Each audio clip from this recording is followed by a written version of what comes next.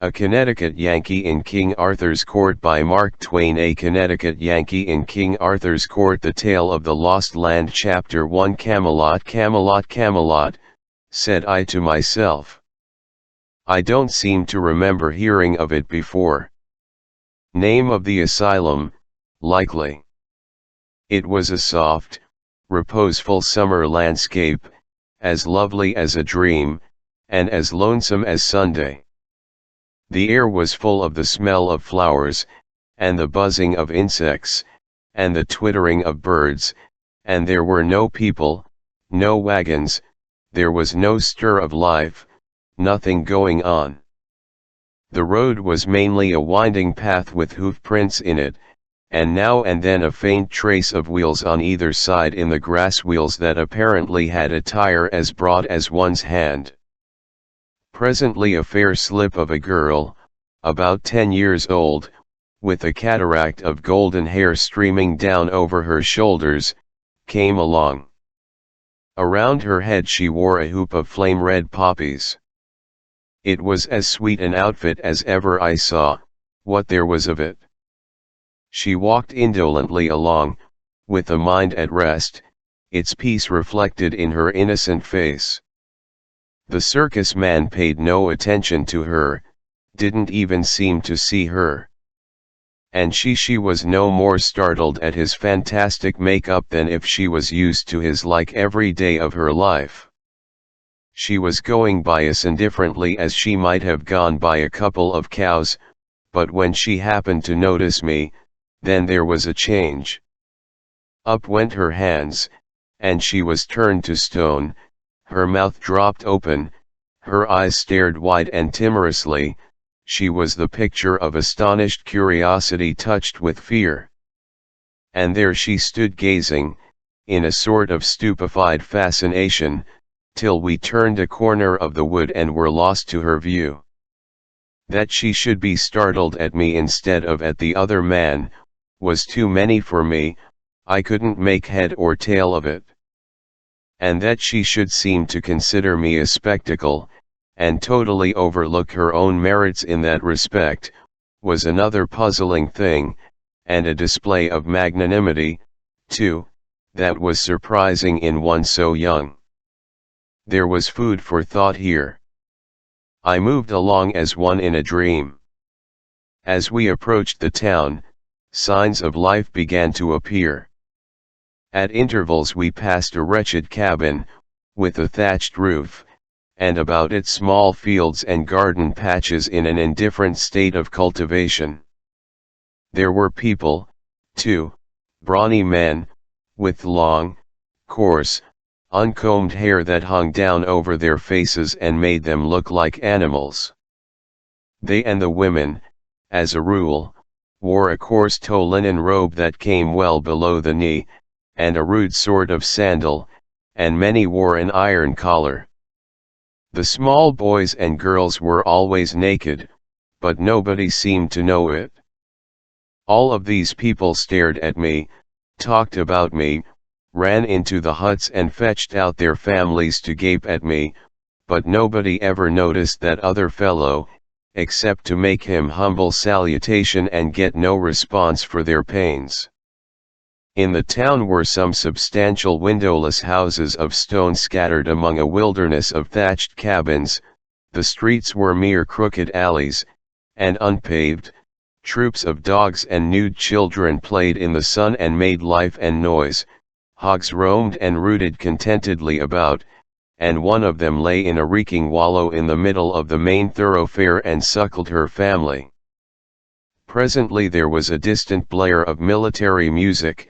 It came nearer, still nearer, and soon a noble cavalcade wound into view, glorious with plumed helmets and flashing mail and flaunting banners and rich doublets and horse cloths and gilded spearheads, and through the muck and swine, and naked brats, and joyous dogs, and shabby huts, it took its gallant way, and in its wake we followed through one winding alley and then another, and climbing, always climbing till at last we gained the breezy height where the huge castle stood.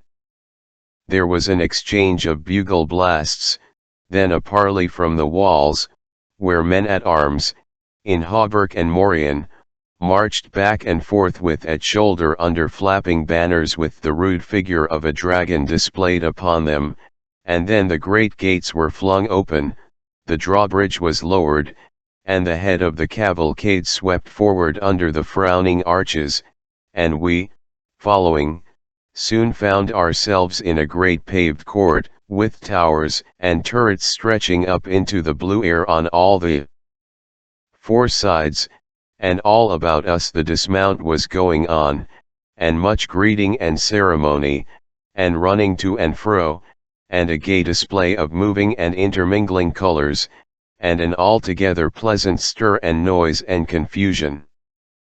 Chapter 11 King Arthur's Court. The moment I got a chance I slipped aside privately and touched an ancient common-looking man on the shoulder and said, in an insinuating, confidential way, "Friend, do me a kindness. Do you belong to the asylum, or are you just on a visit or something like that?"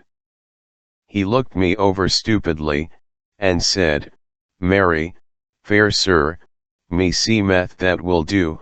I said, "I reckon you are a patient." I moved away, cogitating, and at the same time keeping an eye out for any chance passenger in his right mind that might come along and give me some light. I judged I had found one, presently, so I drew him aside and said in his, "If I could see the head keeper a minute, only just a minute, prithee do not let me."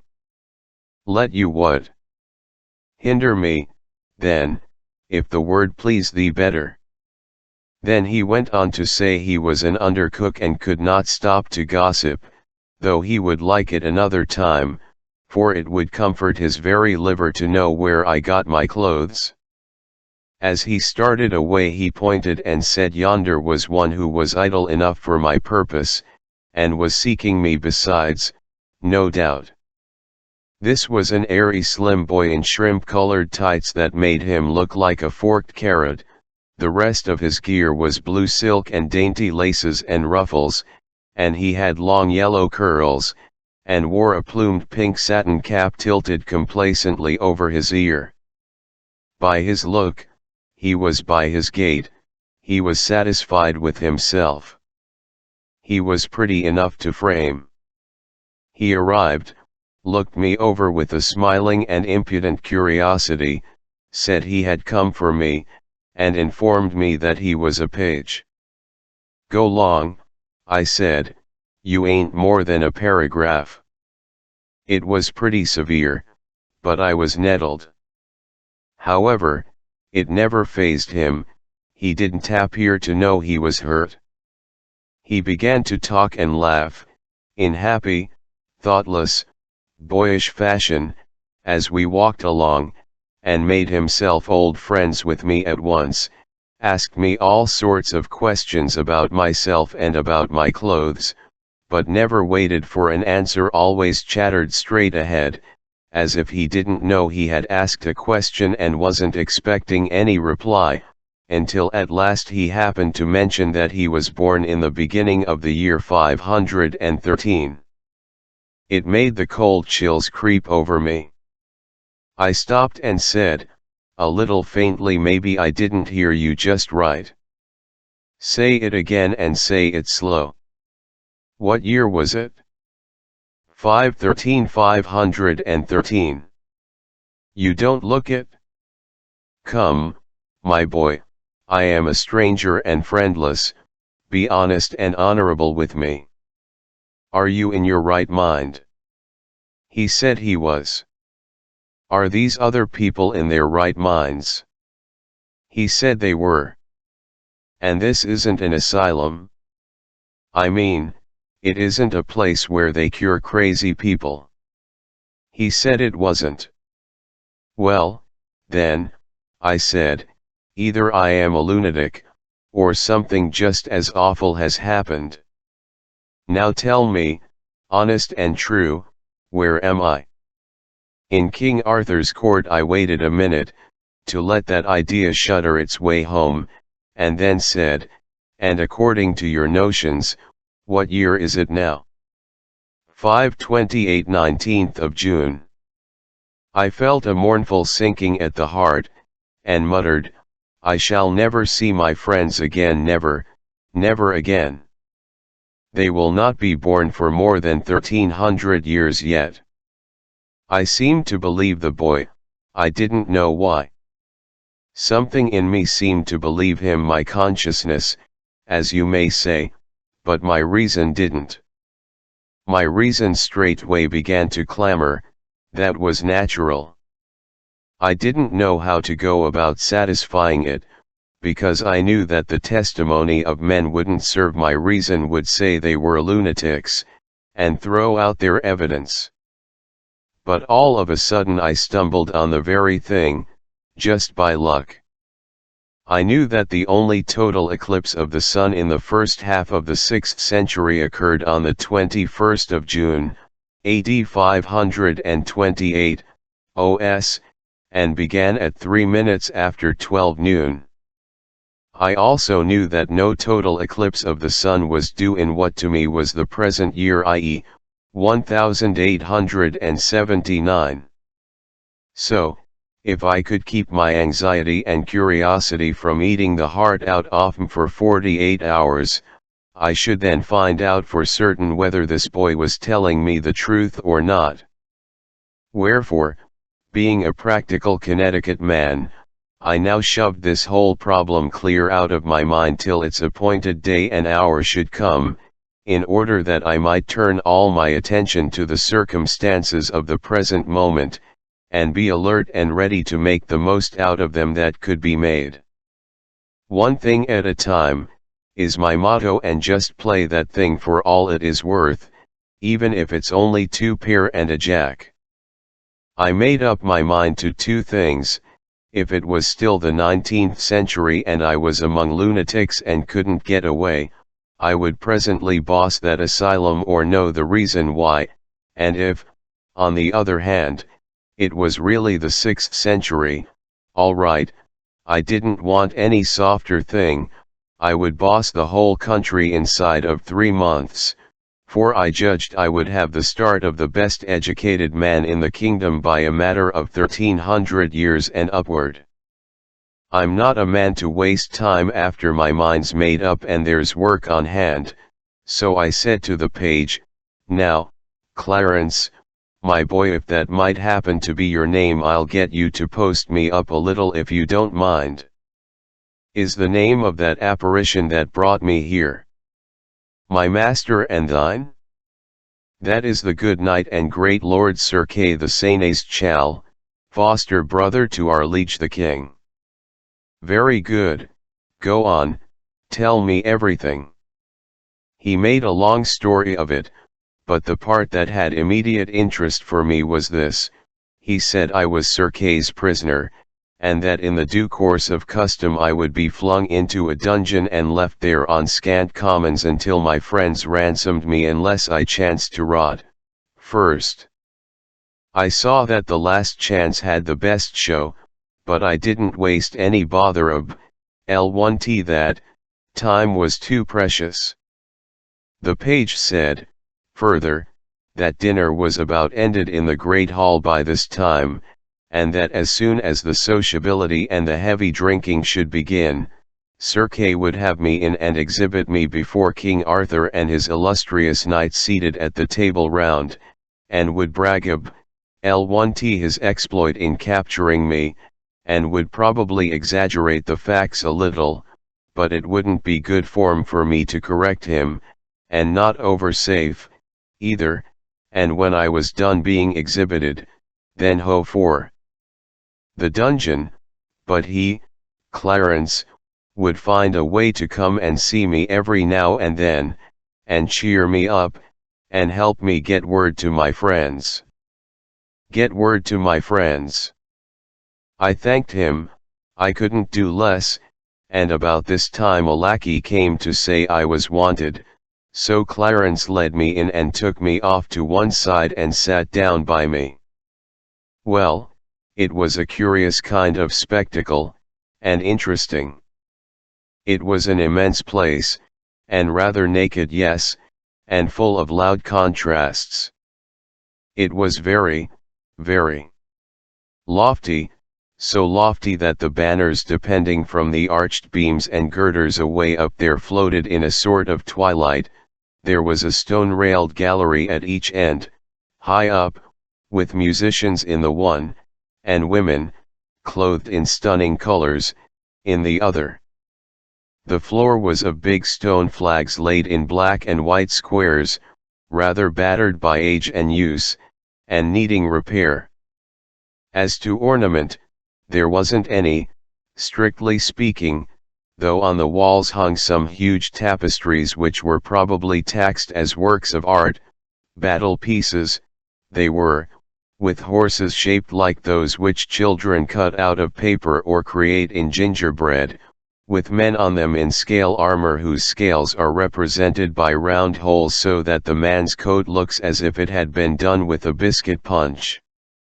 There was a fireplace big enough to camp in, and its projecting sides and hood, of carved and pillared stonework, had the look of a cathedral door.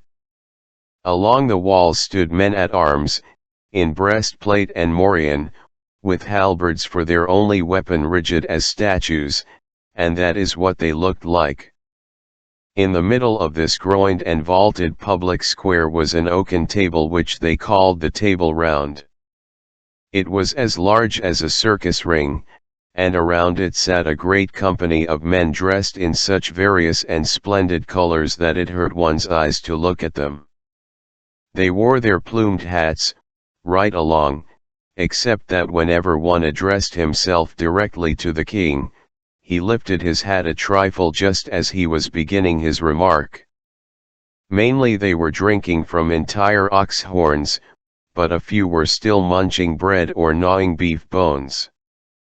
There was about an average of 2 dogs to 1 man, and these sat in expectant attitudes till a spent bone was flung to them, and then they went for it by brigades and divisions, with a rush, and there ensued a fight which filled the prospect with a tumultuous chaos of plunging heads and bodies and flashing tails, and the storm of howlings and barkings deafened all speech for the time, but that was no matter, for the dog fight was always a bigger interest anyway.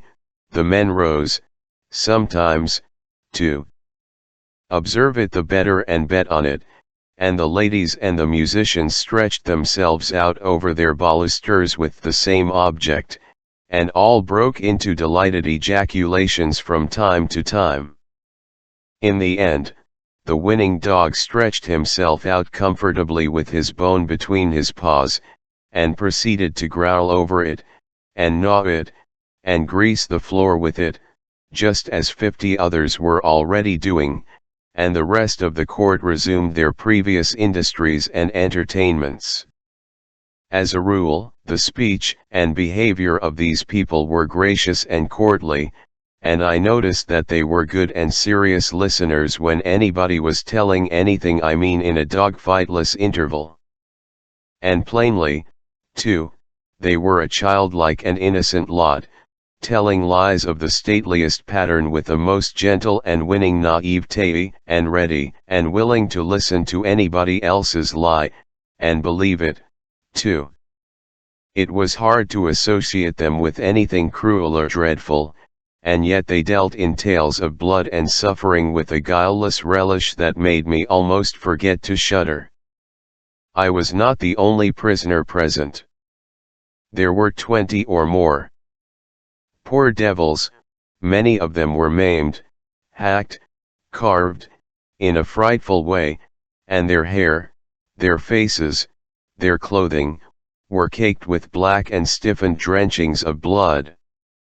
They were suffering sharp physical pain, of course, and weariness, and hunger and thirst, no doubt, and at least none had given them the comfort of a wash, or even the poor charity of a lotion for their wounds, yet you never heard them utter a moan or a groan, or saw them show any sign of restlessness, or any disposition to complain. The thought was forced upon me, the rascals, they have served other people so in their day, it being their own turn, now, they were not expecting any better treatment than this, so their philosophical bearing is not an outcome of mental training, intellectual fortitude, reasoning, it is mere animal training. They are white Indians. Chapter 111 Knights of the Table Round. Mainly the Round Table talk was monologues, narrative accounts of the adventures in which these prisoners were captured and their friends and backers killed and stripped of their steeds and armor. As a general thing, as far as I could make out, these murderous adventures were not forays undertaken to avenge injuries, nor to settle old disputes or sudden fallings out. No, as a rule they were simply duels between strangers, duels people who had never even been introduced to each other, and between whom existed no cause of offense whatever. Many a time I had seen a couple of boys, strangers, meet by chance, and say simultaneously, "I can lick you," and go at it on the spot, but I had always imagined until now that that sort of thing belonged to children only, and was a sign and mark of childhood, but here were these bigs sticking to it and taking pride in it clear up into full age and beyond. Yet there was something very engaging about these great simple-hearted creatures, something attractive and lovable. There did not seem to be brains enough in the entire nursery, so to speak, to bait a fishhook with, but you didn't seem to mind that, after a little, because you soon saw that brains were not needed in a society like that, and indeed would have marred it, hindered it, spoiled its symmetry, perhaps rendered its existence impossible. There was a fine manliness observable in almost every face, and in some a certain loftiness and sweetness that rebuked your belittling criticisms and stilled them. A most noble benignity and purity reposed in the countenance of him they called Sir Galahad, and likewise in the king's also, and there was majesty and greatness in the giant frame and high bearing of Sir Lancelot of the Lake. There was presently an incident which centered the general interest upon this Sir Lancelot. At a sign from a sort of master of ceremonies, 6 or 8 of the prisoners rose and came forward in a body and knelt on the floor and lifted up their hands toward the ladies' gallery and begged the grace of a word with the Queen. The most conspicuously situated lady in that massed flower bed of feminine show and finery inclined her head by way of assent, and then the spokesman of the prisoners delivered himself and his fellows into her hands for free pardon, ransom, captivity, or death, as she in her good pleasure might elect, and this, as he said, he was doing by command of Sir Kay the Seneschal, whose prisoners they were, he having vanquished them by his single might and prowess in sturdy conflict in the field. Surprise and astonishment flashed from face to face all over the house, the Queen's gratified smile faded out at the name of Sir Kay, and she looked disappointed, and the page whispered in my ear with an accent and manner expressive of extravagant derision, "Sir Kay, forsooth. Oh, call me pet names, dearest, call me a marine. In twice 1,000 years shall the unholy invention of man labor at odds to beget the fellow to this majestic lie." Every eye was fastened with severe inquiry upon Sir Kay. But he was equal to the occasion. He got up and played his hand like a major and took every trick. He said he would state the case exactly according to the facts, he would tell the simple straightforward tale, without comment of his own, and then, said he, "If ye find glory and honor due, ye will give it unto him who is the mightiest man of his hands that ever bare shield or strake with sword in the ranks of Christian battle, even him that sitteth there," and he pointed to Sir Lancelot. Ah, he fetched them, it was a rattling good stroke. Then he went on and told how Sir Lancelot, seeking adventures, some brief time gone by, killed 7 giants at one sweep of his sword, and set 142 captive maidens free, and then went further, still seeking adventures, and found him, Sir Kay, fighting a desperate fight against 9 foreign knights, and straightway took the battle solely into his own hands, and conquered the 9, and that night Sir Lancelot rose quietly, and dressed him in Sir Kay's armor and took Sir Kay's horse and gat him away into distant lands, and vanquished 16 knights in one pitched battle and 34 in another, and all these and the former 9 he made to swear that about Whitsuntide they would ride to Arthur's court and yield them to Queen Guinevere's hands as captives of Sir Kay the Seneschal, spoil of his knightly prowess, and now here were these half-dozen, and the rest would be along as soon as they might be healed of their desperate wounds. Well, it was touching to see the Queen blush and smile, and look embarrassed and happy, and fling furtive glances at Sir Lancelot that would have got him shot in Arkansas. To a dead certainty everybody praised the valor and magnanimity of Sir Lancelot, and as for me, I was perfectly amazed, that one man, all by himself, should have been able to beat down and capture such battalions of practiced fighters. I said as much to Clarence, but this mocking featherhead only said, and Sir Kay had had time to get another skin of sour wine into him, yet had seen the accompt doubled. I looked at the boy in sorrow, and as I looked I saw the cloud of a deep despondency settle upon his countenance. I followed the direction of his eye, and saw that a very old and white-bearded man, clothed in a flowing black gown, had risen and was standing at the table upon unsteady legs, and feebly swaying his ancient head and surveying the company with his watery and wandering eye.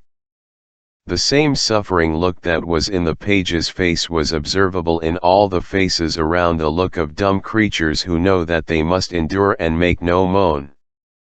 "Marry, we shall have it again," sighed the boy, "that same old weary tale that he hath told 1,000 times in the same words, and that he will tell till he dieth, every time he hath gotten his barrel full and feeleth his exaggeration mill a working. Would God I had died or I saw this day. Who is it? Merlin, the mighty liar and magician, perdition singe him for the weariness he worketh with his one tale. But that men fear him for that he hath the storms and the lightnings and all the devils that be in hell at his beck and call. They would have dug his entrails out these many years ago to get at that tale and squelch it.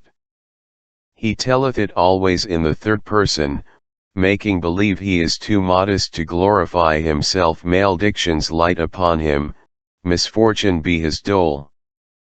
Good friend, prithee call me for evensong." The boy nestled himself upon my shoulder and pretended to go to sleep. The old man began his tale, and presently the lad was asleep in reality, so also were the dogs, and the court, the lackeys, and the files of men at arms. The droning voice droned on, a soft snoring arose on all sides and supported it like a deep and subdued accompaniment of wind instruments. Some heads were bowed upon folded arms, some lay back with open mouths that issued unconscious music, the flies buzzed and bit, unmolested, the rats swarmed softly out from 100 holes, and pattered about, and made themselves at home everywhere, and one of them sat up like a squirrel on the king's head and held a bit of cheese in its hands and nibbled it, and dribbled the crumbs in the king's face with naive and impudent irreverence. It was a tranquil scene and restful to the weary eye and the jaded spirit. This was the old man's tale. He said, "Right so the king and Merlin departed, and went until an hermit that was a man and a great leech. So the hermit searched all his wounds and gave him good salves, so the king was there 3 days, and then were his wounds well amended that he might ride and go, and so departed. And as they rode, Arthur said, I have no sword. No force *, said Merlin, hereby is a sword that shall be yours and I may.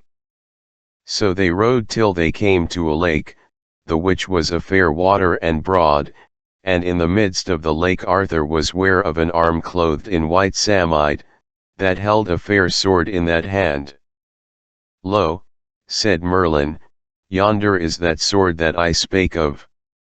With that they saw a damsel going upon the lake. Damsel is that? Said Arthur.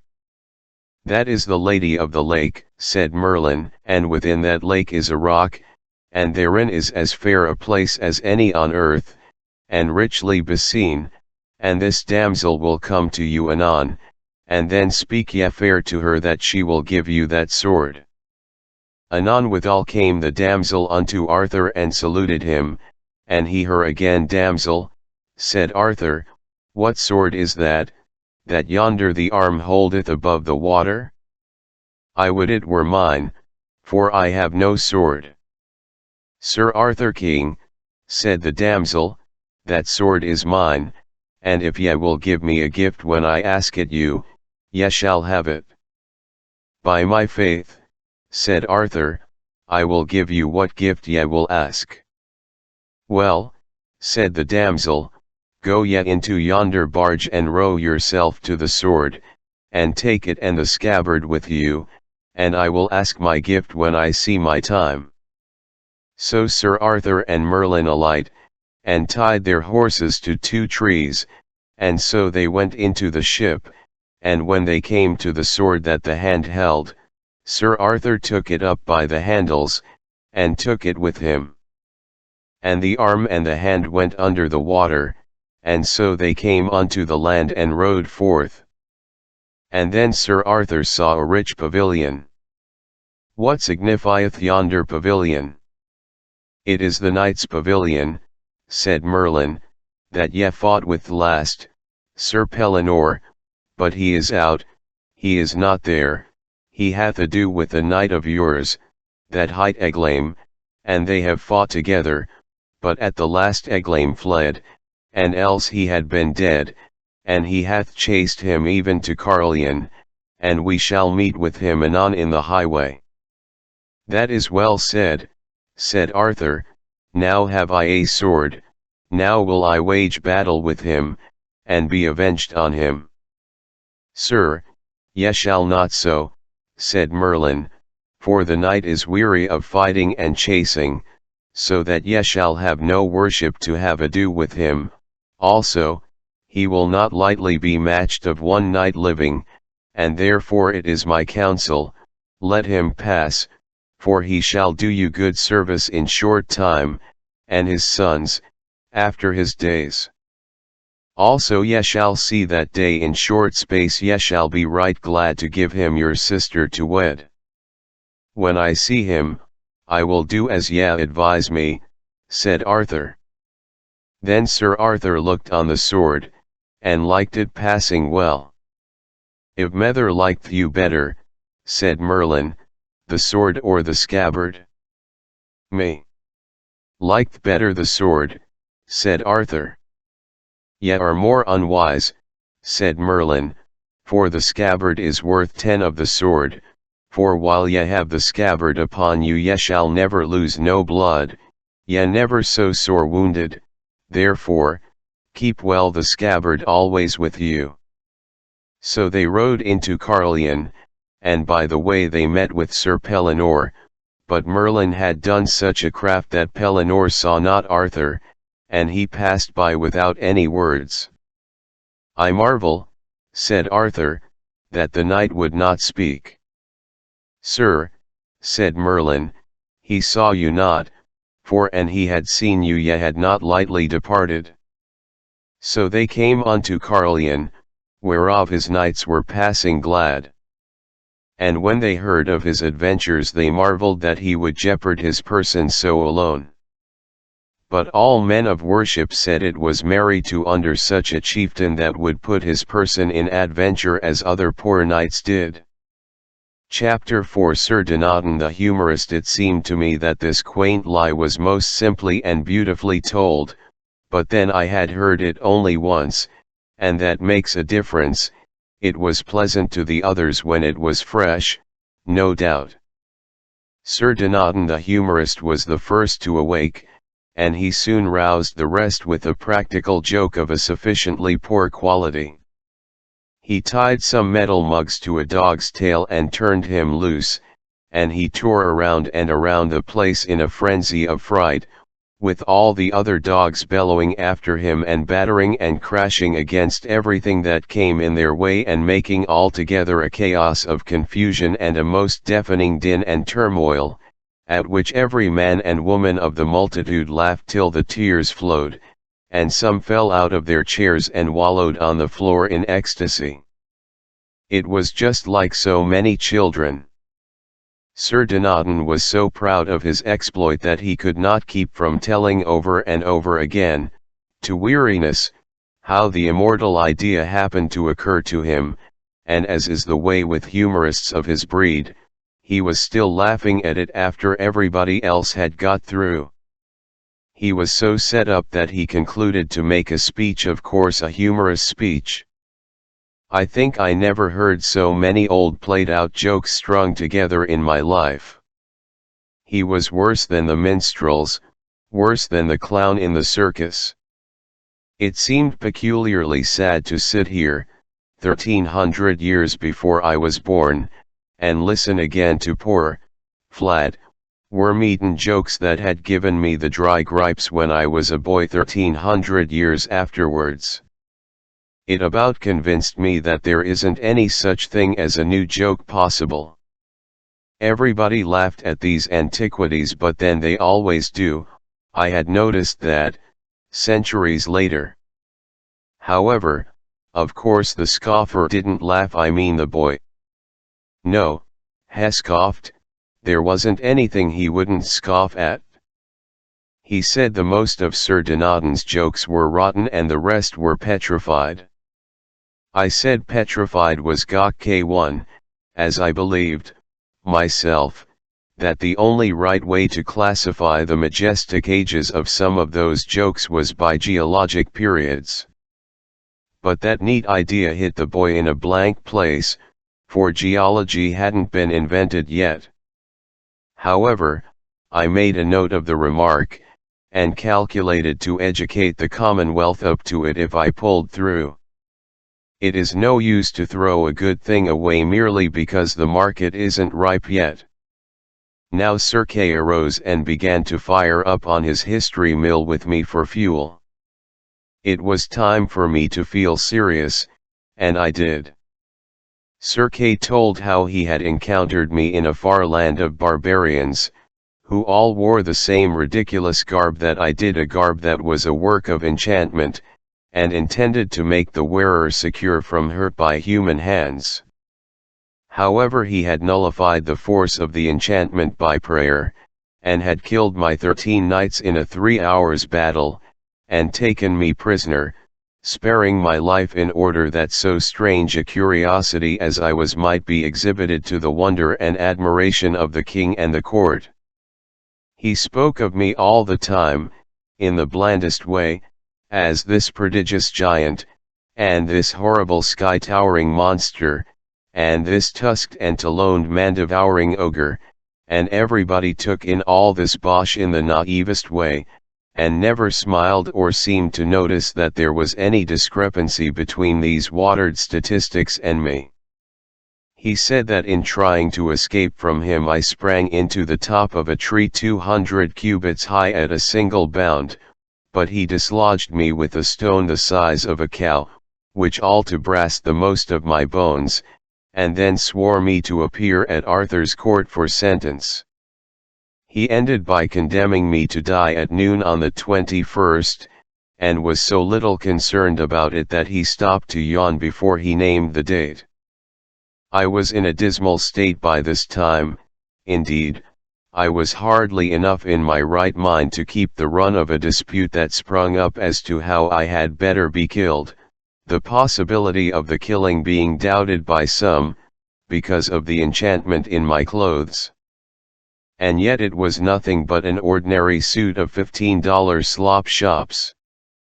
Still, I was sane enough to notice this detail, to wit, many of the terms used in the most matter-of-fact way by this great assemblage of the first ladies and gentlemen in the land would have made a Comanche blush. Indelicacy is too mild a term to convey the idea. However, I had read Tom Jones, and Roderick Random, and other books of that kind, and knew that the highest and first ladies and gentlemen in England had remained little or no cleaner in their talk, and in the morals and conduct which such talk implies, clear up to 100 years ago, in fact clear into our own 19th century, in which century, broadly speaking, the earliest samples of the real lady and real gentleman discoverable in English history or in European history, for that matter may be said to have made their appearance.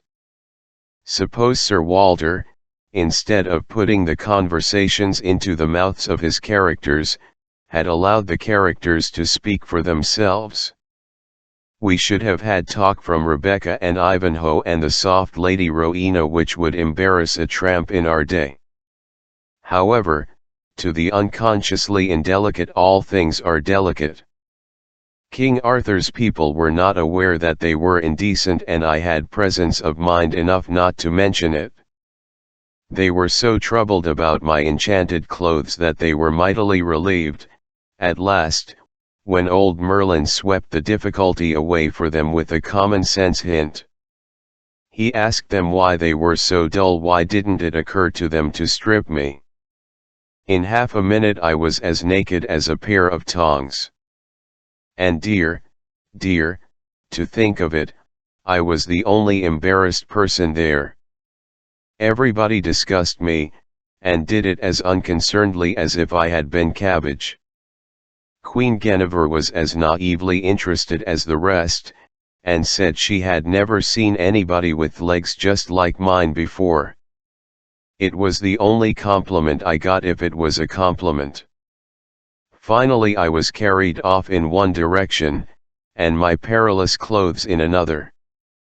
I was shoved into a dark and narrow cell in a dungeon, with some scant remnants for dinner, some mouldy straw for a bed, and no end of rats for company. Chapter V. An inspiration. I was so tired that even my fears were not able to keep me awake long. When I next came to myself, I seemed to have been asleep a very long time. My first thought was, well, what an astonishing dream I've had. I reckon I've waked only just in time to keep from being hanged or drowned or burned or something. I'll nap again till the whistle blows, and then I'll go down to the arms factory and have it out with Hercules. But just then I heard the harsh music of rusty chains and bolts, a light flashed in my eyes, and that butterfly, Clarence, stood before me. I gasped with surprise, my breath almost got away from me. "What?" I said, "you here yet? Go along with the rest of the dream. Scatter." But he only laughed, in his light-hearted way, and fell to making fun of my sorry plight. "All right," I said resignedly, "let the dream go on, I'm in no hurry." "Prithee, what dream?" "What dream?" "Why, the dream that I am in Arthur's court, a person who never existed, and that I am talking to you, who are nothing but a work of the imagination." "Oh, la, indeed. And is it a dream that you're to be burned tomorrow?" "Ho ho, answer me that." The shock that went through me was distressing. I now began to reason that my situation was in the last degree serious, dream or no dream, for I knew by past experience of the lifelike intensity of dreams, that to be burned to death, even in a dream, would be very far from being a jest, and was a thing to be avoided, by any means, fair or foul, that I could contrive. So I said beseechingly, "Ah, Clarence, good boy, only friend I've got for you are my friend, aren't you? Don't fail me, help me to devise some way of escaping from this place. Now do but hear thyself. Escape. VVHY, man, the corridors are in guard and keep of men at arms. No doubt, no doubt. But how many, Clarence? Not many, I hope. Full a score. One may not hope to escape." After a pause hesitatingly, "And there be other reasons and weightier." "Other ones? VV hat are they?" "Well, they say oh, but I daren't, indeed daren't." "Why, poor lad, what is the matter? Do you blench? Do you tremble? Oh, in sooth, there is need. I do want to tell you, but come, come, be brave, be a man, speak out, there's a good lad." He hesitated, pulled one way by desire, the other way by fear, then he stole to the door and peeped out, listening, and finally crept close to me and put his mouth to my ear and told me his fearful news in a whisper, and with all the cowering apprehension of one who was venturing upon awful ground and speaking of things whose very mention might be freighted with death. "Merlin, in his malice, has woven a spell about this dungeon, and there bides not the man in these kingdoms that would be desperate enough to essay to cross its lines with you. Now God pity me, I have told it. Ah, be kind to me, be merciful to a poor boy who means thee well, for an thou betray me I am lost." I laughed, the only really refreshing laugh I had had for some time, and shouted, "Merlin has wrought a spell." "Merlin, forsooth? That cheap old humbug, that maundering old ass? Bosh, pure bosh, the silliest bosh in the world.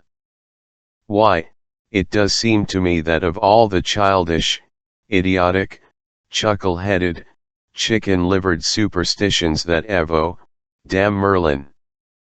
But Clarence had slumped to his knees before I had half finished, and he was like to go out of his mind with fright.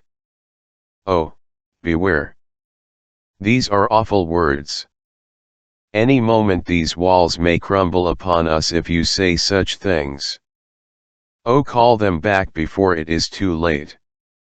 Now this strange exhibition gave me a good idea and set me to thinking. If ATM_LT here was so honestly and sincerely afraid of Merlin's pretended magic as Clarence was, certainly a superior man like me ought to be shrewd enough to contrive some way to take advantage of such a state of things. I went on thinking, and worked out a plan. Then I said, "Get up. Pull yourself together, look me in the eye. Do you know why I laughed?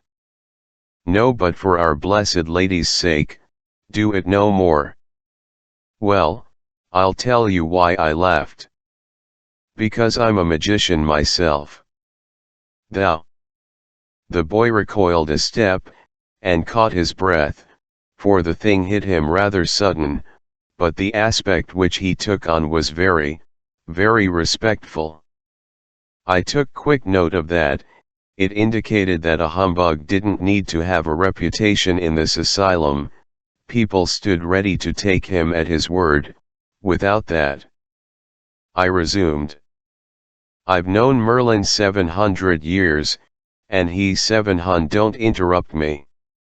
He has died and come alive again 13 times, and traveled under a new name every time: Smith, Jones, Robinson, Jackson, Peters, Haskins, Merlin, a new alias every time he turns up. I knew him in Egypt 300 years ago, I knew him in India 500 years ago. He is always blood herring around in my way, everywhere I go, he makes me tired. He don't amount to shucks, as a magician, knows some of the old common tricks, but has never got beyond the rudiments, and never will. He is well enough for the province's one-night stands and that sort of thing, you know, but dear me, he oughtn't to set up for an expert anyway, not where there's a real artist. Now look here, Clarence, I am going to stand your friend, right along, and in return you must be mine. I want you to do me a favor. I want you to get word to the king that I am a magician myself and the supreme grand high Umukamuk and head of the tribe, at that, and I want him to be made to understand that I am just quietly arranging a little calamity here that will make the fur fly in these realms if Sir Kay's project is carried out and any harm comes to me. Will you get that to the king for me? The poor boy was in such a state that he could hardly answer me. It was pitiful to see a creature so terrified, so unnerved, so demoralized. But he promised everything, and on my side he made me promise over and over again that I would remain his friend, and never turn against him or cast any enchantments upon him. Then he worked his way out, staying himself with his hand along the wall, like a sick person. Presently this thought occurred to me, how heedless I have when the boy gets calm. He will wonder why a great magician like me should have begged a boy like him to help me get out of this place. He will put this and that together, and will see that I am a humbug. I worried over that heedless blunder for an hour, and called myself a great many hard names, meantime.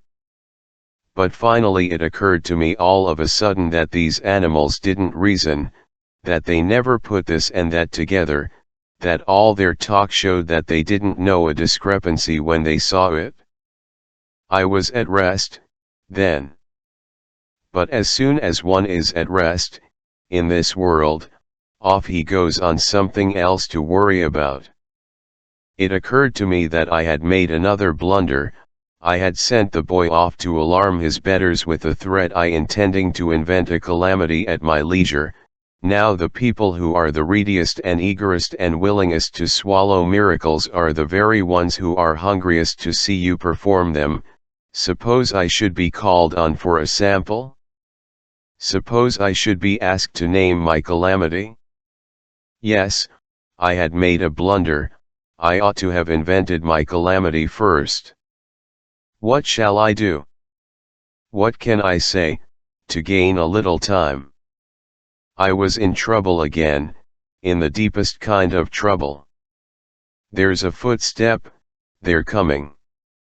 If I had only just a moment to think.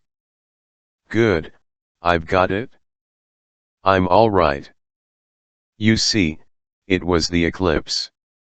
It came into my mind in the nick of time, how Columbus, or Cortez, or one of those people, played an eclipse as a saving trump once, on some savages, and I saw my chance. I could play it myself, now, and it wouldn't be any plagiarism, either, because I should get it in nearly 1,000 years ahead of those parties. Clarence came in, subdued, distressed, and said, I haste the message to our liege the king, and straightway he had me to his presence.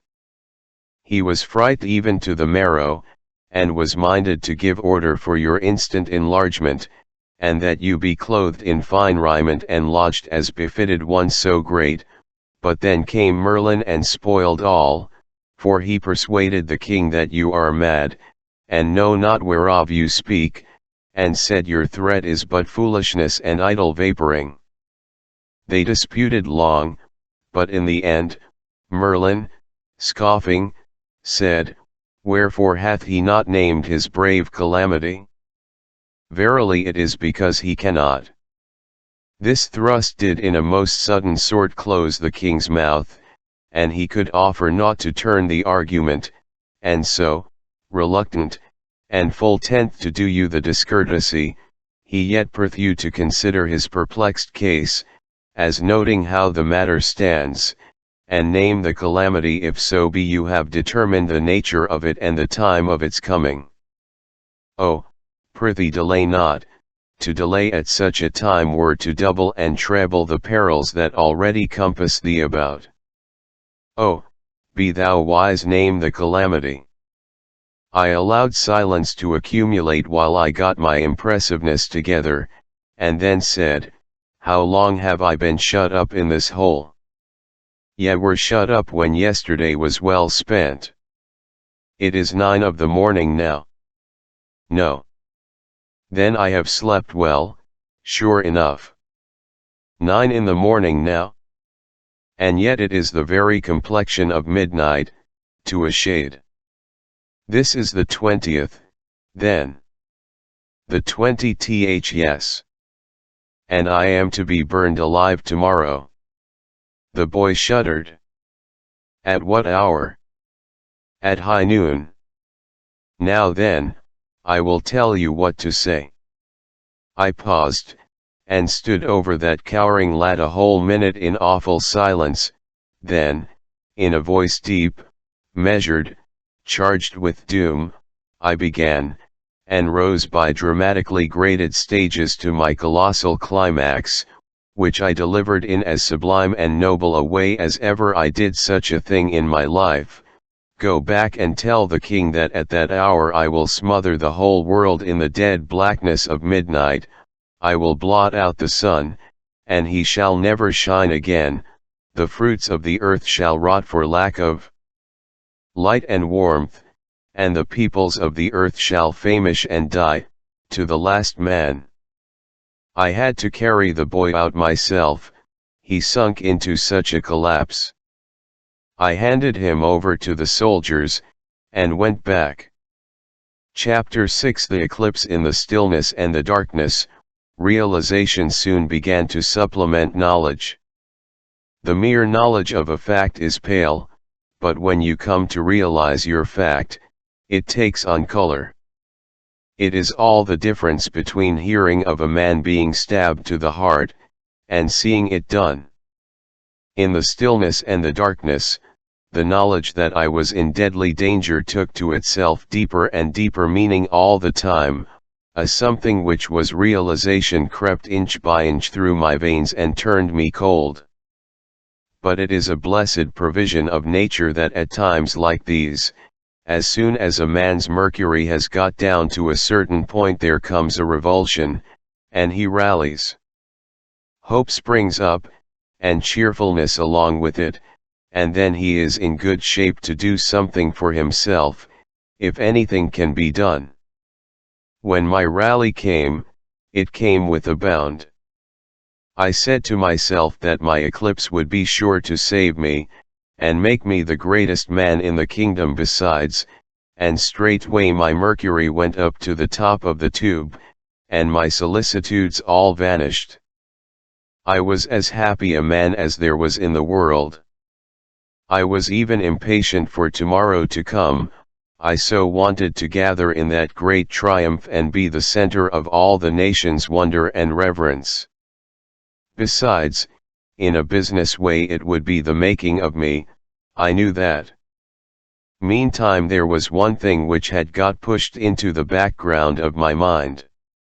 That was the half-conviction that when the nature of my proposed calamity should be reported to those superstitious people, it would have such an effect that they would want to compromise. So, by and by when I heard footsteps coming, that thought was recalled to me, and I said to myself, as sure as anything, it's the compromise. Well, if it is good, all right, I will accept. But if it isn't, I mean to stand my ground and play my hand for all it is worth. The door opened, and some men at arms appeared. The leader said, "The stake is ready. Come." The stake. The strength went out of me, and I almost fell down. It is hard to get one's breath at such a time, such lumps come into one's throat, and such gaspings, but as soon as I could speak, I said, "But this is a mistake, the execution is tomorrow." Order changed, been set forward a day. Haste thee. I was lost. There was no help for me. I was dazed, stupefied, I had no command over myself, I only wandered purposely about, like one out of his mind, so the soldiers took hold of me, and pulled me along with them, out of the cell and along the maze of underground corridors, and finally into the fierce glare of daylight and the upper world. As we stepped into the vast enclosed court of the castle, I got a shock, for the first thing I saw was the stake, standing in the center, and near it the piled faggots and a monk. On all four sides of the court the seated multitudes rose rank above rank, forming sloping terraces that were rich with color. The king and the queen sat in their thrones, the most conspicuous figures there, of course. To note all this, occupied but a second. The next second Clarence had slipped from some place of concealment and was pouring news into my ear, his eyes beaming with triumph and gladness. He said, "'Tis through me the change was wrought, and main hard have I worked to do it, too." But when I revealed to them the calamity in store, and saw how mighty was the terror it did engender, then saw I also that this was the time to strike. Wherefore I diligently pretended, unto this and that and the other one, that your power against the sun could not reach its full until the morrow, and so if any would save the sun and the world, you must be slain today, while your enchantments are but in the weaving and lack potency. Odds bodikins, it was but a dull lie, a most indifferent invention, but you should have seen them seize it and swallow it, in the frenzy of their fright, as it were salvation sent from heaven, and all the while was I laughing in my sleeve the one moment, to see them so cheaply deceived, and glorifying God the next, that he was content to let the meanest of his creatures be his instrument to the saving of thy life. Ah, how happy has the matter sped! You will not need to do the sun a real hurt, forget not that, on your soul forget it not. Only make a little darkness, only the littlest little darkness, mind, and cease with that. It will be sufficient. They will see that I spoke falsely, being ignorant, as they will fancy, and with the falling of the first shadow of that darkness you shall see them go mad with fear, and they will set you free and make you great. Go to thy triumph, now. But remember, good friend, I implore thee, remember my supplication, and do the blessed sun no hurt. For my sake, thy true friend.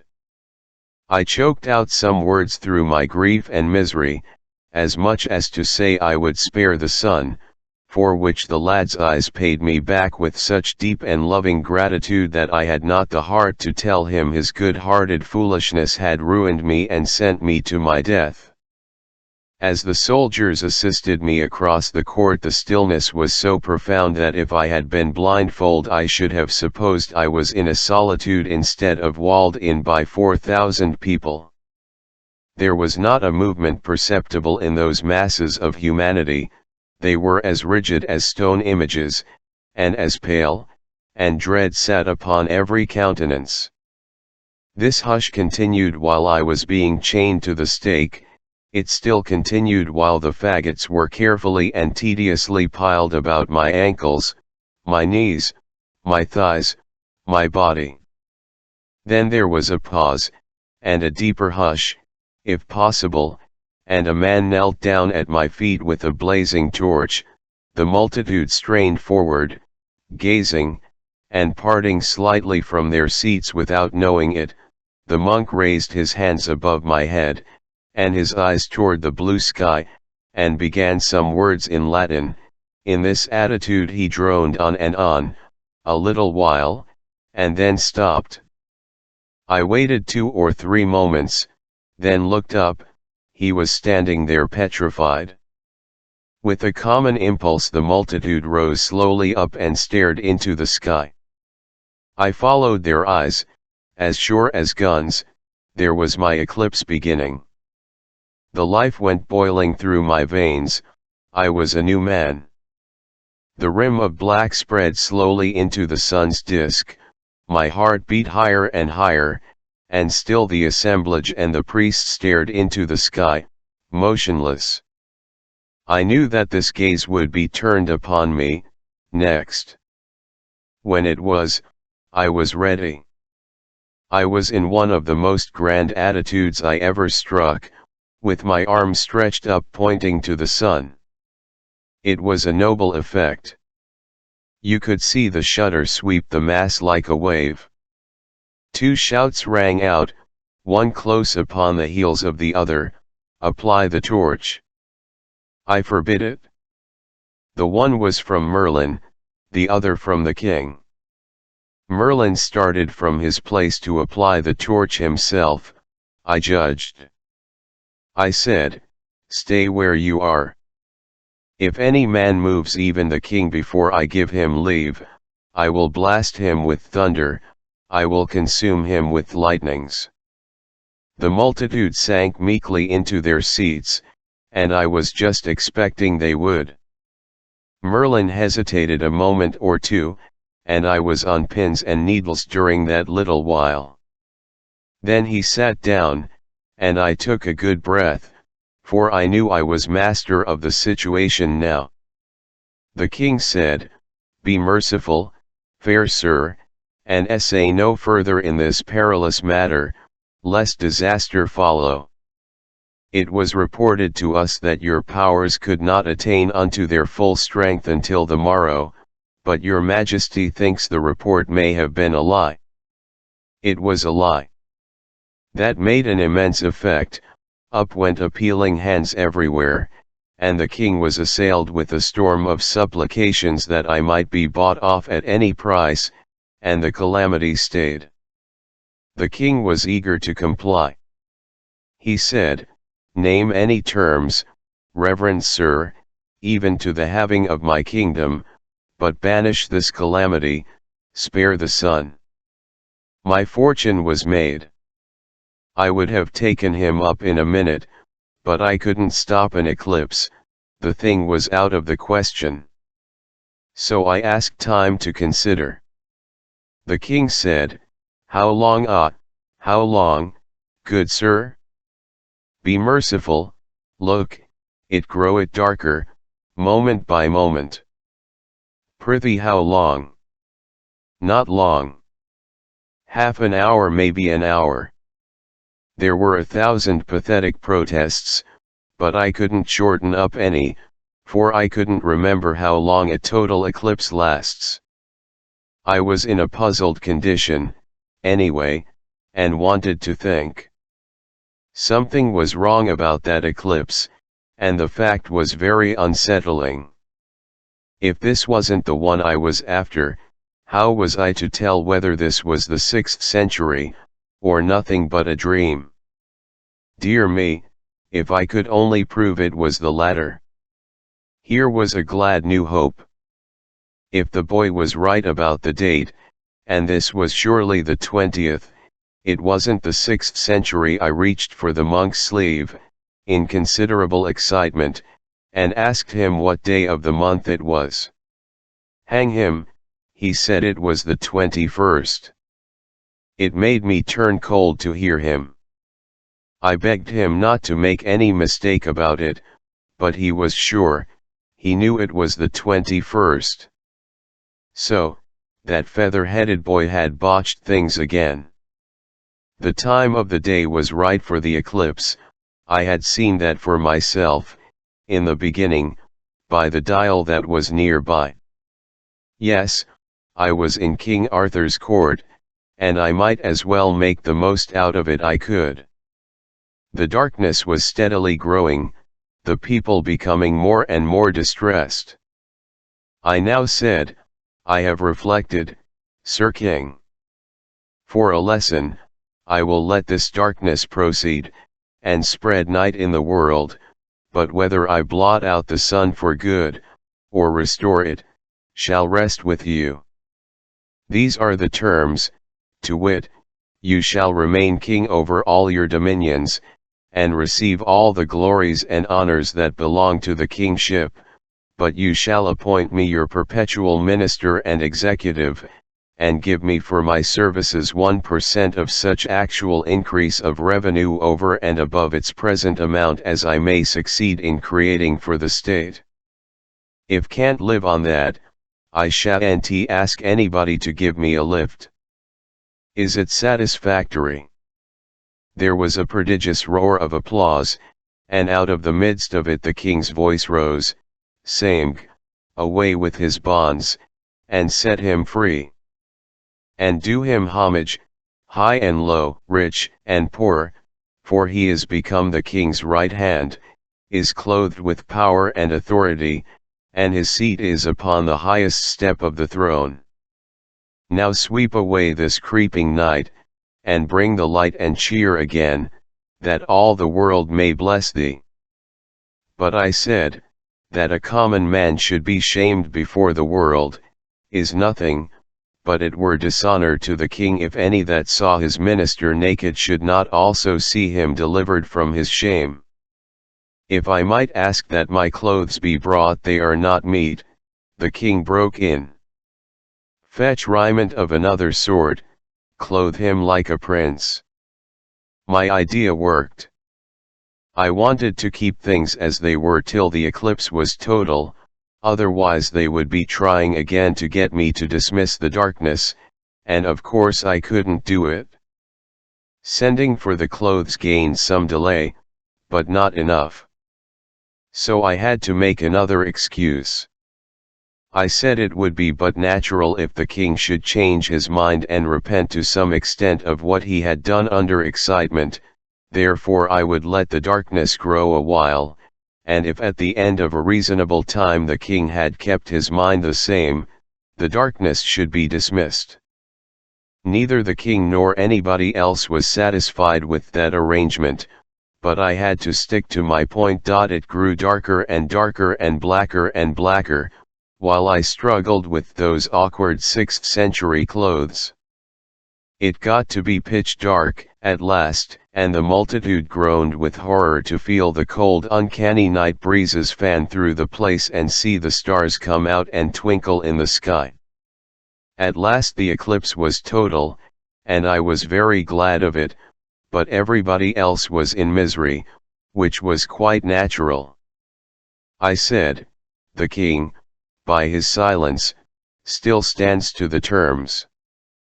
Then I lifted up my hands, stood just so a moment, then I said, with the most awful solemnity, let the enchantment dissolve and pass harmless away. There was no response, for a moment, in that deep darkness and that graveyard hush.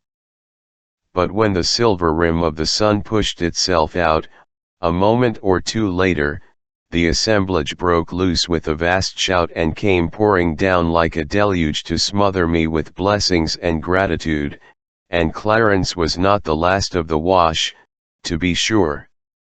Chapter 7 Merlin's Tower. Inasmuch as I was now the second personage in the kingdom, as far as political power and authority were concerned, much was made of me. My raiment was of silks and velvets and cloth of gold, and by consequence was very showy, also uncomfortable. But habit would soon reconcile me to my clothes, I was aware of that.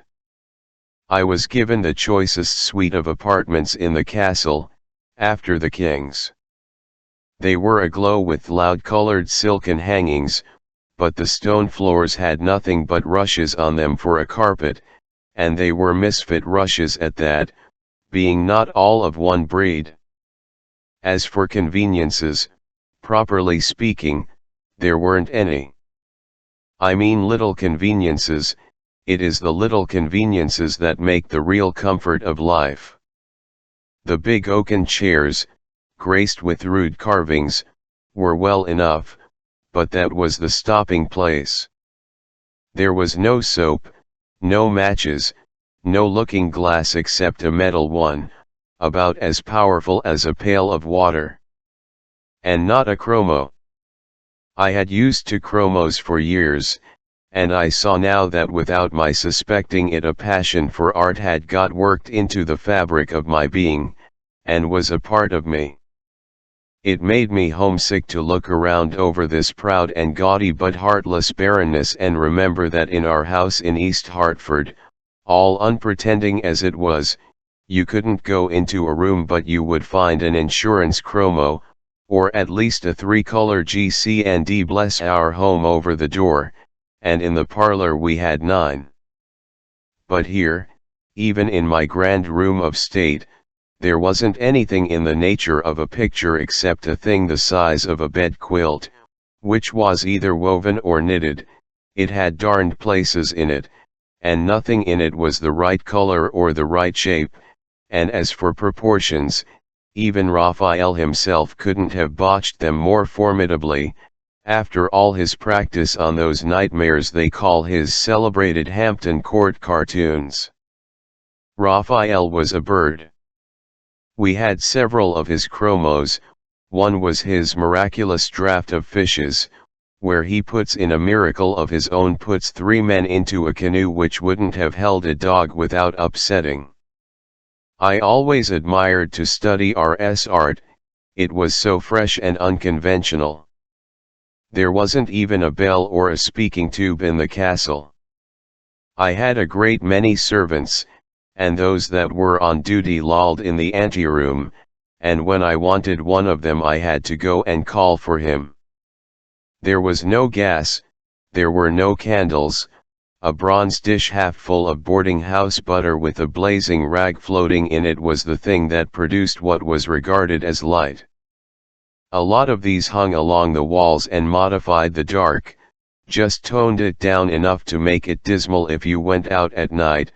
Your servants carried torches. There were no books, pens, paper, or ink, and no glass in the openings they believed to be windows.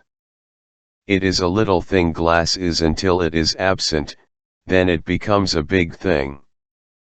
But perhaps the worst of all was, that there wasn't any sugar, coffee, tea, or tobacco. I saw that I was just another Robinson Crusoe cast away on an uninhabited island, with no society but some more or less tame animals, and if I wanted to make life bearable I must do as he did: invent, contrive, create, reorganize things, set brain and hand to work, and keep them busy. Well, that was in my line. One thing troubled me along at first: the immense interest which people took in me. Apparently the whole nation wanted a look at me. It soon transpired that the eclipse had scared the British world almost to death, that while it lasted the whole country, from one end to the other, was in a pitiable state of panic, and the churches, hermitages, and monkeries overflowed with praying and weeping poor creatures who thought the end of the world was come. Then had followed the news that the producer of this awful event was a stranger, a mighty magician at Arthur's court, that he could have blown out the sun like a candle, and was just going to do it when his mercy was purchased, and he then dissolved his enchantments, and was now recognized and honored as the man who had by his unaided might saved the globe from destruction and its peoples from extinction. Now if you consider that everybody believed that, and not only believed it, but never even dreamed of doubting it, you will easily understand that there was not a person in all Britain that would not have walked 50 miles to get a sight of me. Of course I was all the talk, all other subjects were dropped, even the king became suddenly a person of minor interest and notoriety. Within 24 hours the delegations began to arrive, and from that time onward for a fortnight they kept coming. The village was crowded, and all the countryside. I had to go out a dozen times a day and show myself to these reverent and awe-stricken multitudes. It came to be a great burden, as to time and trouble, but of course it was at the same time compensatingly agreeable to be so celebrated and such a center of homage. It turned Brer Merlin green with envy and spite, which was a great satisfaction to me. But there was one thing I couldn't understand: nobody had asked for an autograph. I spoke to Clarence about it. By George! I had to explain to him what it was. Then he said nobody in the country could read or write but a few dozen priests. Land! Think of that! There was another thing that troubled me a little. Those multitudes presently began to agitate for another miracle. That was natural. To be able to carry back to their far homes the boast that they had seen the man who could command the sun, riding in the heavens, and be obeyed, would make them great in the eyes of their neighbors, and envied by them all, but to be able to also say they had seen him work a miracle themselves, why, people would come a distance to see them. The pressure got to be pretty strong. There was going to be an eclipse of the moon, and I knew the date and hour, but it was too far away. 2 years.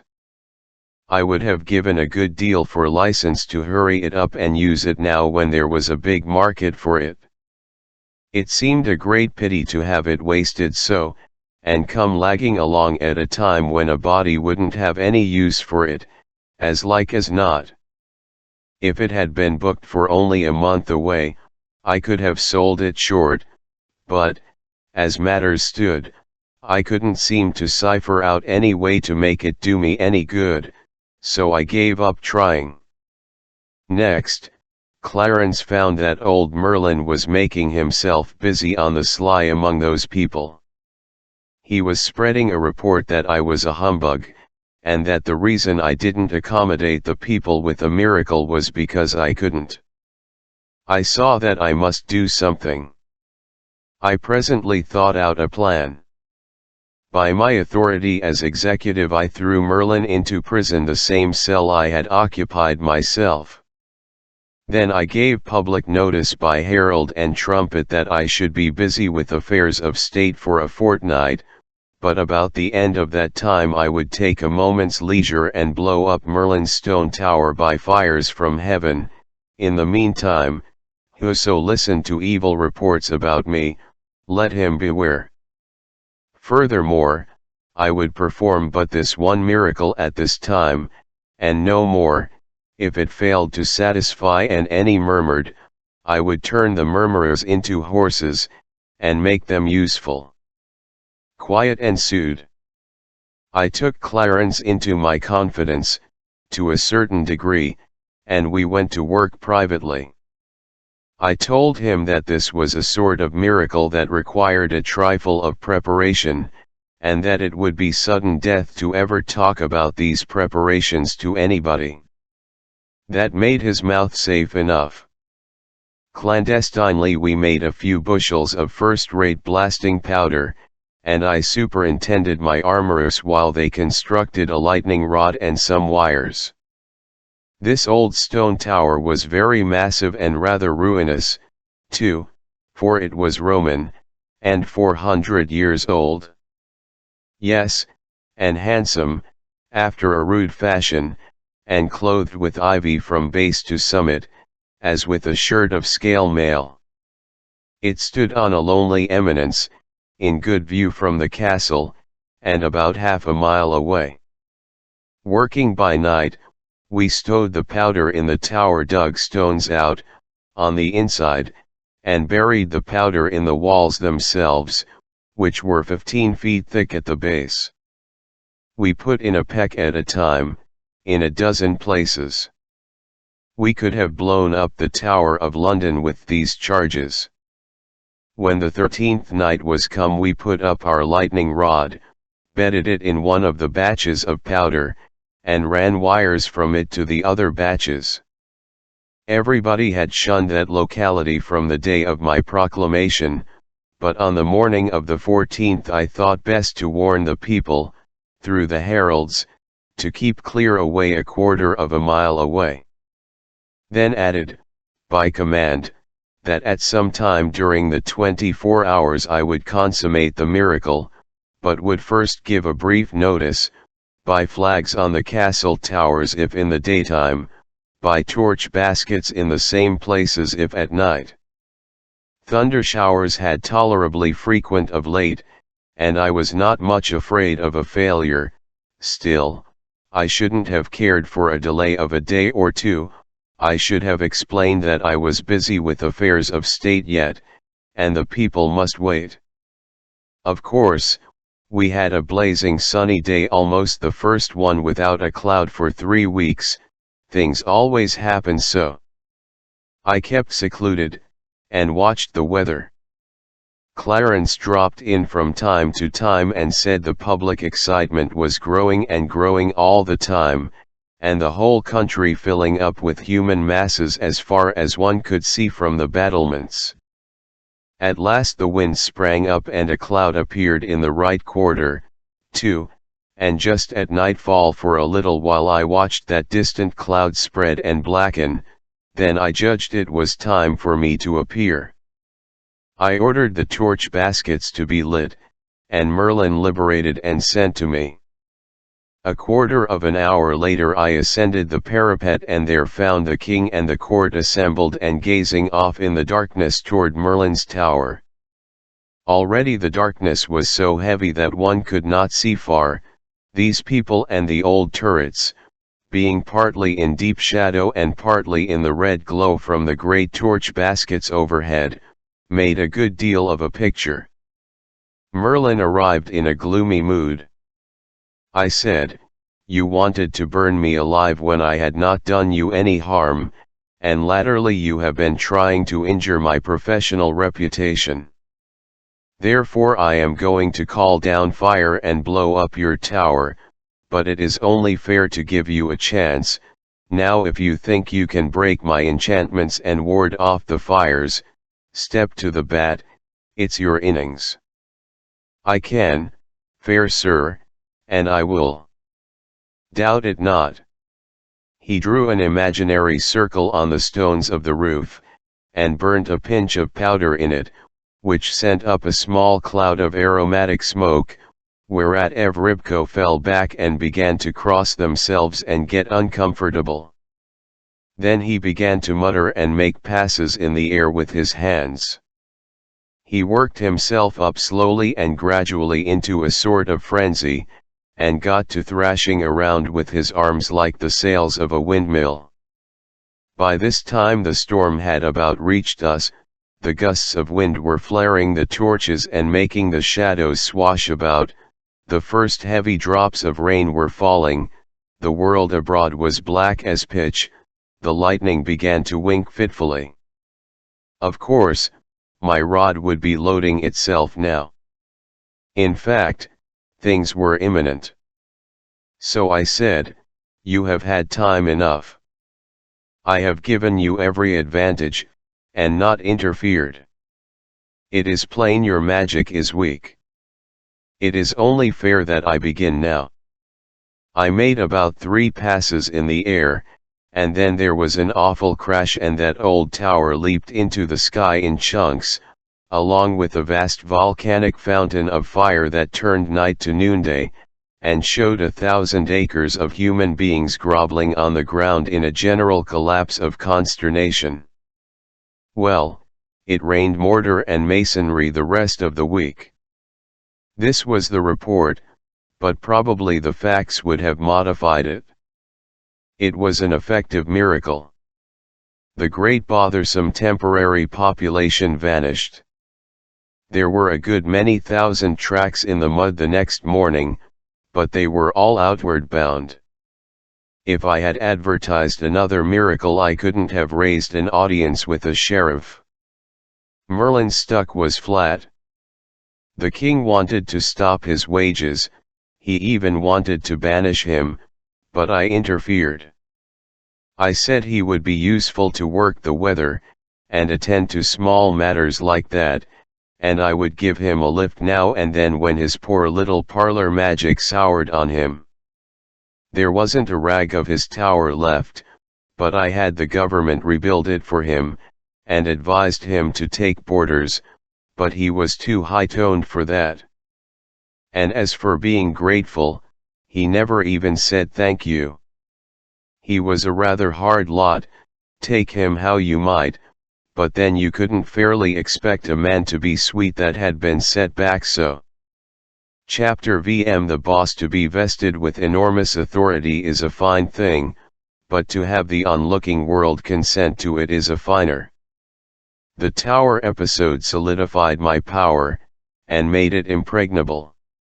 If any were perchance disposed to be jealous and critical before that, they experienced a change of heart, now. There was not anyone in the kingdom who would have considered it good judgment to meddle with my matters. I was fast getting adjusted to my situation and circumstances. For a time, I used to wake up, mornings, and smile at my dream, and listen for the Colt's factory whistle, but that sort of thing played itself out, gradually, and at last I was fully able to realize that I was actually living in the 6th century, and in Arthur's court, not a lunatic asylum. After that, I was just as much at home in that century as I could have been in any other, and as for preference, I wouldn't have traded it for the 20th. Look at the opportunities here for a man of knowledge, brains, pluck, and enterprise to sail in and grow up with the country, the grandest field that ever was, and all my own, not a competitor, not a man who wasn't a baby to me in acquirements and capacities, whereas, what would I amount to in the 20th century? I should be foreman of a factory, that is about all, and could drag a seine down street any day and catch 100 better men than myself. What a jump I had made! I couldn't keep from thinking about it, and contemplating it, just as one does who has struck oil. There was nothing back of me that could approach it, unless it might be Joseph's case, and Joseph's only approached it, it didn't equal it, quite. For it stands to reason that as Joseph's splendid financial ingenuities advantaged nobody but the king, the general public must have regarded him with a good deal of disfavor, whereas I had done my entire public a kindness in sparing the son, and was popular by reason of it. I was no shadow of a king, I was the substance, the king himself was the shadow. My power was colossal, and it was not a mere name, as such things have generally been, it was the genuine article.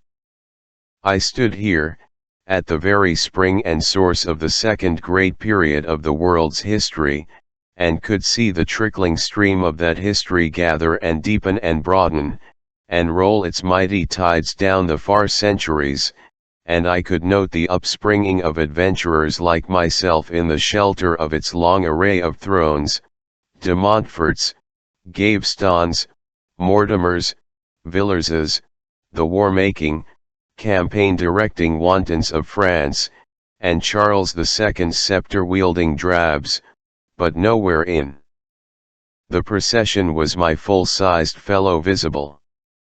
I was a unique, and glad to know that that fact could not be dislodged or challenged for 13 centuries and a half, for sure. Yes, in power I was equal to the king. At the same time there was another power that was a trifle stronger than both of us put together. That was the church.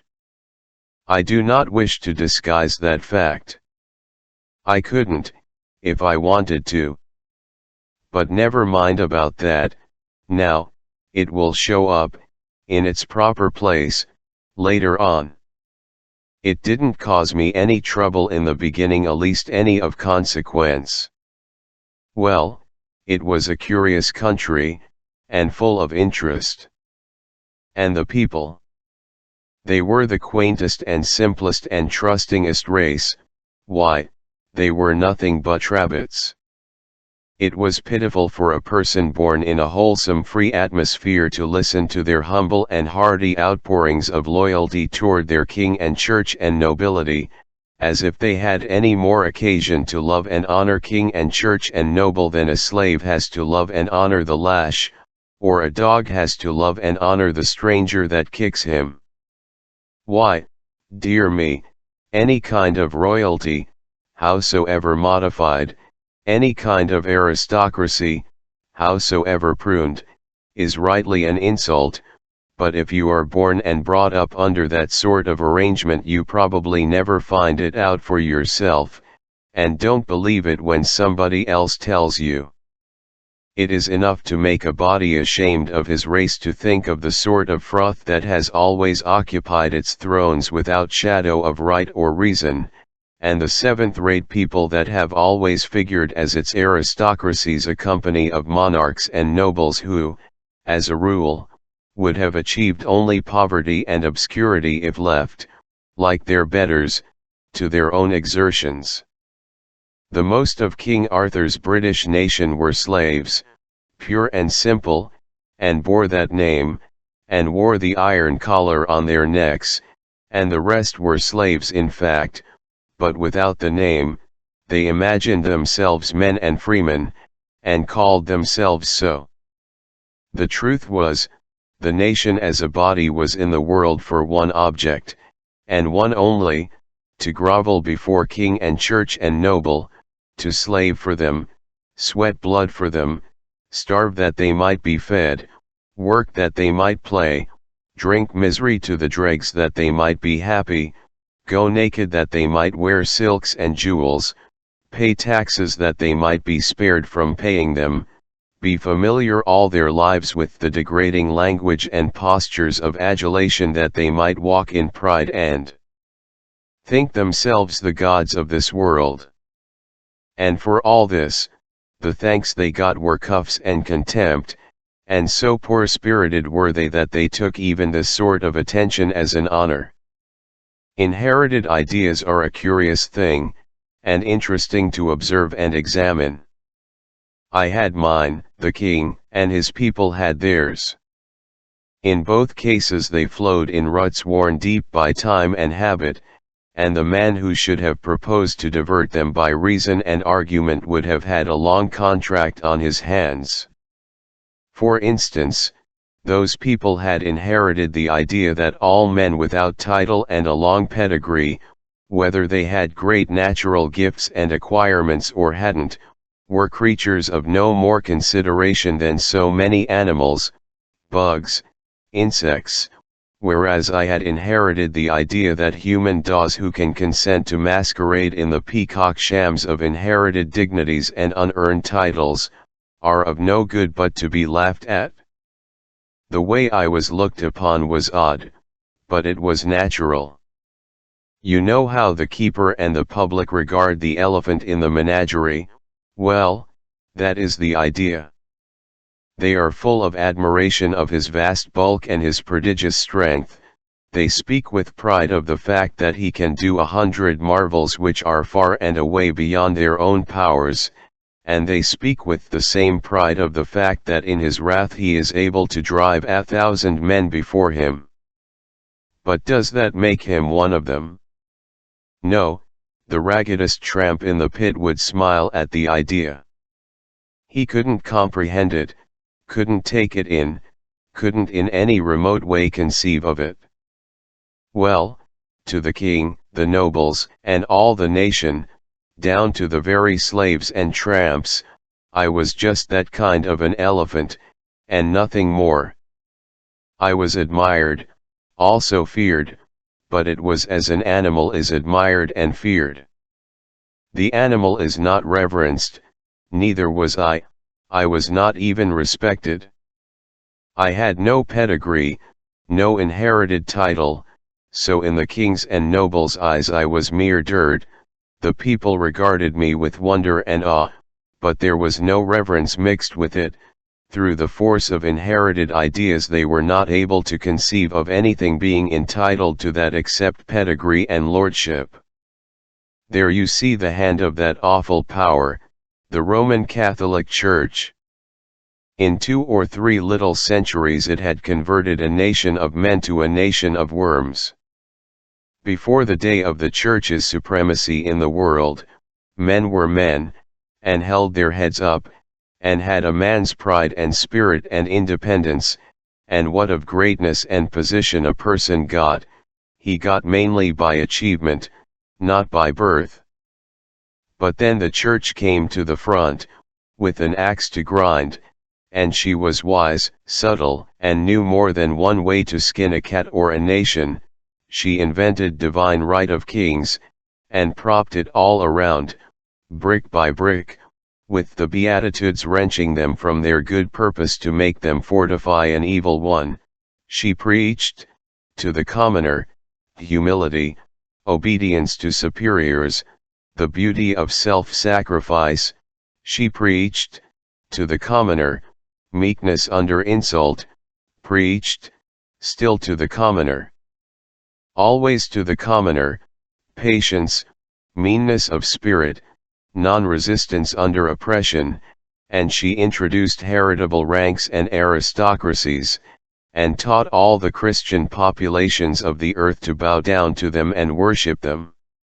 Even down to my birth century that poison was still in the blood of Christendom, and the best of English commoners was still content to see his inferiors impudently continuing to hold a number of positions, such as lordships and the throne, to which the grotesque laws of his country did not allow him to aspire.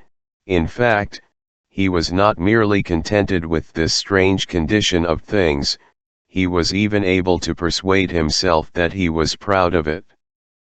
It seems to show that there isn't anything you can't stand, if you are only born and bred to it. Of course that taint, that reverence for rank and title, had been in our American blood, too. I know that, but when I left America it had disappeared at least to all intents and purposes. The remnant of it was restricted to the dudes and dudesses. When a disease has worked its way down to that level, it may fairly be said to be out of the system. But to return to my anomalous position in King Arthur's kingdom. Here I was, a giant among pygmies, a man among children, a master intelligence among intellectual moles, by all rational measurement the one and only actually great man in that whole British world, and yet there and then, just as in the remote England of my birth time, the sheep-whipped earl who could claim long descent from a king's leman, acquired at second hand from the slums of London, was a better man than I was. Such a personage was fawned upon in Arthur's realm and reverently looked up to by everybody, even though his dispositions were as mean as his intelligence, and his morals as base as his lineage. There were times when he could sit down in the king's presence, but I couldn't.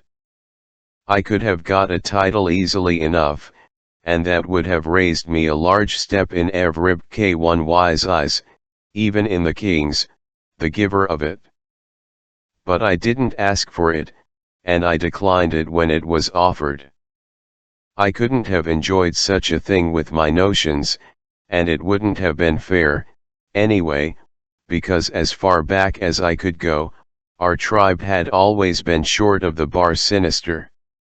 I couldn't have felt really and satisfactorily fine and proud and set up over any title except one that should come from the nation itself, the only legitimate source, and such an one I hoped to win, and in the course of years of honest and honorable endeavor, I did win it and did wear it with a high and clean pride.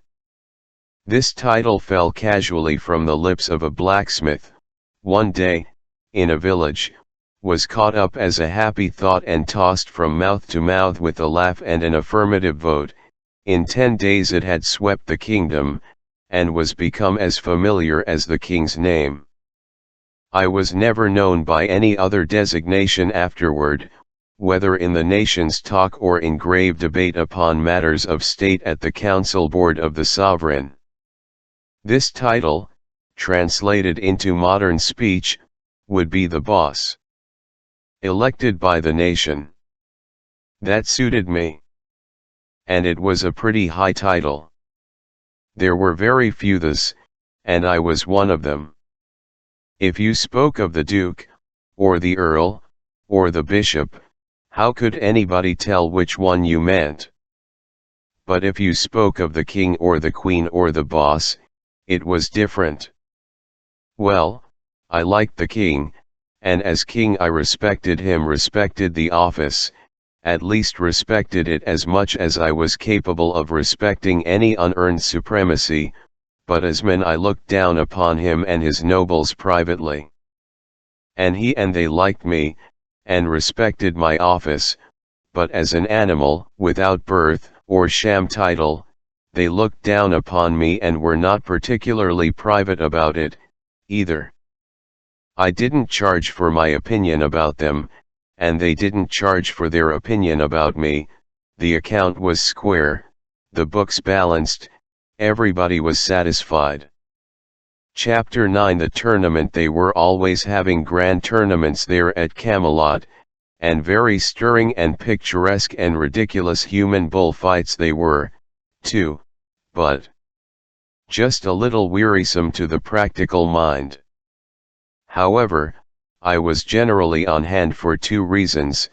A man must not hold himself aloof from the things which his friends and his community have at heart if he would be liked, especially as a statesman, and both as businessman and statesman I wanted to study the tournament and see if I couldn't invent an improvement on it. That reminds me to remark, in passing, that the very first official thing I did, in my administration, and it was on the very first day of it, too, was to start a patent office, for I knew that a country without a patent office and good patent laws was just a crab, and couldn't travel any way but sideways or backways. Things ran along, a tournament nearly every week, and now and then the boys used to want me to take a hand, I mean Sir Lancelot and the rest, but I said I would by and by, no hurry yet, and too much government machinery to oil up and set to rights and start going. We had one tournament which was continued from day to day during more than a week, and as many as 500 knights took part in it, from first to last. They were weeks gathering. They came on horseback from everywhere, from the very ends of the country, and even from beyond the sea, and many brought ladies, and all brought squires and troops of servants. It was a most gaudy and gorgeous crowd, as to costumery, and very characteristic of the country and the time, in the way of high animal spirits, innocent inchanges of language, and happy-hearted indifference to morals. It was fight or look on, all day and every day, and sing, gamble, dance, carouse half the night every night. They had a most noble good time. You never saw such people. Those banks of beautiful ladies, shining in their barbaric splendors, would see a knight sprawl from his horse in the lists with a lance shaft the thickness of your ankle clean through him and the blood spouting, and instead of fainting they would clap their hands and crowd each other for a better view, only sometimes one would dive into her handkerchief, and look ostentatiously broken-hearted, and then you could lay 2 to 1 that there was a scandal there somewhere and she was afraid the public hadn't found it out. The noise at night would have been annoying to me ordinarily, but I didn't mind it in the present circumstances, because it kept me from hearing the quacks detaching legs and arms from the day's cripples. They ruined an uncommon old crosscut saw for me, and broke the sawbuck, too, but I let it pass. And as for my axe, well, I made up my mind that the next time I lent an axe to a surgeon I would pick my century. I not only watched this tournament from day to day, but detailed an intelligent priest from my Department of Public Morals and Agriculture, and ordered him to report it, for it was my purpose by and by, when I should have gotten the people along far enough, to start a newspaper. The first thing you want in a new country, is a patent office, then work up your school system, and after that, out with your paper. A newspaper has its faults, and plenty of them, but no matter, it's hark from the tomb for a dead nation, and don't you forget it. You can't resurrect a dead nation without it, there isn't any way. So I wanted to sample things, and be finding out what sort of reporter material I might be able to rake together out of the 6th century when I should come to need it. Well, the priest did very well, considering. He got in all the details, and that is a good thing in a local item. You see, he had kept books for the undertaker department of his church when he was younger, and there, you know, the money's in the details. The more details, the more swag, bearers, mutes, candles, prayers, everything counts, and if the bereaved don't buy prayers enough, you mark up your candles with a forked pencil, and your bill shows up all right. And he had a good knack at getting in the complimentary thing here and there about a night that was likely to advertise. No, I mean a night that had influence. And he also had a neat gift of exaggeration, for in his time he had kept door for a pious hermit who lived in a sty and worked miracles. Of course this novice's report lacked hoop and crash and lurid description, and therefore wanted the true ring, but its antique wording was quaint and sweet and simple, and full of the fragrances and flavors of the time, and these little merits made up in a measure for its more important lacks. Here is an extract from it. Then Sir Brian de les Isles and Grummore Grummersome, knights of the castle, encountered with Sir Aglovale and Sir Tor, and Sir Tor smote down Sir Grummore Grummersome to the earth. Then came Sir Carados of the Dolorous Tower, and Sir Turquine, knights of the castle, and there encountered with them Sir Percival de Gaulies and Sir Lamorac de Gaulies, that were two brethren, and there encountered Sir Percival with Sir Carados, and either brake their spears unto their hands, and then Sir Turquine with Sir Lamorac, and either of them smote down other, horse and all, to the earth, and either parties rescued other and horsed them again. And Sir Arnold, and Sir Gauter, knights of the castle, encountered with Sir Brandiles and Sir Kay, and these 4 knights encountered mightily, and brake their spears to their hands. Then came Sir Pertolope from the castle, and there encountered with him Sir Lionel, and there Sir Pertolope the Green Knight smote down Sir Lionel, brother to Sir Lancelot. All this was marked by noble heralds, who bear him best, and their names. Then Sir Bleoberis brake his spear upon Sir Gareth, but of that stroke Sir Bleoberis fell to the earth. When Sir Galihodin saw that, he bade Sir Gareth keep him, and Sir Gareth smote him to the earth. Then Sir Galihud gat a spear to avenge his brother, and in the same wise Sir Gareth served him, and Sir Dinadan and his brother Lockhote Mailtail, and Sir Sagramore le Disirus, and Sir Dodanas le Savage, all these he bare down with one spear. When King Eswysens of Ireland saw Sir Gareth fare so, he marvelled what he might be, that one time seemed green, and another time, at his again coming, he seemed blue. And thus at every course that he rode to and fro he changed his colour, so that there might neither king nor knight have ready cognizance of him. Then Sir Agwisance the King of Ireland encountered with Sir Gareth, and there Sir Gareth smote him from his horse, saddle, and all. And then came King Carados of Scotland, and Sir Gareth smote him down horse and man. and in the same wise he served King Uriens of the land of Gore. And then there came in Sir Bagdemagus, and Sir Gareth smote him down horse and man to the earth, and Bagdemagus' son Meliganus brake a spear upon Sir Gareth mightily and knightly. And then Sir Galahalt the noble prince cried on high, Knight with the many colours, well hast thou just, now make thee ready that I may just with thee. Sir Gareth heard him, and he gat a great spear, and so they encountered together, and there the prince brake his spear, but Sir Gareth smote him upon the left side of the helm, that he reeled here and there, and he had fallen down had not his men recovered him. Truly, said King Arthur, that knight with the many colours is a good knight. Herefore the king called unto him Sir Lancelot, and prayed him to encounter with that knight.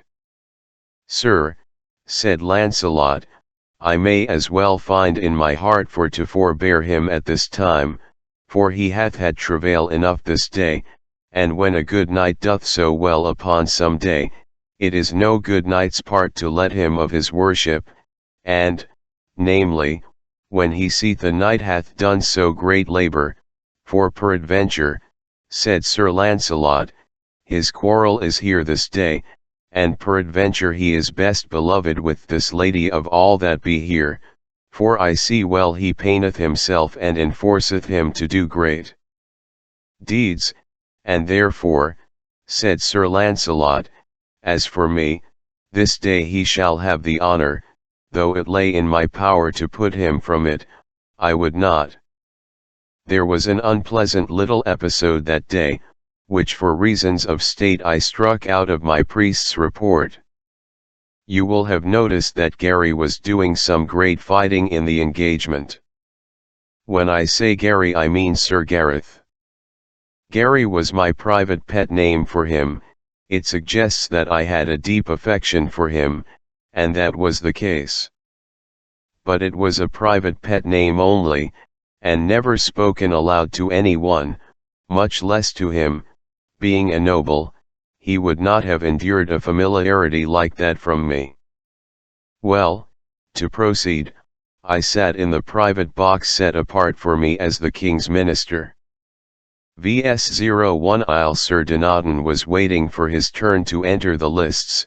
He came in there and sat down and began to talk, for he was always making up to me, because I was a stranger and he liked to have a fresh market for his jokes, the most of them having reached that stage of where the teller has to do the laughing himself while the other person looks sick.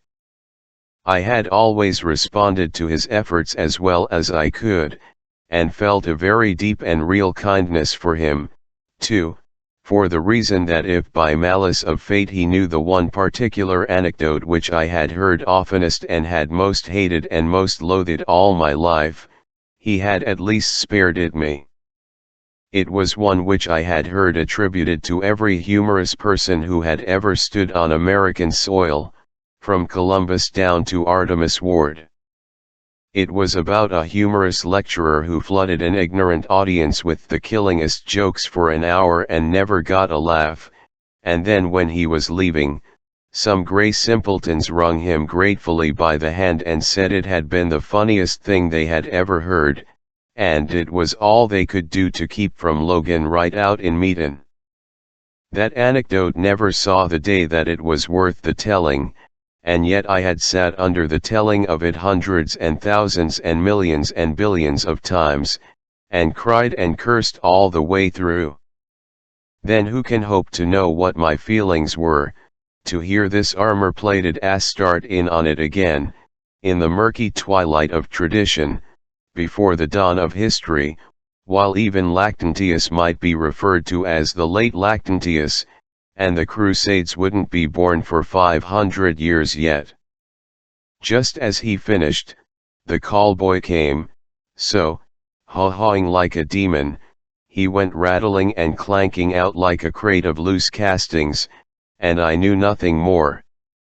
It was some minutes before I came to, and then I opened my eyes just in time to see Sir Gareth fetch him an awful welt, and I unconsciously out with the prayer, I hope to gracious he's killed.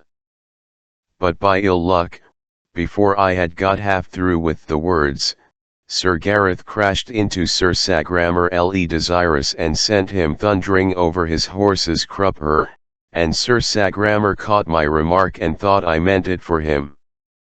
Well, whenever one of those people got a thing into his head, there was no getting it out again. I knew that, so I saved my breath, and offered no explanations.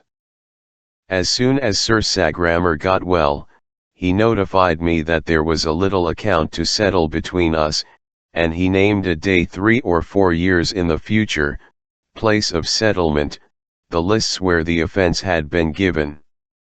I said I would be ready when he got back. You see, he was going for the Holy Grail. The boys all took a flyer at the Holy Grail now and then. It was a several years cruise. They always put in the long absence snooping around, in the most conscientious way, though none of them had any idea where the Holy Grail really was, and I don't think any of them actually expected to find it, or would have known what to do with it if he had run across it. You see, it was just the Northwest Passage of that day, as you may say, that was all. Every year expeditions went out Holy Grailing, and next year relief expeditions went out to hunt for them. There was worlds of reputation in it, but no money. Why, they actually wanted me to put in. Well, I should smile. Chapter X Beginnings of Civilization. The Round Table soon heard of the challenge, and of course it was a good deal discussed, for such things interested the boys. The king thought I ought now to set forth in quest of adventures, so that I might gain renown and be the more worthy to meet Sir Sagramor when the several years should have rolled away. I excused myself for the present. I said it would take me 3 or 4 years yet to get things well fixed up and going, then I should be ready. All the chances were that at the end of that time Sir Sagramor would still be out grailing, so no valuable time would be lost by the postponement. I should then have been in office 6 or 7 years, and I believed my system and machinery would be so well developed that I could take a holiday without its working any harm. I was pretty well satisfied with what I had already accomplished. In various quiet nooks and corners I had the beginnings of all sorts of industries underway, nuclei of future vast factories, the iron and steel missionaries of my future civilization. In these were gathered together the brightest young minds I could find, and I kept agents out raking the country for more, all the time. I was training a crowd of ignorant folk into experts in every sort of handiwork and scientific calling. These nurseries of mine went smoothly and privately along undisturbed in their obscure country retreats, for nobody was allowed to come into their precincts without a special permit, for I was afraid of the church. I had started a teacher factory and a lot of Sunday schools the first thing.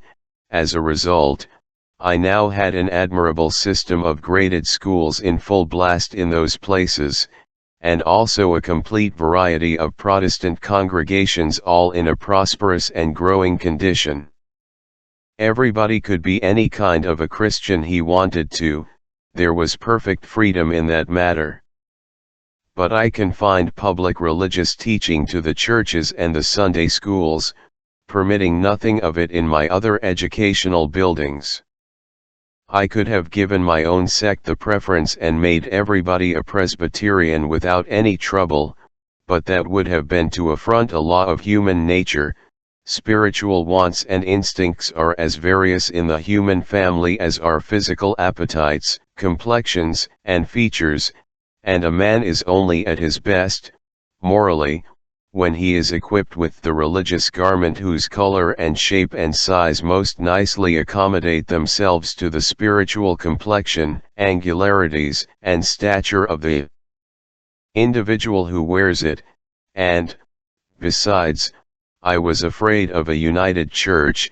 It makes a mighty power, the mightiest conceivable, and then when it by and by gets into selfish hands, as it is always bound to do, it means death to human liberty and paralysis to human thought.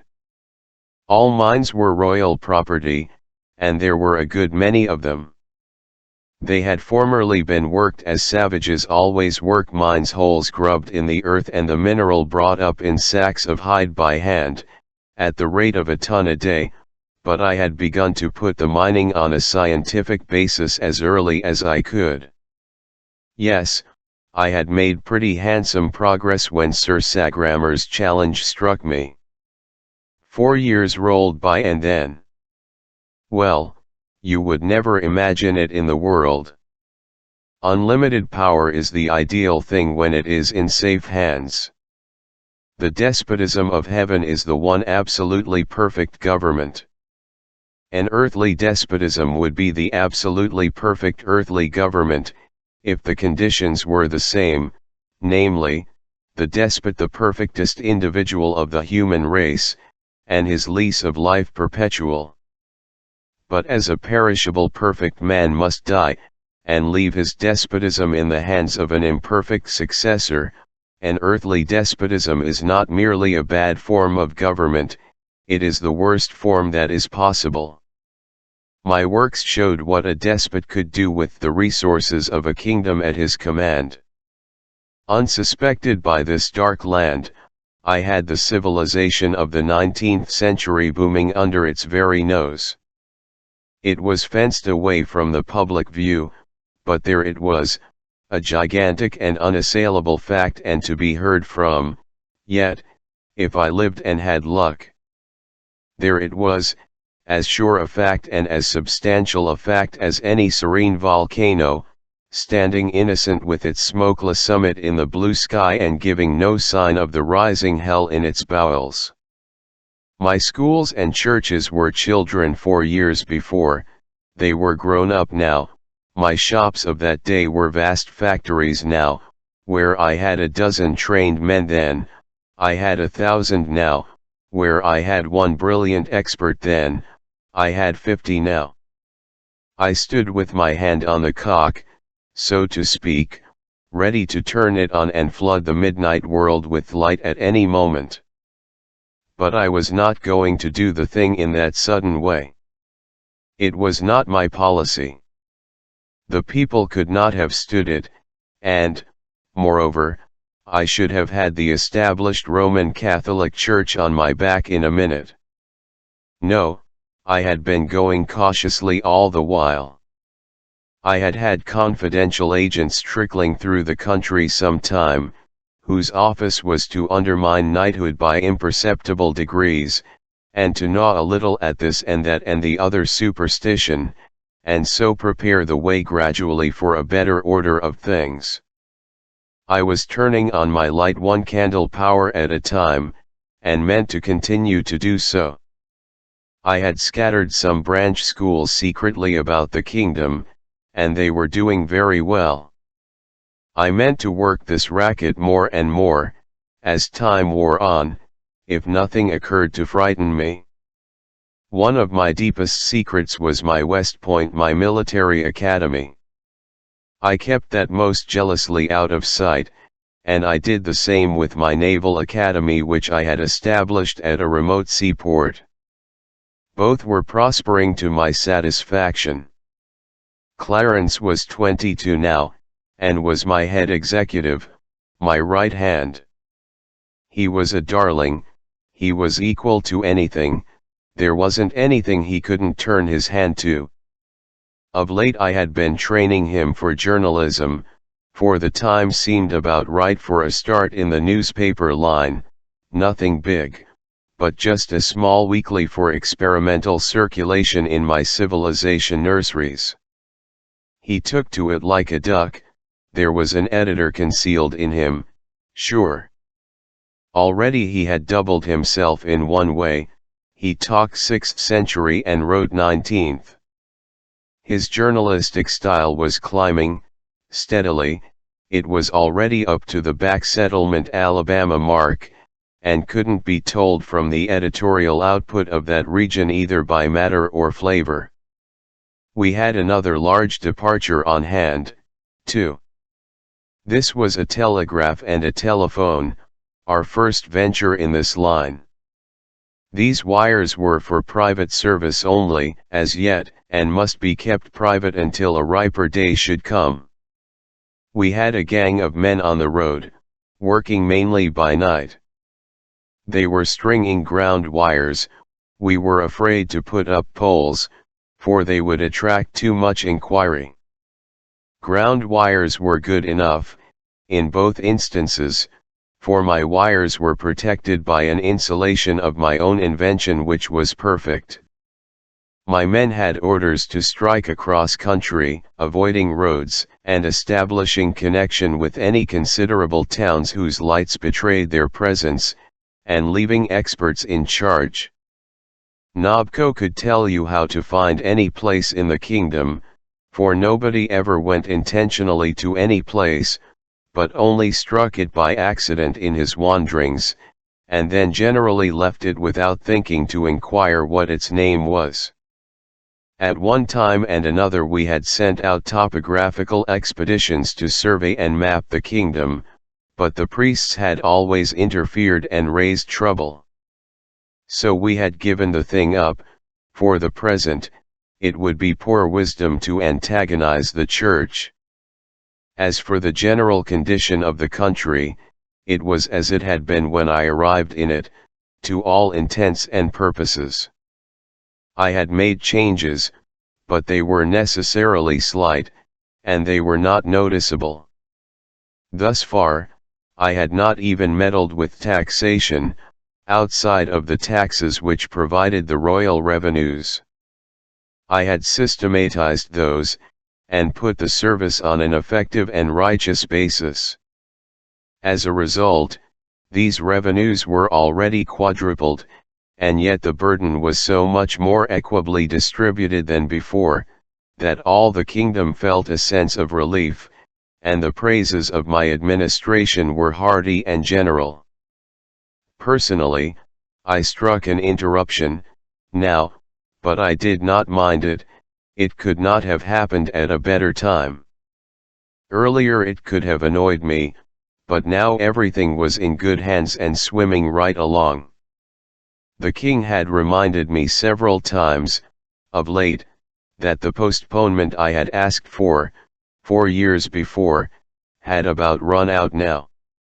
It was a hint that I ought to be starting out to seek adventures and get up a reputation of a size to make me worthy of the honor of breaking a lance with Sir Sagramor, who was still out grailing, but was being hunted for by various relief expeditions, and might be found any year, now.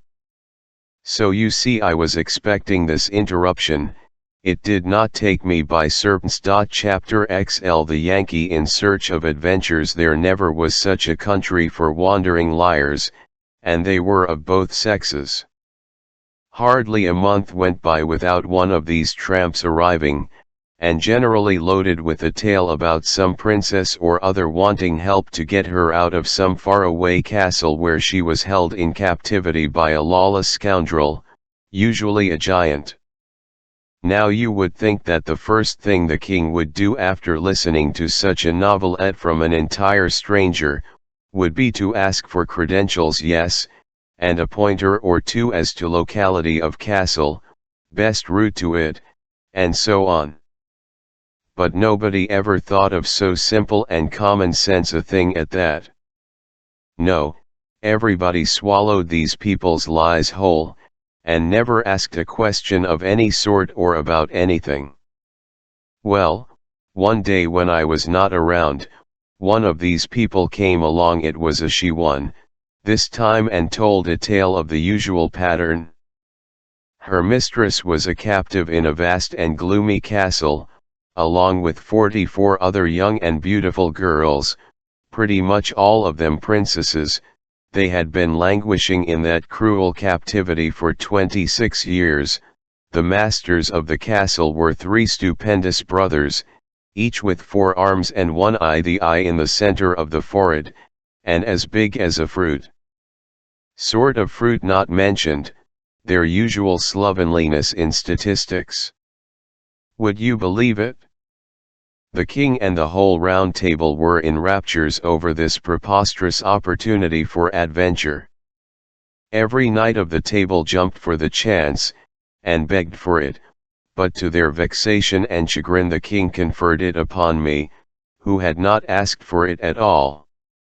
By an effort, I contained my joy when Clarence brought me the news. But he could not contain his. His mouth gushed delight and gratitude in a steady discharge, delight in my good fortune, gratitude to the king for this splendid mark of his favor for me. He could keep neither his legs nor his body still, but pirouetted about the place in an airy ecstasy of happiness. On my side, I could have cursed the kindness that conferred upon me this benefaction, but I kept my vexation under the surface for policy's sake, and did what I could to let on to be glad. Indeed, I said I was glad. And in a way it was true, I was as glad as a person is when he is scalped well. One must make the best of things, and not waste time with useless fretting, but get down to business and see what can be done. In all lies there is wheat among the chaff. I must get at the wheat in this case, so I sent for the girl and she came.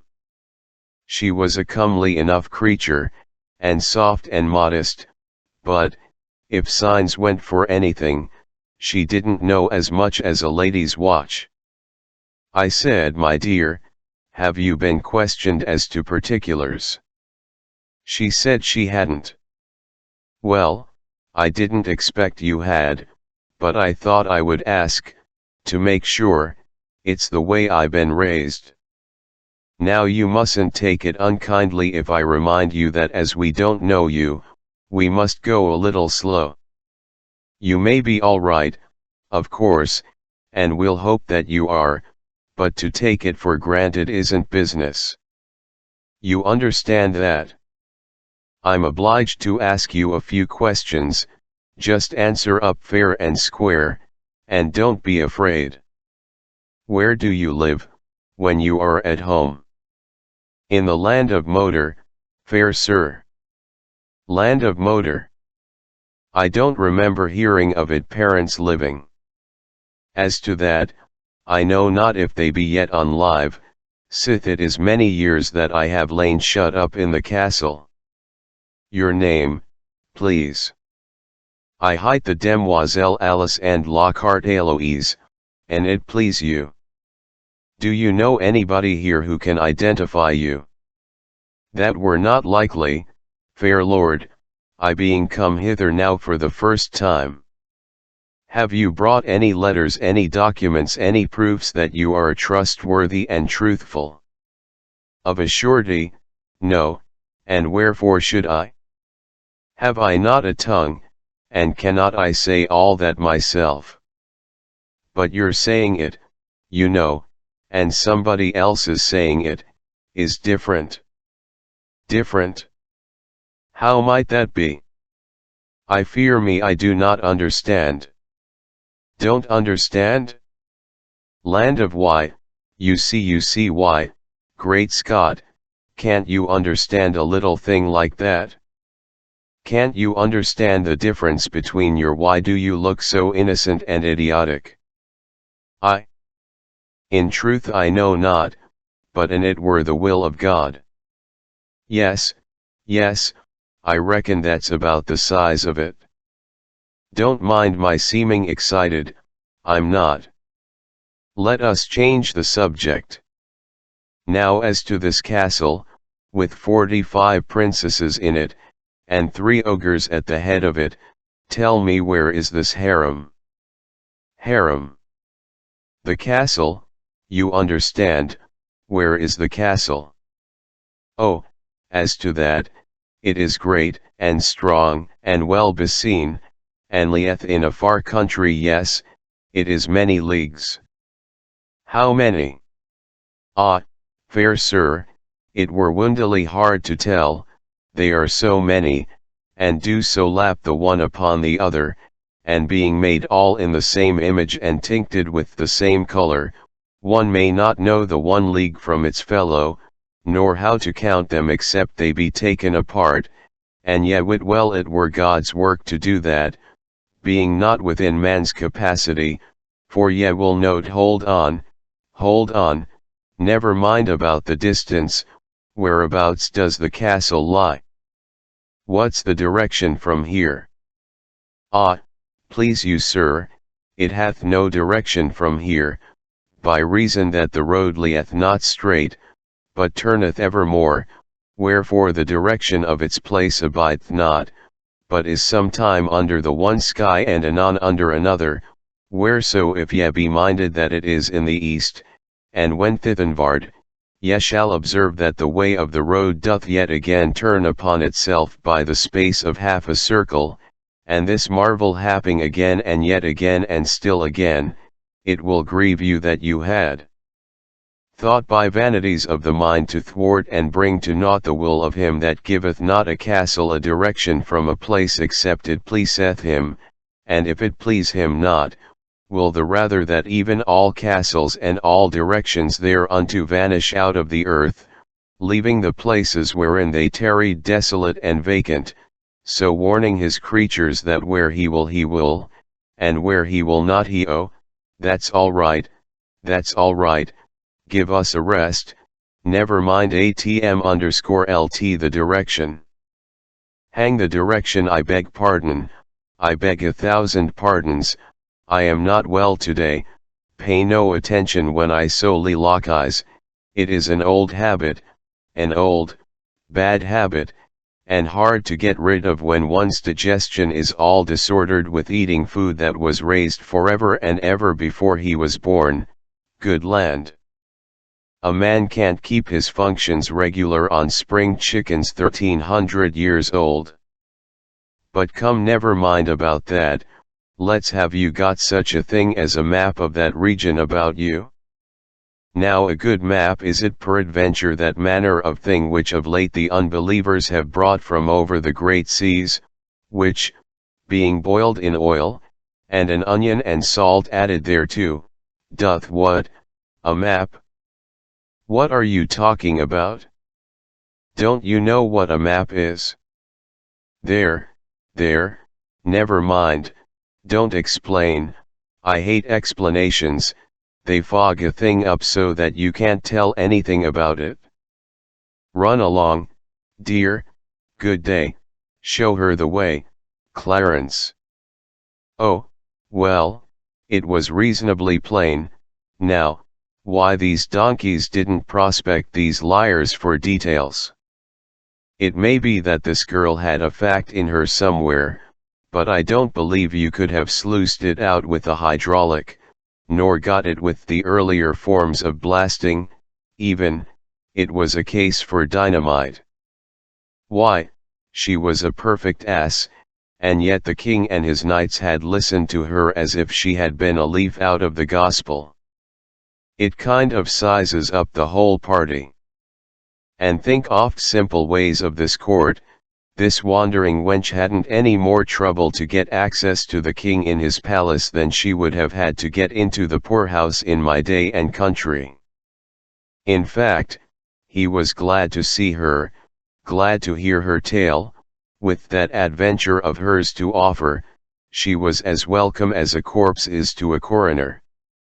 Just as I was ending up these reflections, Clarence came back. I remarked upon the barren result of my efforts with the girl, hadn't got hold of a single point that could help me to find the castle. The youth looked a little surprised, or puzzled, or something, and intimated that he had been wondering to himself what I had wanted to ask the girl all those questions for. Why, great guns, I said, don't I want to find the castle? And how else would I go about it? Law, sweet your worship, one may lightly answer that, I ween. She will go with thee. They always do. She will ride with thee. Ride with me? Nonsense. But of a truth she will. She will ride with thee. Thou shalt see. What? She browse around the hills and scour the woods with me alone, and I as good as engaged to be married? Why, it's scandalous. Think how it would look. My, the dear face that rose before me. The boy was eager to know all about this tender matter. I swore him to secrecy and then whispered her name, Puss Flanagan. He looked disappointed, and said he didn't remember the Countess. How natural it was for the little courtier to give her a rank. He asked me where she lived. In East Har. I came to myself and stopped, a little confused. Then I said, never mind, now, I'll tell you some time. And might he see her? Would I let him see her some day? It was but a little thing to promise 1300 years or so, and he so eager, so I said yes. But I sighed, I couldn't help it. And yet there was no sense in sighing, for she wasn't born yet. But that is the way we are made, we don't reason, where we feel, we just feel. My expedition was all the talk that day and that night, and the boys were very gok-one to me, and made much of me, and seemed to have forgotten their vexation and disappointment, and come to be as anxious for me to hive those ogres and set those ripe old virgins loose as if it were themselves that had the contract. Well, they were good children, but just children, that is all. And they gave me no end of points about how to scout for giants, and how to scoop them in, and they told me all sorts of charms against enchantments, and gave me salves and other rubbish to put on my wounds. But it never occurred to one of them to reflect that if I was such a wonderful necromancer as I was pretending to be, I ought not to need salves or instructions, or charms against enchantments, and, least of all, arms and armor, on a foray of any kind, even against fire-spouting dragons, and devils hot from perdition, let alone such poor adversaries as these I was after, these commonplace ogres of the back settlements. I was to have an early breakfast, and start at dawn, for that was the usual way, but I had the demon's own time with my armor, and this delayed me a little. It is troublesome to get into, and there is so much detail. First you wrap a layer or two of blanket around your body, for a sort of cushion and to keep off the cold iron, then you put on your sleeves and shirt of chainmail. These are made of small steel links woven together, and they form a fabric so flexible that if you toss your shirt onto the floor, it slumps into a pile like a peck of wet fish net. It is very heavy and is nearly the uncomfortablest material in the world for a night shirt, yet plenty used it for that tax collectors, and reformers, and one-horse kings with a defective title, and those sorts of people. Then you put on your shoes, flat boats roofed over with interleaving bands of steel, and screw your clumsy spurs into the heels. Next you buckle your greaves on your legs, and your cuisses on your thighs, then come your backplate and your breastplate, and you begin to feel crowded. Then you hitch onto the breastplate the half petticoat of broad overlapping bands of steel which hangs down in front but is scalloped out behind so you can sit down, and isn't any real improvement on an inverted coal scuttle, either for looks or for wear, or to wipe your hands on. Next you belt on your sword, then you put your stovepipe joints onto your arms, your iron gauntlets onto your hands, your iron rat trap onto your head, with a rag of steel web hitched onto it to hang over the back of your neck, and there you are, snug as a candle in a candle mold. This is no time to dance. Well, a man that is packed away like that is a nut that isn't worth the cracking, there is so little of the meat, when you get down to it, by comparison with the shell. The boys helped me, or I never could have got in. Just as we finished, Sir Bedivere happened in, and I saw that as like as not I hadn't chosen the most convenient outfit for a long trip. How stately he looked, and tall and broad and grand. He had on his head a conical steel casque that only came down to his ears, and for visor had only a narrow steel bar that extended down to his upper lip and protected his nose, and all the rest of him, from neck to heel, was flexible chain mail, trousers, and all. But pretty much all of him was hidden under his outside garment, which of course was of chain mail, as I said, and hung straight from his shoulders to his ankles, and from his middle to the bottom, both before and behind, was divided, so that he could ride and let the skirts hang down on each side.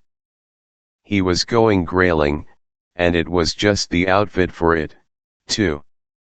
I would have given a good deal for that ulster, but it was too late now to be fooling around.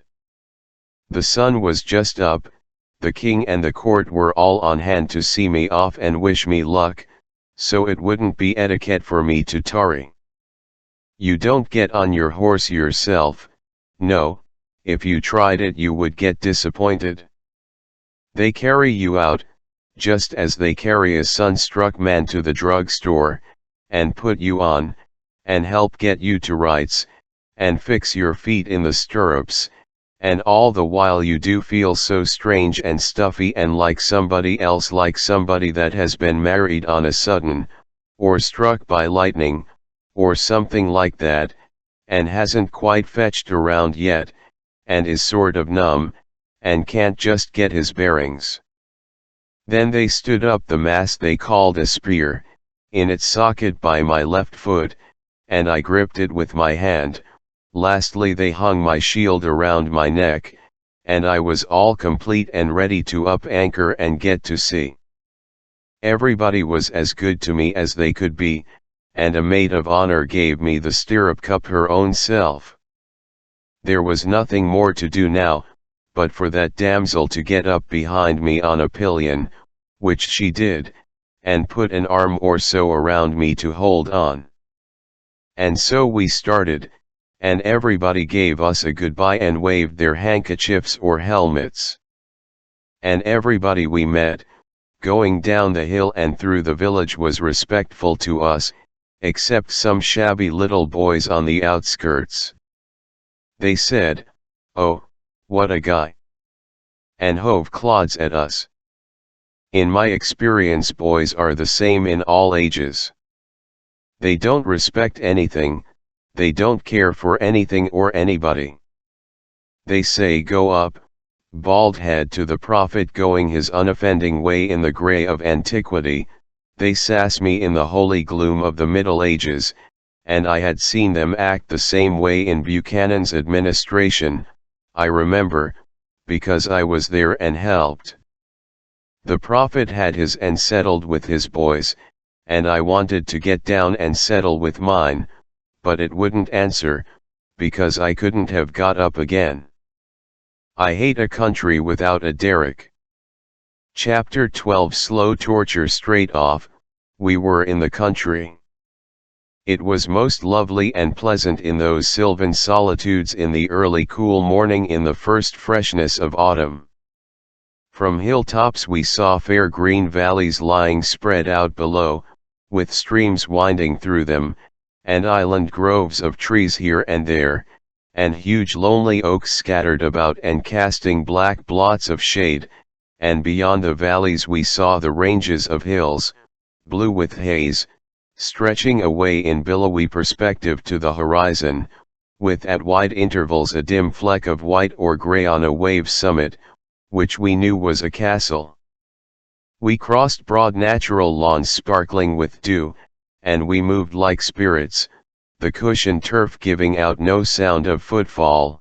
We dreamed along through glades in a mist of green light that got its tint from the sun-drenched roof of leaves overhead, and by our feet the clearest and coldest of runlets went frisking and gossiping over its reefs and making a sort of whispering music, comfortable to hear, and at times we left the world behind and entered into the solemn great deeps and rich gloom of the forest, where furtive wild things whisked and scurried by and were gone before you could even get your eye on the place where the noise was, and where only the earliest birds were turning out and getting to business with a song here and a quarrel yonder and a mysterious far-off hammering and drumming for worms on a tree trunk away somewhere in the impenetrable remotenesses of the woods.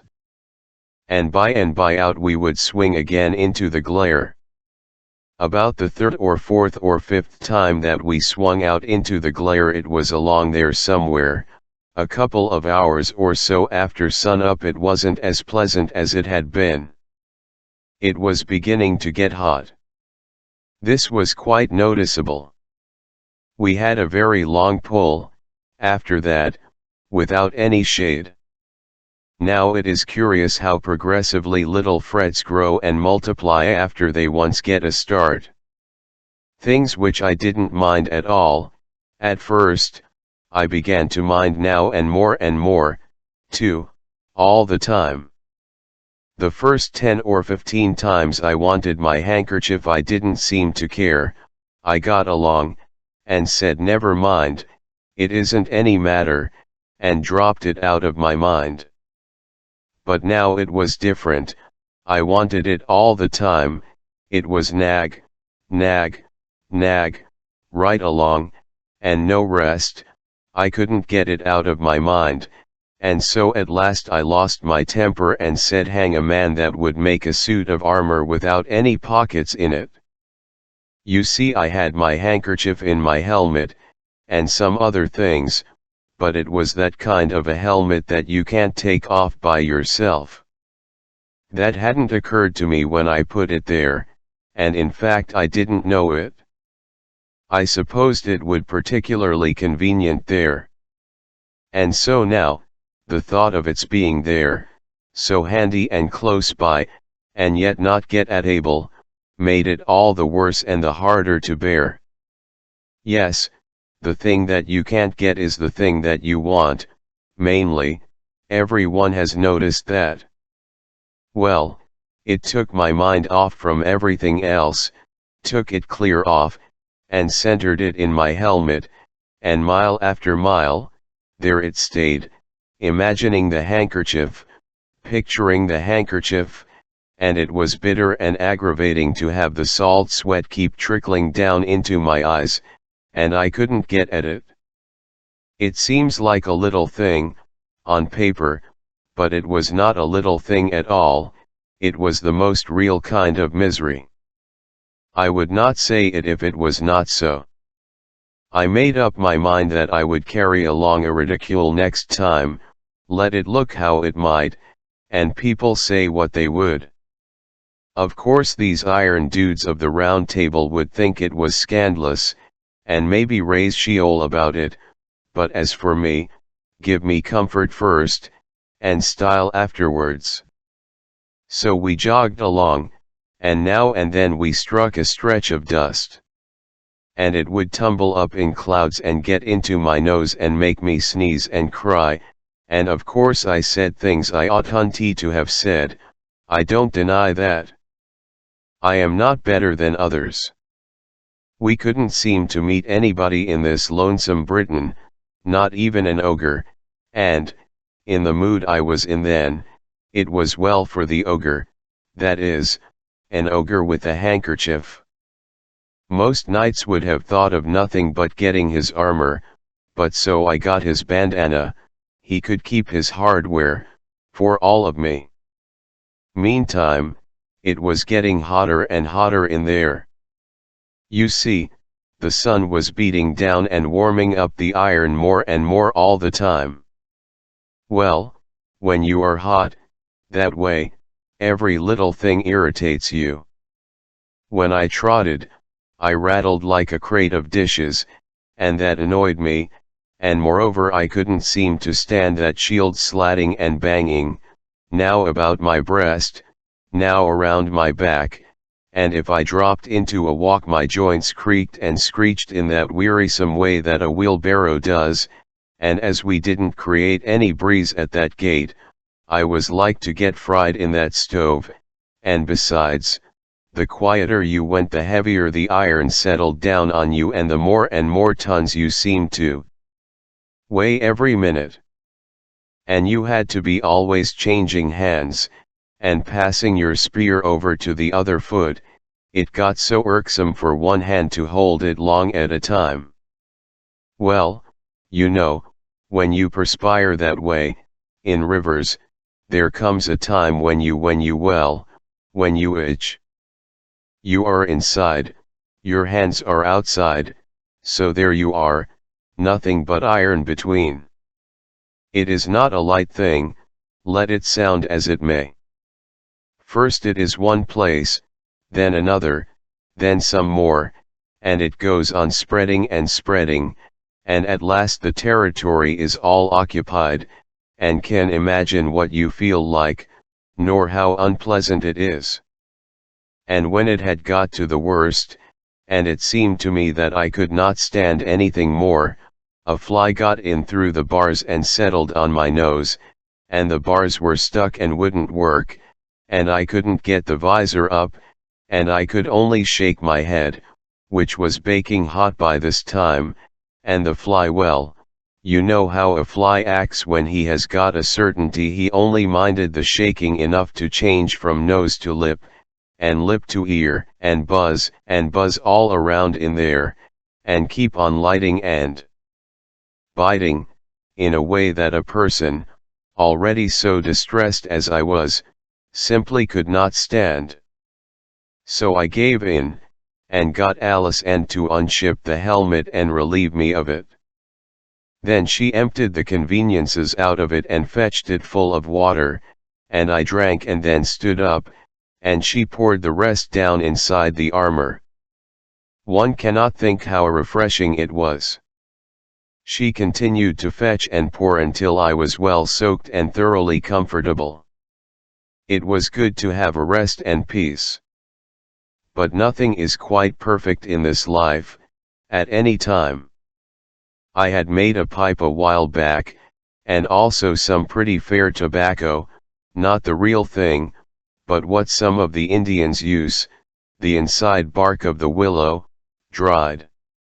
These comforts had been in the helmet, and now I had them again, but no matches. Gradually, as the time wore along, one annoying fact was borne in upon my understanding that we were weatherbound. An armed novice cannot mount his horse without help and plenty of it. Sandy was not enough for me, anyway. We had to wait until somebody should come along. Waiting, in silence, would have been agreeable enough, for I was full of matter for reflection, and wanted to give it a chance to work. I wanted to try and think out how it was that rational or even half-rational men could ever have learned to wear armor, considering its inconveniences, and how they had managed to keep up such a fashion for generations when it was plain that what I had suffered today they had had to suffer all the days of their lives. I wanted to think that out, and moreover I wanted to think out some way to reform this evil and persuade the people to let the foolish fashion die out, but thinking was out of the question in the circumstances.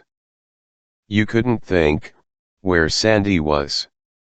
She was a quite biddable creature and good-hearted, but she had a flow of talk that was as steady as a mill, and made your head sore like the drays and wagons in a city. If she had had a cork she would have been a comfort. But you can't cork that kind, they would die. Her clack was going all day, and you would think something would surely happen to her works, by and by, but no, they never got out of order, and she never had to slack up for words. She could grind, and pump, and churn, and buzz by the week, and never stop to oil up or blow out. And yet the result was just nothing but wind. She never had any ideas, any more than a fog has. She was a perfect blatherskite, I mean for jaw, jaw, jaw, talk, talk, talk, jabber, jabber, jabber, but just as good as she could. I hadn't minded her mill that morning, on account of having that hornet's nest of other troubles, but more than once in the afternoon I had to say, "Take a rest, child, the way you are using up all the domestic air, the kingdom will have to go to importing it by tomorrow, and it's a low enough treasury without that." Chapter XM Freeman. Yes, it is strange how little a while at a time a person can be contented. Only a little while back, when I was riding and suffering, what a heaven this peace, this rest, this sweet serenity in this secluded shady nook by this purling stream would have seemed, where I could keep perfectly comfortable all the time by pouring a dipper of water into my armor now and then. Yet already I was getting dissatisfied, partly because I could not light my pipe for, although he had long ago started a match factory, I had forgotten to bring matches with me, and partly because we had nothing to eat. Here was another illustration of the childlike improvidence of this age and people. A man in armor always trusted to chance for his food on a journey, and would have been scandalized at the idea of hanging a basket of sandwiches on his spear. There was probably not a knight of all the Round Table combination who would not rather have died than been caught carrying such a thing as that on his flagstaff. And yet there could not be anything more sensible. It had been my intention to smuggle a couple of sandwiches into my helmet, but I was interrupted in the act, and had to make an excuse and lay them aside, and a dog got them. Night approached, and with it a storm. The darkness came on fast. We must camp, of course. I found a good shelter for the demoiselle under a rock, and went off and found another for myself. But I was obliged to remain in my armor, because I could not get it off by myself, and yet could not allow Alice Ann to help, because it would have seemed so like undressing before folk. It would not have amounted to that in reality, because I had clothes on underneath, but the prejudices of one's breeding are not gotten rid of just at a jump, and I knew that when it came to stripping off that bob-tailed iron petticoat I should be embarrassed. With the storm came a change of weather, and the stronger the wind blew, and the wilder the rain lashed around, the colder and colder it got. Pretty soon, various kinds of bugs and ants and worms and things began to flock in out of the wet and crawl down inside my armor to get warm, and while some of them behaved well enough, and snuggled up amongst my clothes and got quiet, the majority were of a restless, uncomfortable sort, and never stayed still, but went on prowling and hunting for they did not know what, especially the ants, which went tickling along in wearisome procession from one end of me to the other by the hour, and are a kind of creatures which I never wish to sleep with again. It would be my advice to persons situated in this way, to not roll or thrash around, because this excites the interest of all the different sorts of animals and makes every last one of them want to turn out and see what is going on, and this makes things worse than they were before, and of course makes you objurgate harder, too, if you can. Still, if one did not roll and thrash around he would die, so perhaps it is as well to do one way as the other, there is no real choice. Even after I was frozen solid I could still distinguish that tickling, just as a corpse does when he is taking electric treatment. I said I would never wear armor after this trip. All those trying hours whilst I was frozen and yet was in a living fire, as you may say, on account of that swarm of crawlers, that same unanswerable question kept circling and circling through my tired head: how do people stand this miserable armor? How have they managed to stand it all these generations? How can they sleep at night for dreading the tortures of next day? When the morning came at last, I was in a bad enough plight, seedy, drowsy, fagged, from want of sleep, weary from thrashing around, famished from long fasting, pining for a bath, and to get rid of the animals, and crippled with rheumatism. And how had it fared with the nobly born, the titled aristocrat, the Demoiselle Alice and Lockhart Eloise? Why, she was as fresh as a squirrel, she had slept like the dead, and as for a bath, probably neither she nor any other noble in the land had ever had one, and so she was not missing it. Measured by modern standards, they were merely MCKified savages, those people. This noble lady showed no impatience to get to breakfast, and that smacks of the savage, too.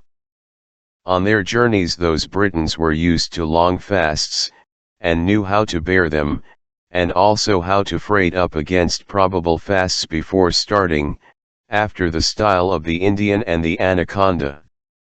As like as not, Sandy was loaded for a 3-day stretch. We were off before sunrise, Sandy riding and I limping along behind. In half an hour we came upon a group of ragged poor creatures who had assembled to mend the thing which was regarded as a road. They were as humble as animals to me, and when I proposed to breakfast with them, they were so flattered, so overwhelmed by this extraordinary condescension of mine, that at first they were not able to believe that I was in earnest.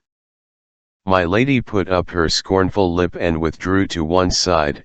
She said in their hearing that she would as soon think of eating with the other cattle, a remark which embarrassed these poor devils merely because it referred to them, and not because it insulted or offended them, for it didn't. And yet they were not slaves, not chattels. By a sarcasm of law and phrase they were freemen. 7/10 of the free population of the country were of just their class and degree, small independent farmers, artisans, etc., which is to say, they were the nation, the actual nation. They were of L1T all of it that was useful, or worth saving, or really respect-worthy, and to subtract them would have to subtract the nation and leave behind some dregs, some refuse, in the shape of a king, nobility, and gentry, idle, unproductive, acquainted mainly with the arts of wasting and destroying, and of no sort of use or value in any rationally constructed world.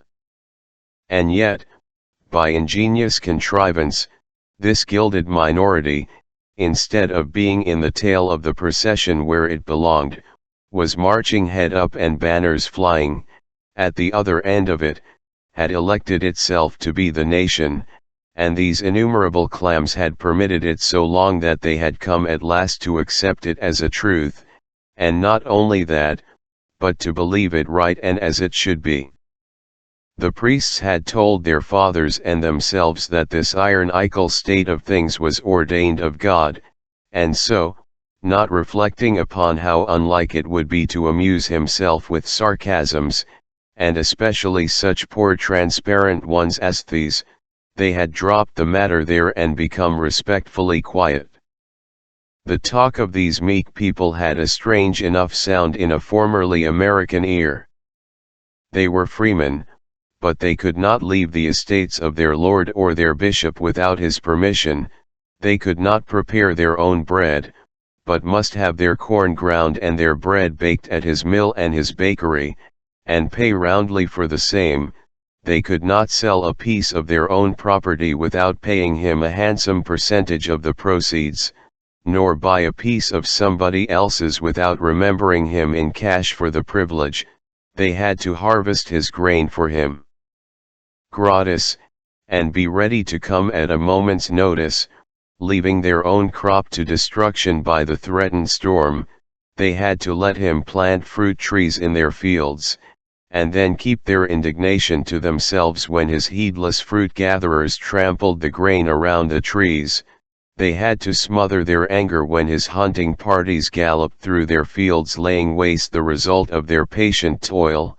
They were not allowed to keep doves themselves, and when the swarms from my Lord's dovecot settled on their crops, they must not lose their temper and kill a bird, for awful would the penalty be. When the harvest was at last gathered, then came the procession of robbers to levy their blackmail upon it. First the church carted off its fat 10th, then the king's commissioner took his 20th, then my lord's people made a mighty inroad upon the remainder, after which, the skinned freeman had liberty to bestow the remnant in his barn, in case it was worth the trouble. There were taxes, and taxes, and taxes, and more taxes, and taxes again, and yet other taxes upon this free and independent pauper, but none upon his lord the baron or the bishop, none upon the wasteful nobility or the all-devouring church. If the baron would sleep unvexed, the freeman must sit up all night after his day's work and whip the ponds to keep the frogs quiet. If the freeman's daughter but no, that last infamy of monarchical government is unprintable. And finally, if the freeman, grown desperate with his tortures, found his life unendurable under such conditions, and sacrificed it and fled to death for mercy and refuge, the gentle church condemned him to eternal fire, the gentle law buried him at midnight at the crossroads with a stake through his back, and his master the baron or the bishop confiscated all his property and turned his widow and his orphans out of doors. And here were these freemen assembled in the early morning to work on their lord the bishop's road 3 days each gratis, every head of a family, and every son of a family, 3 days each, gratis, and a day or so added for their servants. Why, it was like reading about France and the French, before the ever memorable and blessed Revolution, which swept 1,000 years of such villainy away in one swift tidal wave of blood.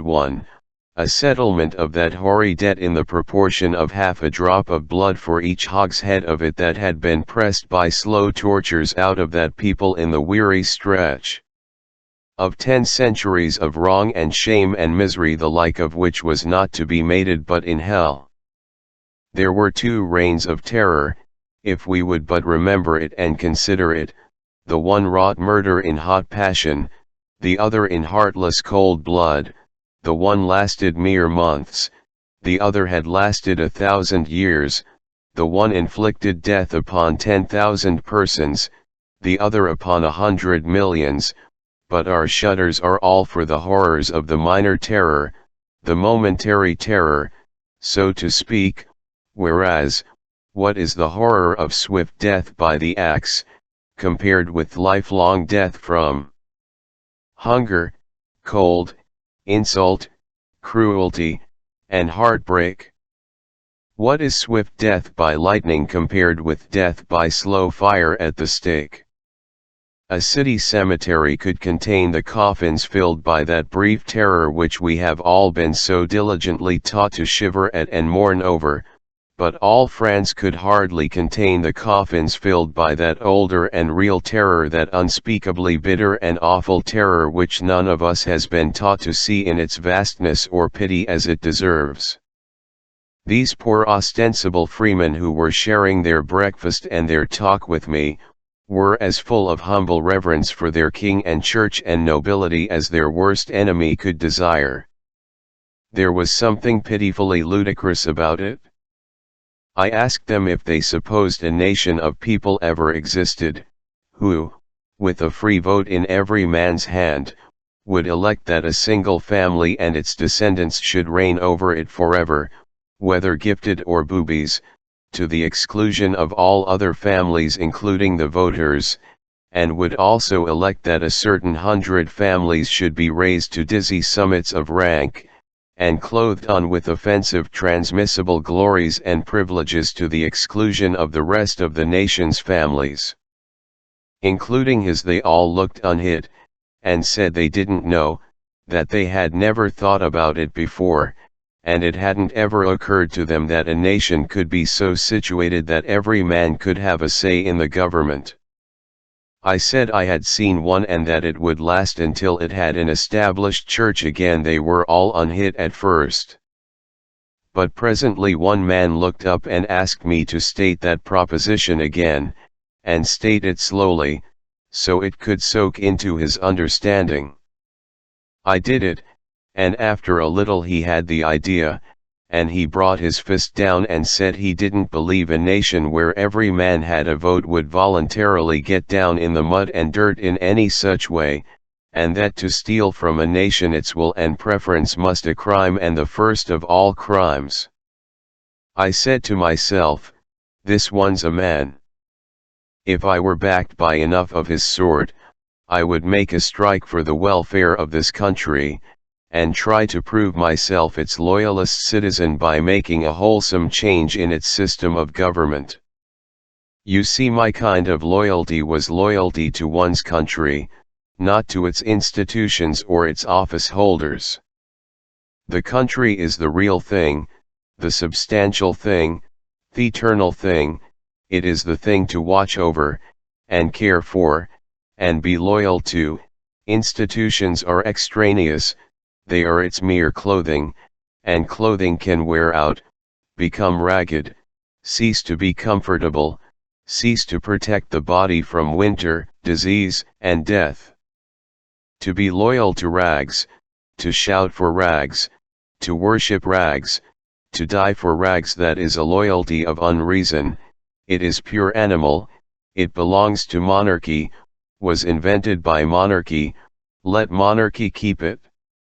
I was from Connecticut, whose constitution declares that all political power is inherent in the people, and all free governments are founded on their authority and instituted for their benefit, and that they have at all times an undeniable and infeasible right to alter their form of government in such a manner as they may think expedient.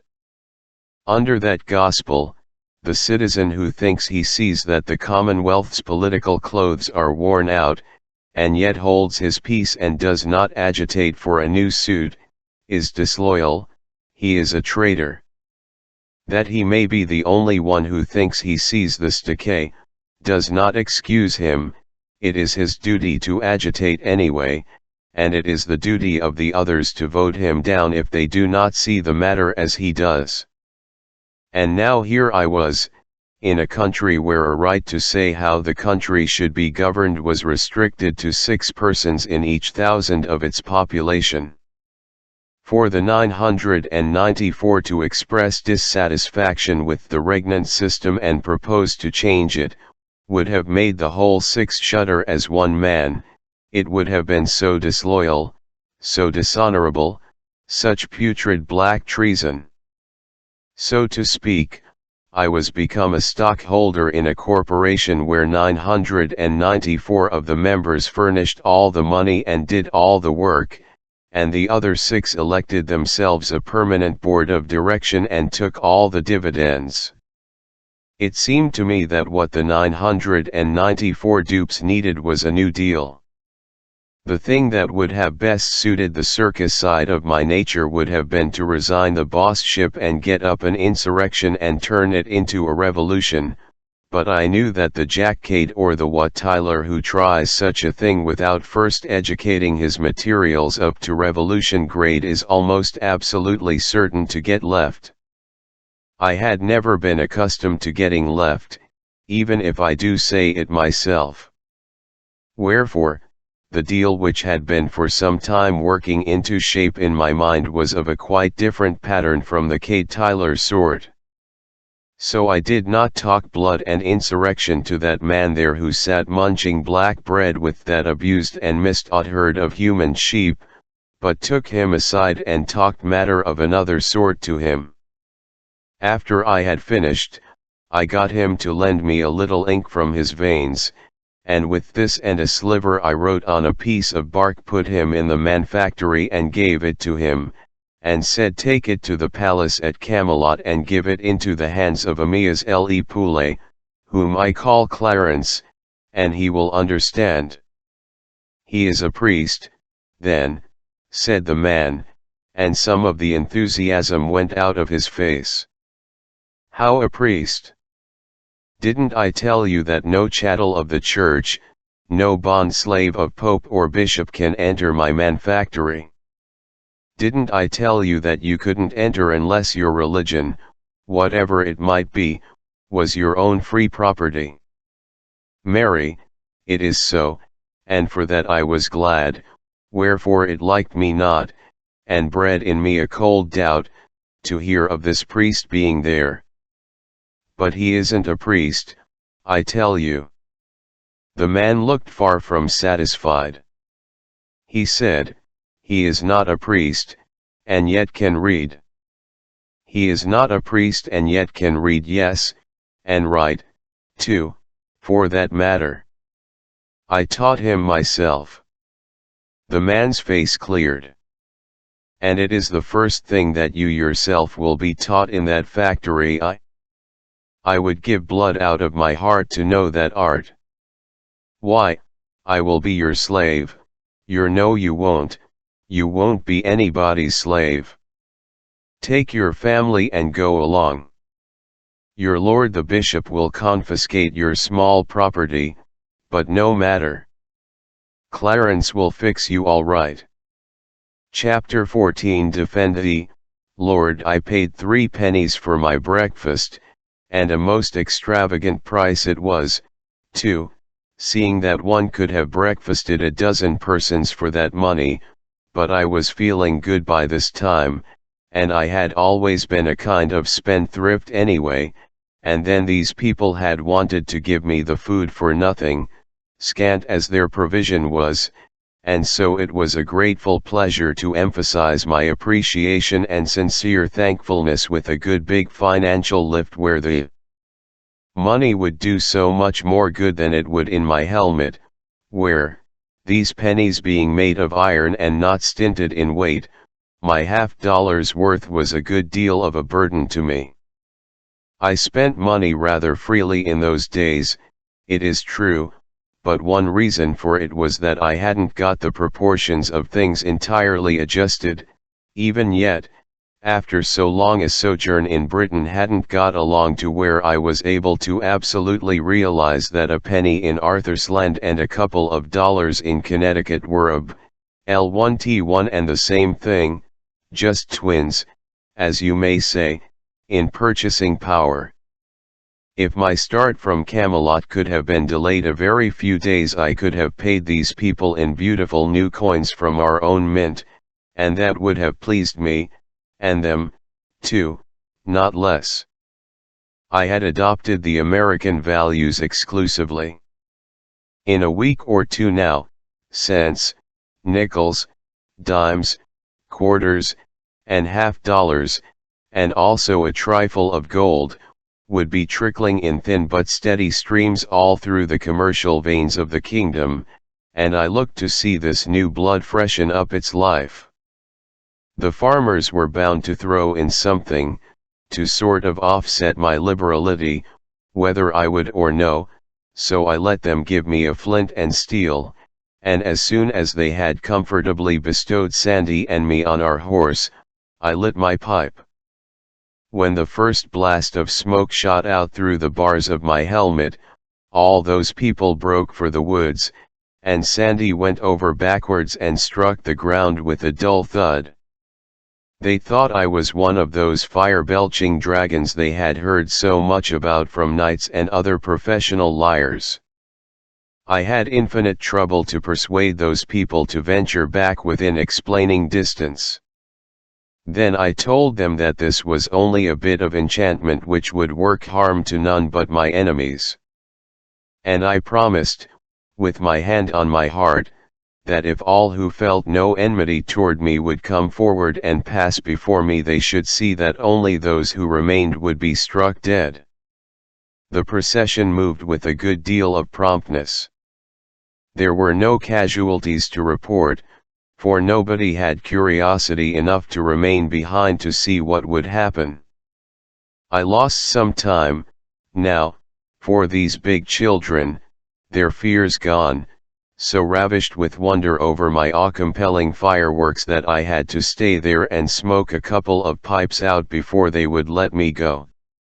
Still, the delay was not wholly unproductive, for it took all that time to get Sandy thoroughly wonted to the new thing, she being so close to it, you know. It plugged up her conversation mill, too, for a considerable while, and that was a gain. But above all other benefits accruing, I had learned something. I was ready for any giant or any ogre that might come along, now. We tarried with the holy hermit that night, and my opportunity came about the middle of the next afternoon.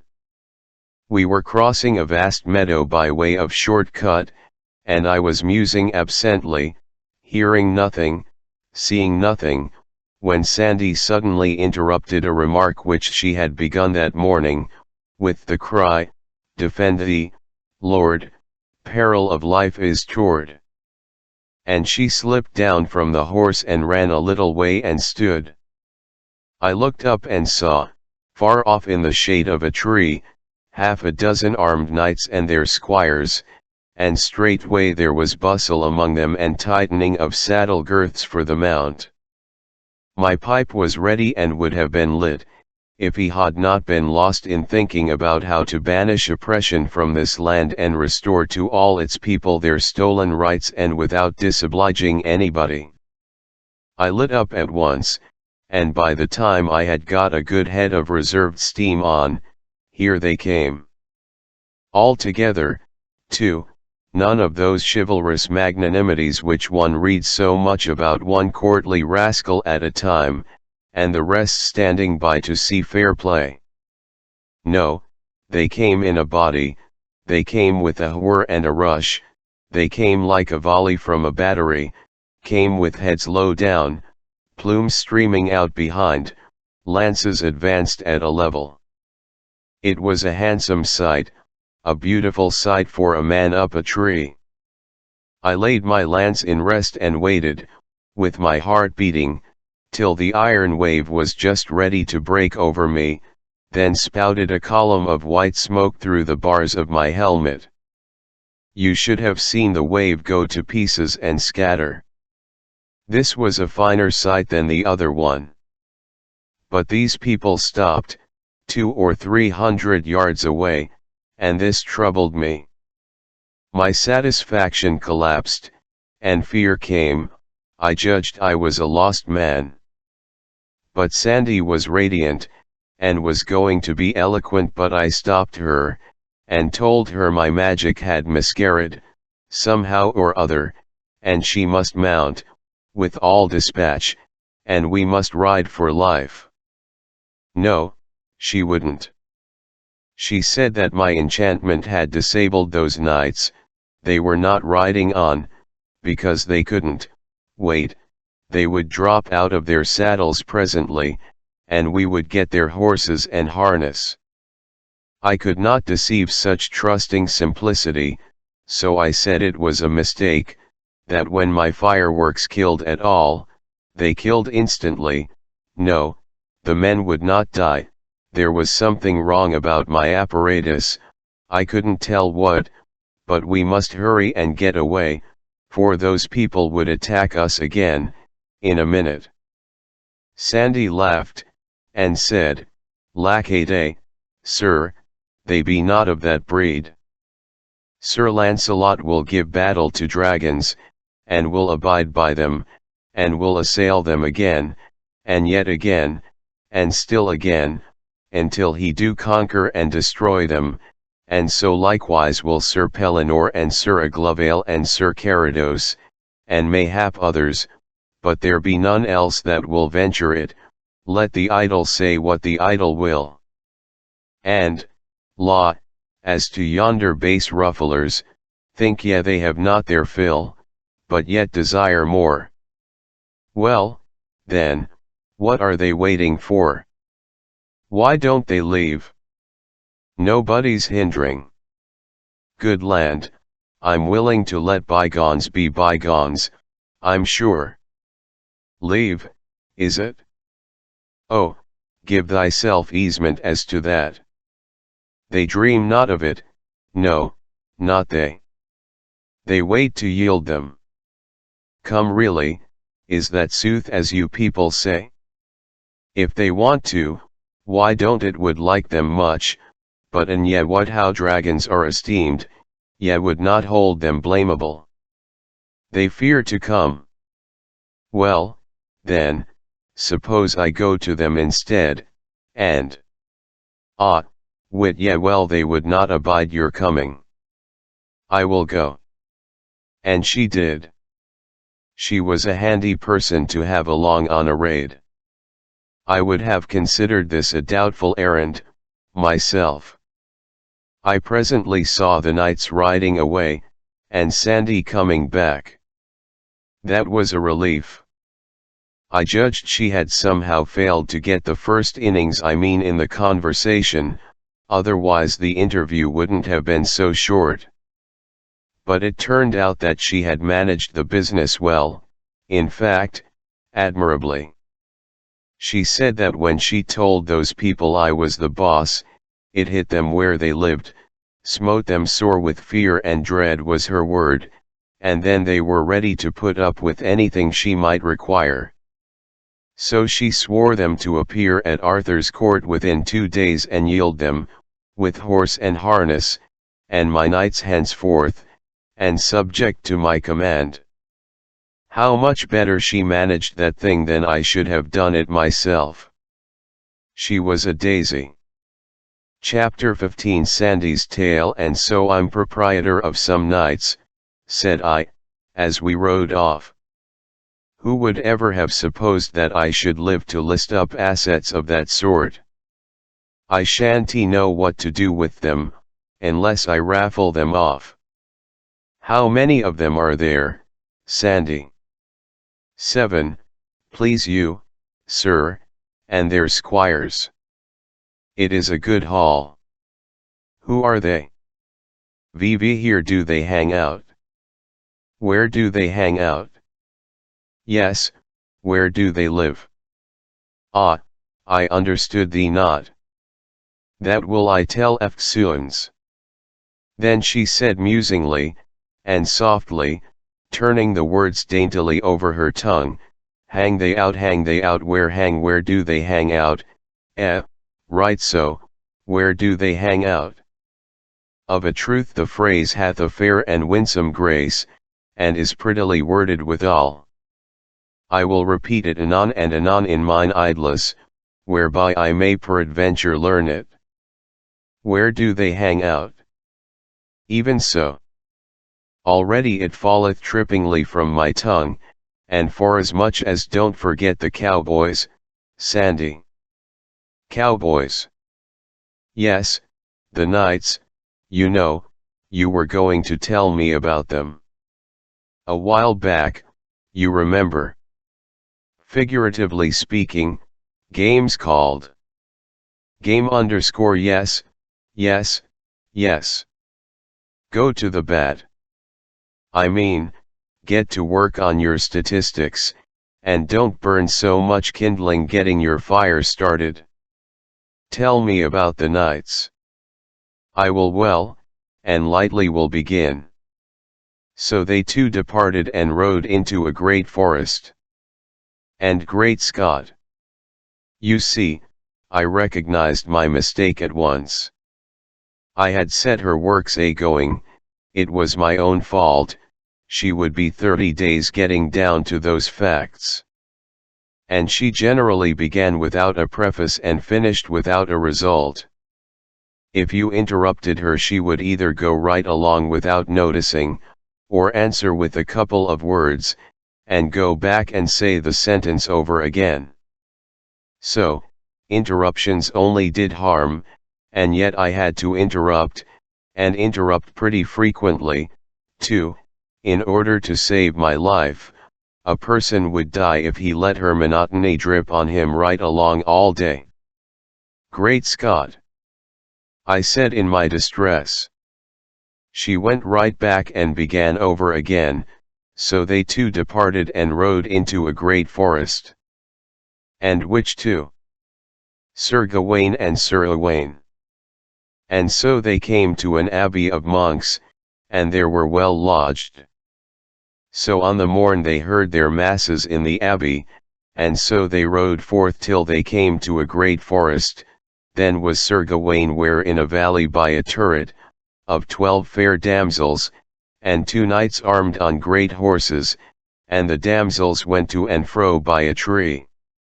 And then was Sir Gawain ware how there hung a white shield on that tree, and ever as the damsels came by it they spit upon it, and some threw mire upon the shield. Now, if I hadn't seen the like myself in this country, Sandy, I wouldn't believe it. But we seen it, and I can just see those creatures now, parading before that shield and acting like that. The women here do certainly act like all possessed.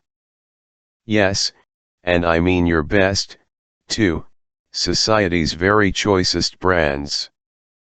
The humblest hello girl along 10,000 miles of wire could teach gentleness, patience, modesty, manners, to the highest duchess in Arthur's land.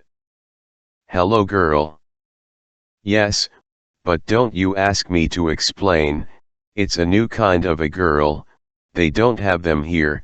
One often speaks sharply to them when they are not the least in fault, and he can't get over feeling sorry for it and ashamed of himself in 1300 years, it's such shabby mean conduct and so unprovoked. The fact is, no gentleman ever does it, though I myself, if I've got to confess peradventure she never mind her, I tell you I couldn't ever explain her so you would understand. Even so be it, sith ye are so minded. Then Sir Gawain and Sir Owain went and saluted them, and asked them why they did that despite to the shield. Sirs, said the damsels, we shall tell you.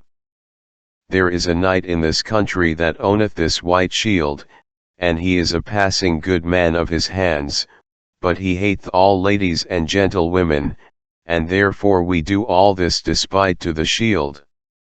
I will say you, said Sir Gawain, it beseemeth evil a good knight to despise all ladies and gentlewomen, and peradventure though he hate you he hath some cause, and peradventure he loveth in some other places ladies and gentlewomen, and to be loved again, and he such a man of prowess as yes speak of man of prowess, yes, that is the man to please them, Sandy.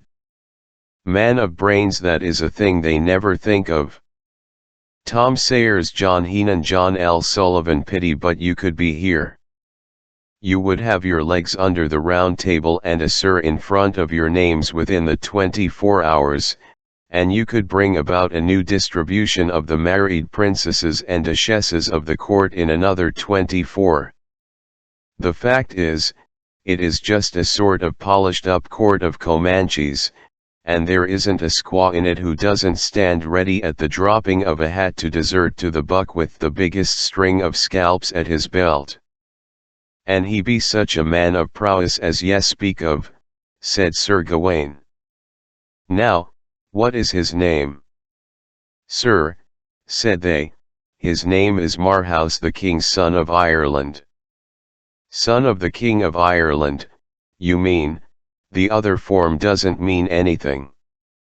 And look out and hold on tight, now, we must jump this gully. There, we are all right now. This horse belongs in the circus, he is born before his time. I know him well, said Sir Owain, he is a passing good knight as any is on live. On live.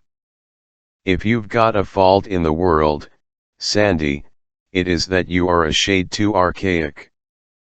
But it isn't any matter. For I saw him once proved at a justs where many knights were gathered, and that time there might no man withstand him. Ah, Said Sir Gawain, damsels, methinks ye are to blame, for it is to suppose he that hung that shield there will not be long therefrom, and then may those knights match him on horseback, and that is more your worship than thus, for I will abide no longer to see a knight's shield dishonoured.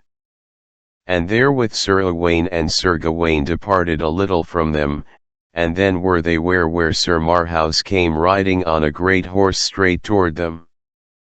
And when the 12 damsels saw Sir Marhaus they fled into the turret as they were wild, so that some of them fell by the way. Then the one of the knights of the tower dressed his shield, and said on high, Sir Marhaus defend thee.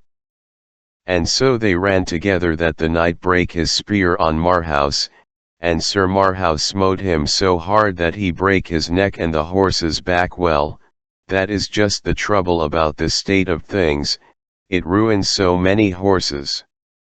That saw the other knight of the turret, and dressed him toward Marhaus, and they went so eagerly together, that the knight of the turret was soon smitten down, horse and man, stark dead, another horse gone. I tell you it is a custom that ought to be broken up. I don't see how people with any feeling can applaud and support it. So these two knights came together with great random. I saw that I had been asleep and missed a chapter, but I didn't say anything. I judged that the Irish knight was in trouble with the visitors by this time, and this turned out to be the case. That Sir Owain smote Sir Marhaus that his spear brast in pieces on the shield, and Sir Marhaus smote him so sore that horse and man he bare to the earth, and hurt Sir Owain on the left side. The truth is, Alice, and these archaics are a little too simple, the vocabulary is too limited, and so, by consequence, descriptions suffer in the matter of variety. They run too much to level Saharas of fact, and not enough to picturesque detail. This throws about them a certain air of the monotonous. In fact, the fights are all alike. A couple of people come together with great random. Random is a good word, and so is exegesis, for that matter, and so is holocaust, and defalcation, and usufruct, and 100 others, but land.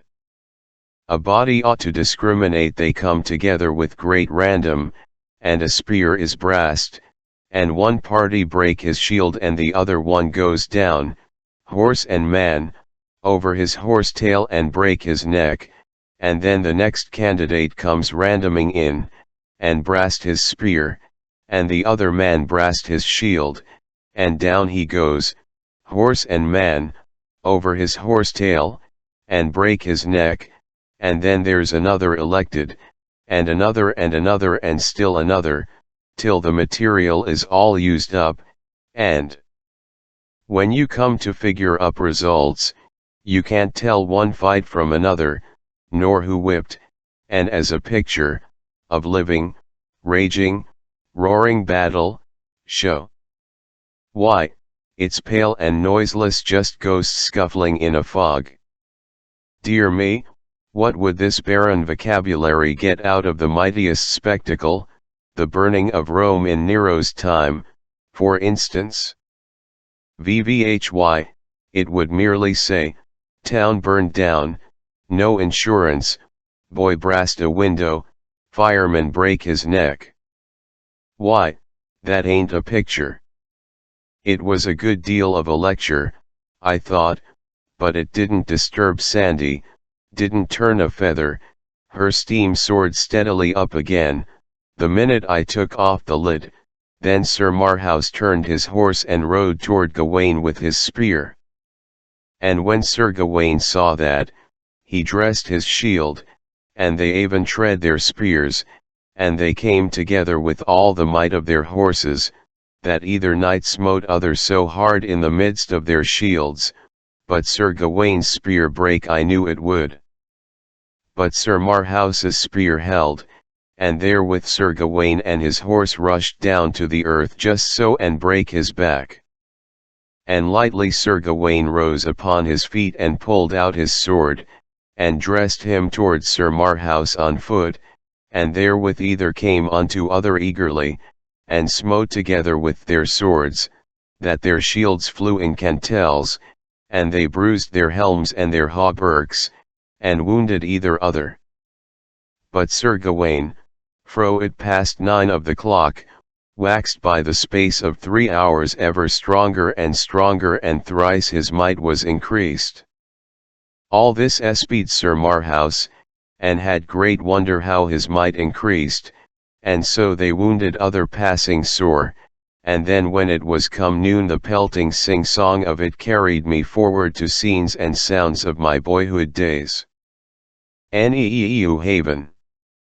10 minutes for refreshments. Conductor'll strike the gong bell 2 minutes before train leaves. Passengers for the shoreline, please take seats in the rear car.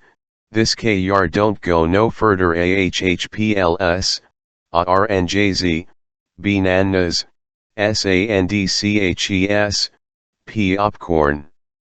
And waxed past noon and drew toward evensong.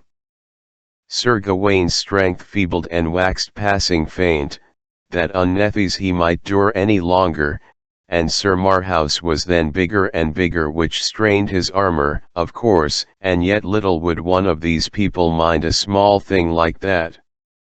And so, Sir Knight, said Sir Marhaus, I have well felt that ye are a passing gawk one knight, and a marvellous man of might as ever I felt any, while it lasteth, and our quarrels are not great, and therefore it were a pity to do you hurt, for I feel you are passing feeble. Ah, said Sir Gawain, gentle knight, yes, say the word that I should say. And therewith they took off their helms and either kissed other, and there they swore together either to love other as brethren. But I lost the thread there, and dozed off to slumber, thinking about what a pity it was that men with such superb strength enabling them to stand up cased in cruelly burdensome iron and drenched with perspiration, and hack and batter and bang each other for 6 hours on a stretch, should not have been born at a time when they could put it to some useful purpose. Take a jackass, for instance. A jackass has that kind of strength, and puts it to a useful purpose, and is valuable to this world because he is a jackass, but a nobleman is not valuable because he is a jackass. It is a mixture that is always ineffectual, and should never have been attempted in the first place. And yet, once you start a mistake, the trouble is done and you never know what is going to come of it. When I came to myself again and began to listen, I perceived that I had lost another chapter, and that Alice had wandered a long way off with her people. And so they rode and came into a deep valley full of stones, and thereby they saw a fair stream of water. Above thereby was the head of the stream, a fair fountain, and 3 damsels sitting thereby. In this country, said Sir Marhaus, came never knight since it was christened, but he found strange adventures. This is not good form. Alice and Sir Marhaus, the king's son of Ireland, talks like all the rest. You ought to give him a brogue, or at least a characteristic expletive. By this means one would recognize him as soon as he spoke, without his ever being named. It is a common literary device with the great authors. You should make him say, in this country, be Jabers, came never knight since it was christened, but he found strange adventures, be Jabers. You see how much better that sounds. Came never knight but he found strange adventures, Jabers. Of a truth it doth indeed, fair lord, 'tis passing hard to say, though peradventure that will not tarry but better speed with usage. And then they rode to the damsels, and either saluted other, and the eldest had a garland of gold about her head, and she was 80 winter of age or more. The damsel was even so, dear lord, and her hair was white under the garland's celluloid teeth, $9 a set, as like as not the loose-fit kind, that go up and down like a portcullis when you eat, and fall out when you laugh. The second damsel was of 30 winter of age, with a circlet of gold about her head. The third damsel was but 15 year of age. Billows of thought came rolling over my soul, and the voice faded out of my hearing.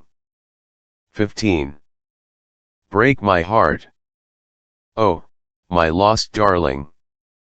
Just her age, who was so gentle and lovely and all the world to me, and whom I shall never see again.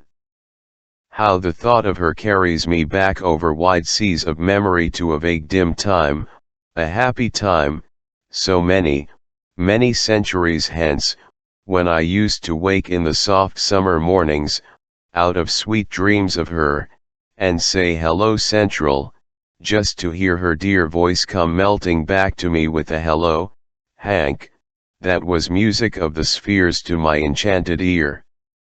She got $3 a week, but she was worth it. I could not follow Alisanda's further explanation of who our captured knights were, now I mean in case she should ever get to explaining who they were. My interest was gone, my thoughts were far away, and sad.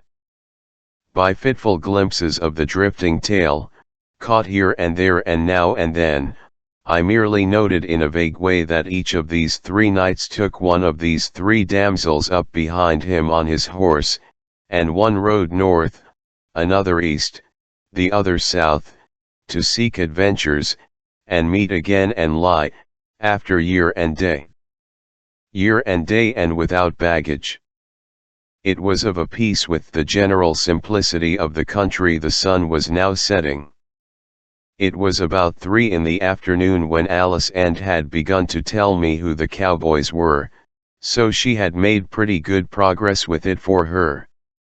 She would arrive some time or other, no doubt, but she was not a person who could be hurried. We were approaching a castle which stood on high ground, a huge, strong, venerable structure, whose great towers and battlements were charmingly draped with ivy, and whose whole majestic mass was drenched with splendors flung from the sinking sun. It was the largest castle we had seen, and so I thought it might be the one we were after, but Sandy said no. She did not know who owned it.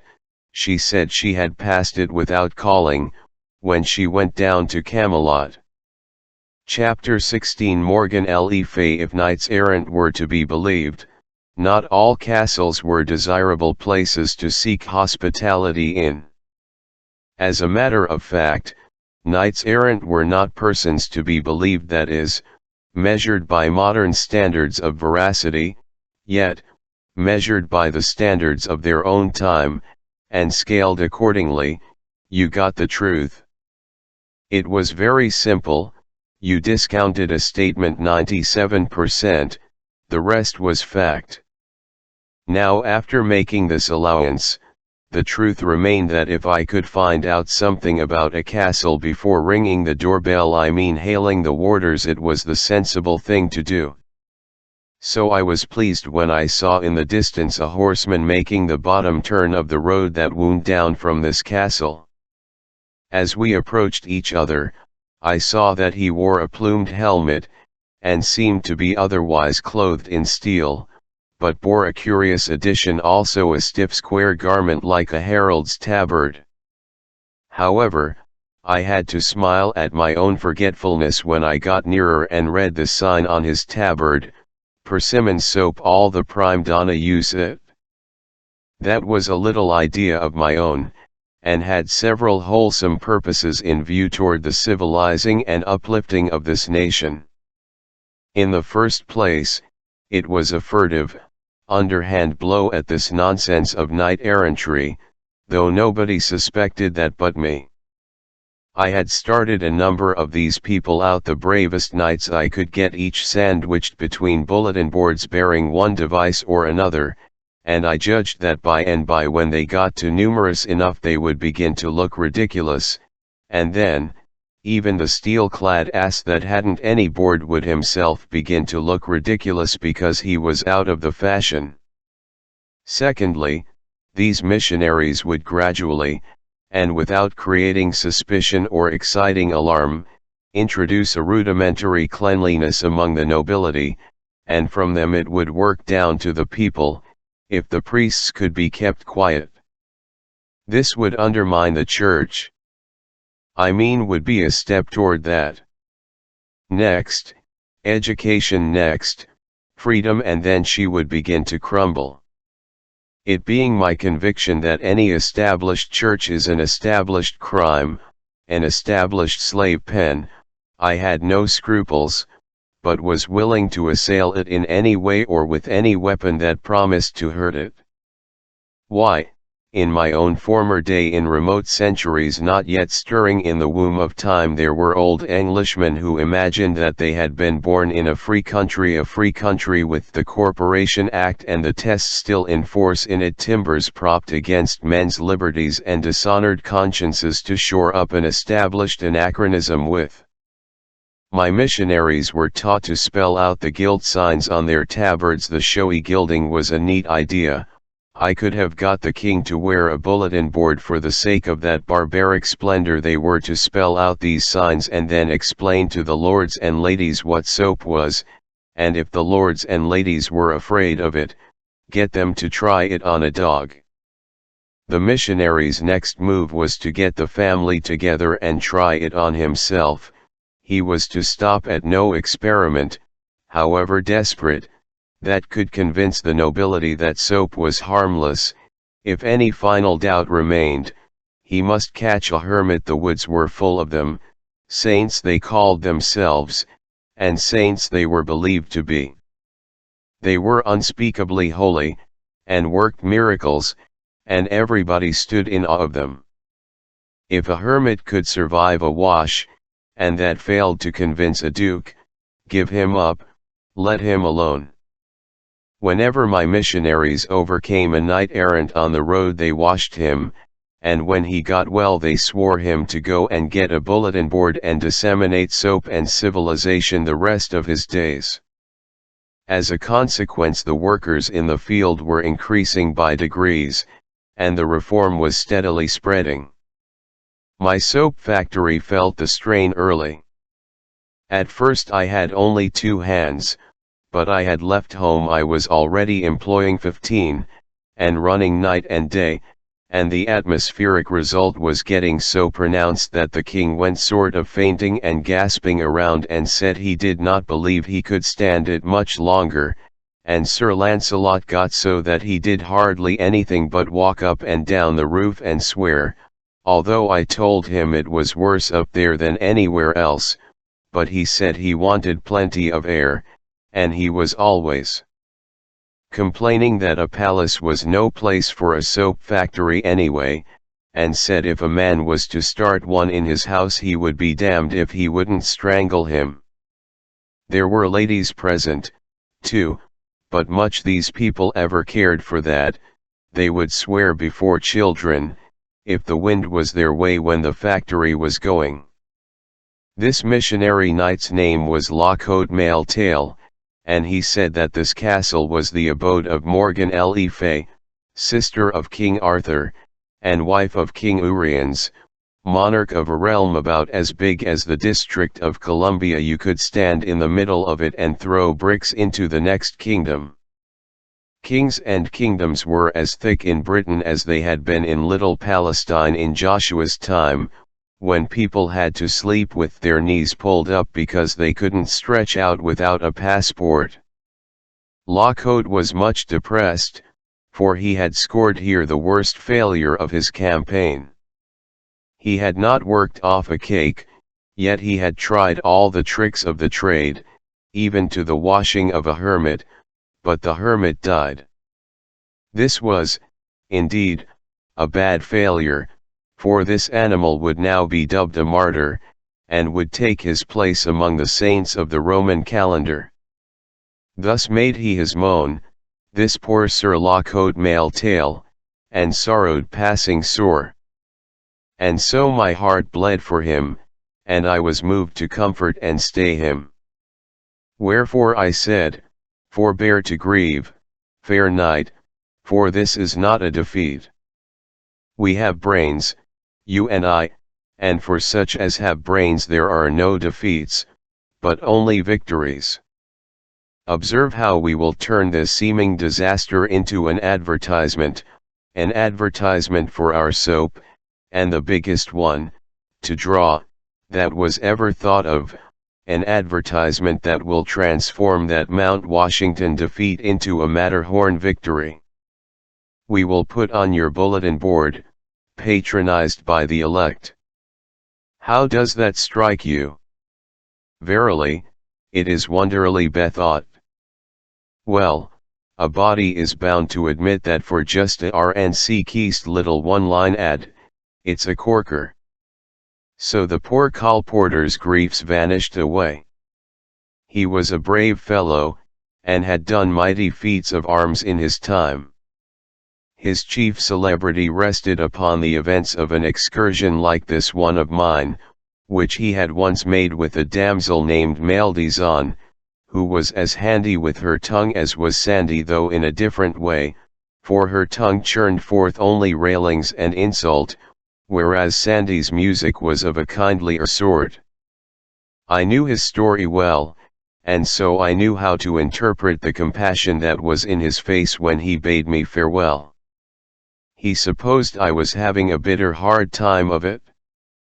Sandy and I discussed his story, as we rode along, and she said that Lockcoat's bad luck had begun with the very beginning of that trip, for the king's fool had overthrown him on the first day, and in such cases it was customary for the girl to desert to the conqueror, but Maldaison didn't do it, and also persisted afterward in sticking to him, after all his defeats. But, said I, suppose the victor should decline to accept his spoil?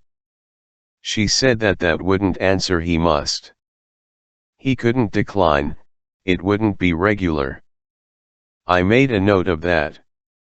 If Sandy's music got to be too burdensome, sometime, I would let a knight defeat me, on the chance that she would desert to him. In due time we were challenged by the warders, from the castle walls, and after a parley admitted. I have nothing pleasant to tell about that visit.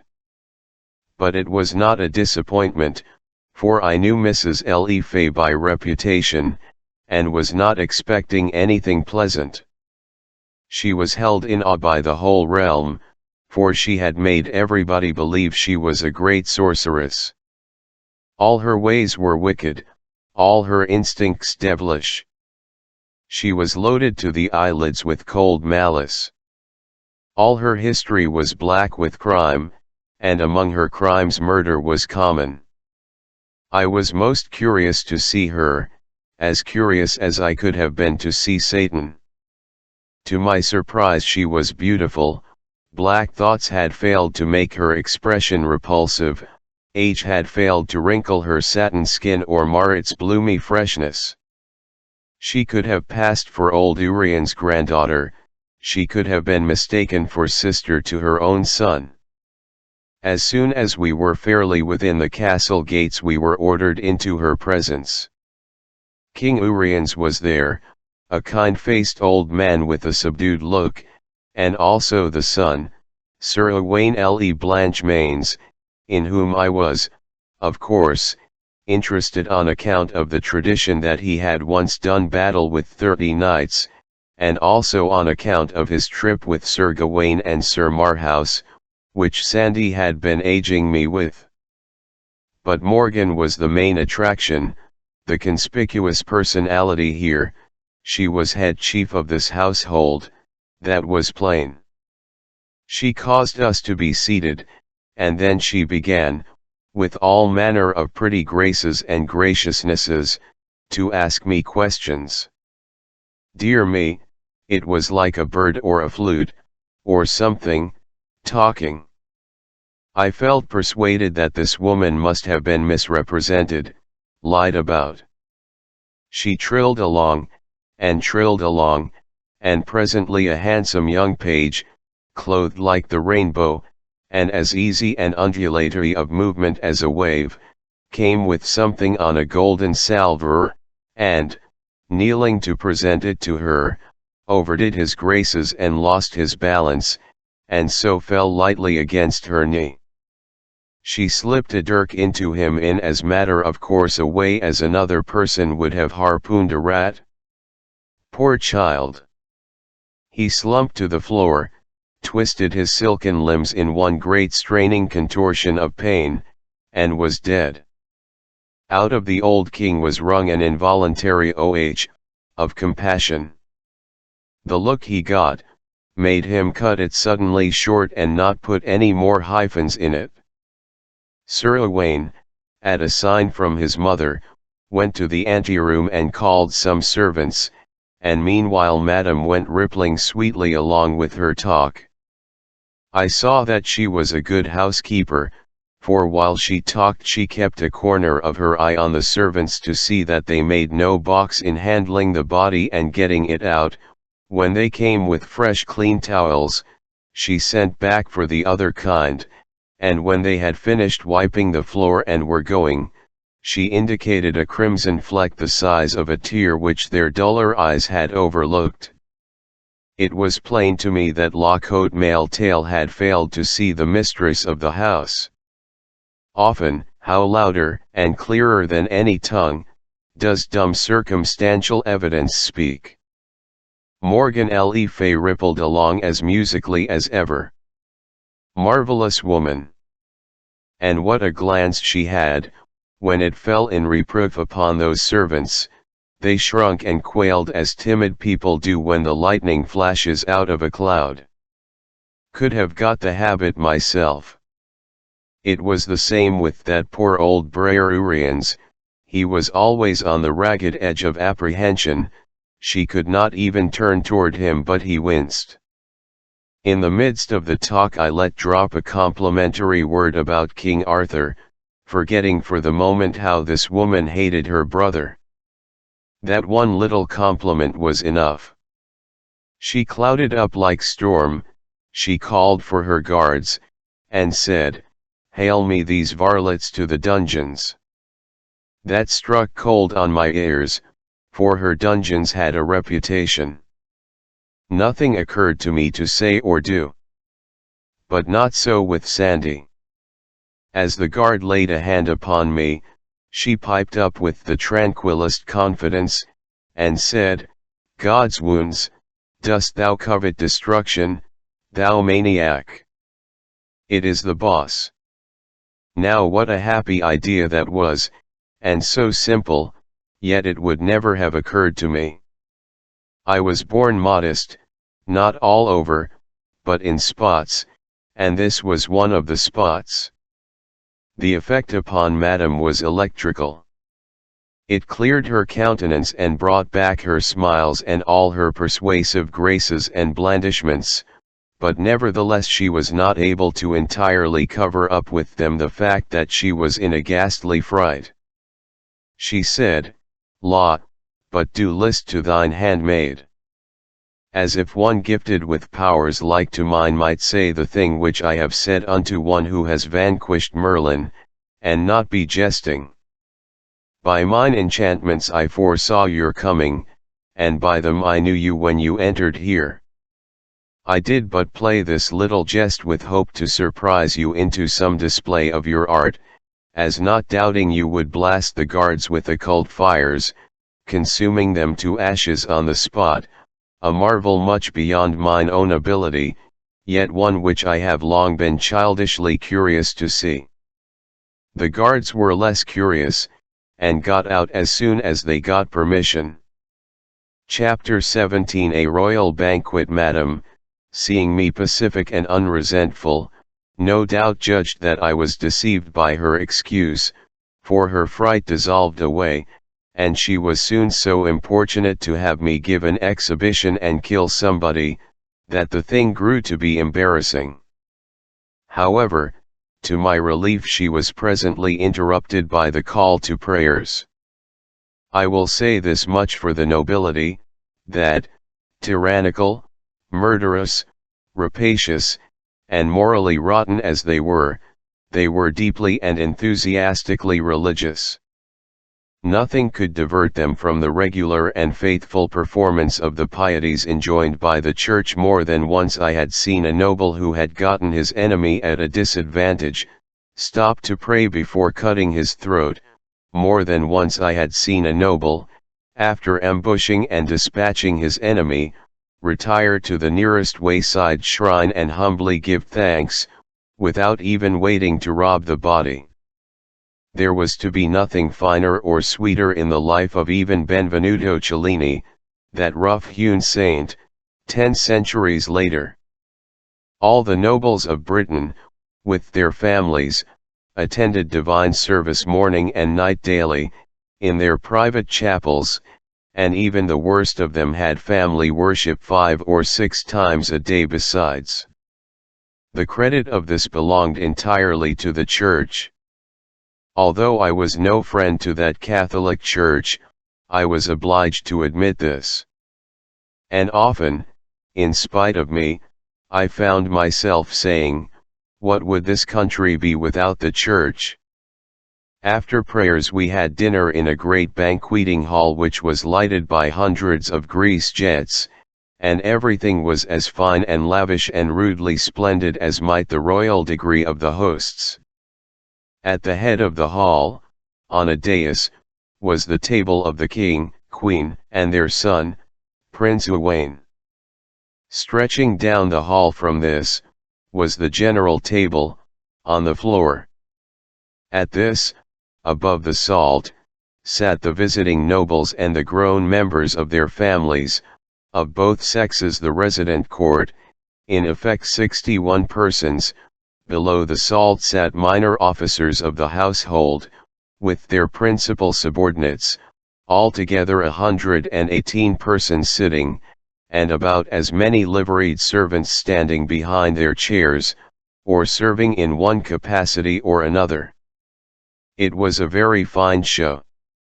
In a gallery a band with cymbals, horns, harps, and other horrors, opened the proceedings with what seemed to be the crude first draft or original agony of the wail known to later centuries as "In the Sweet By and By." It was new, and ought to have been rehearsed a little more. For some reason or other the Queen had the composer hanged, after dinner. After this music, the priest who stood behind the royal table said a noble long grace in ostensible Latin.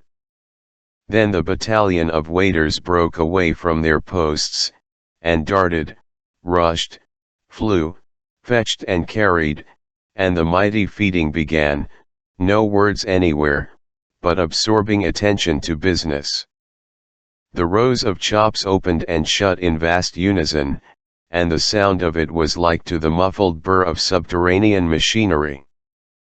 The havoc continued an hour and a half, and unimaginable was the destruction of substantials. Of the chief feature of the feast, the huge wild boar that lay stretched out so portly and imposing at the start, nothing was left but the semblance of a hoop skirt, and he was but the type and symbol of what had happened to all the other dishes. With the pastries and so on, the heavy drinking began and the talk.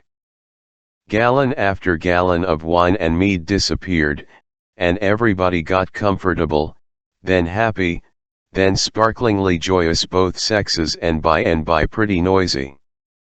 Men told anecdotes that were terrific to hear, but nobody blushed, and when the nub was sprung, the assemblage let go with a hoarse laugh that shook the fortress. Ladies answered back with historiettes that would almost have made Queen Margaret of Navarre or even the great Elizabeth of England hide behind a handkerchief, but nobody hid here, but only laughed, howled, you may say. In pretty much all of these dreadful stories, ecclesiastics were the hardy heroes, but that didn't worry the chaplain any. He had his laugh with the rest. More than that, upon invitation he roared out a song which was of as daring a sort as any that was sung that night. By midnight everybody was fagged out, and sore with laughing, and, as a rule, drunk, some weepingly, some affectionately, some hilariously, some quarrelsomely, some dead and under the table. Of the ladies, the worst spectacle was a lovely young duchess, whose wedding eve this was, and indeed she was a spectacle, sure enough.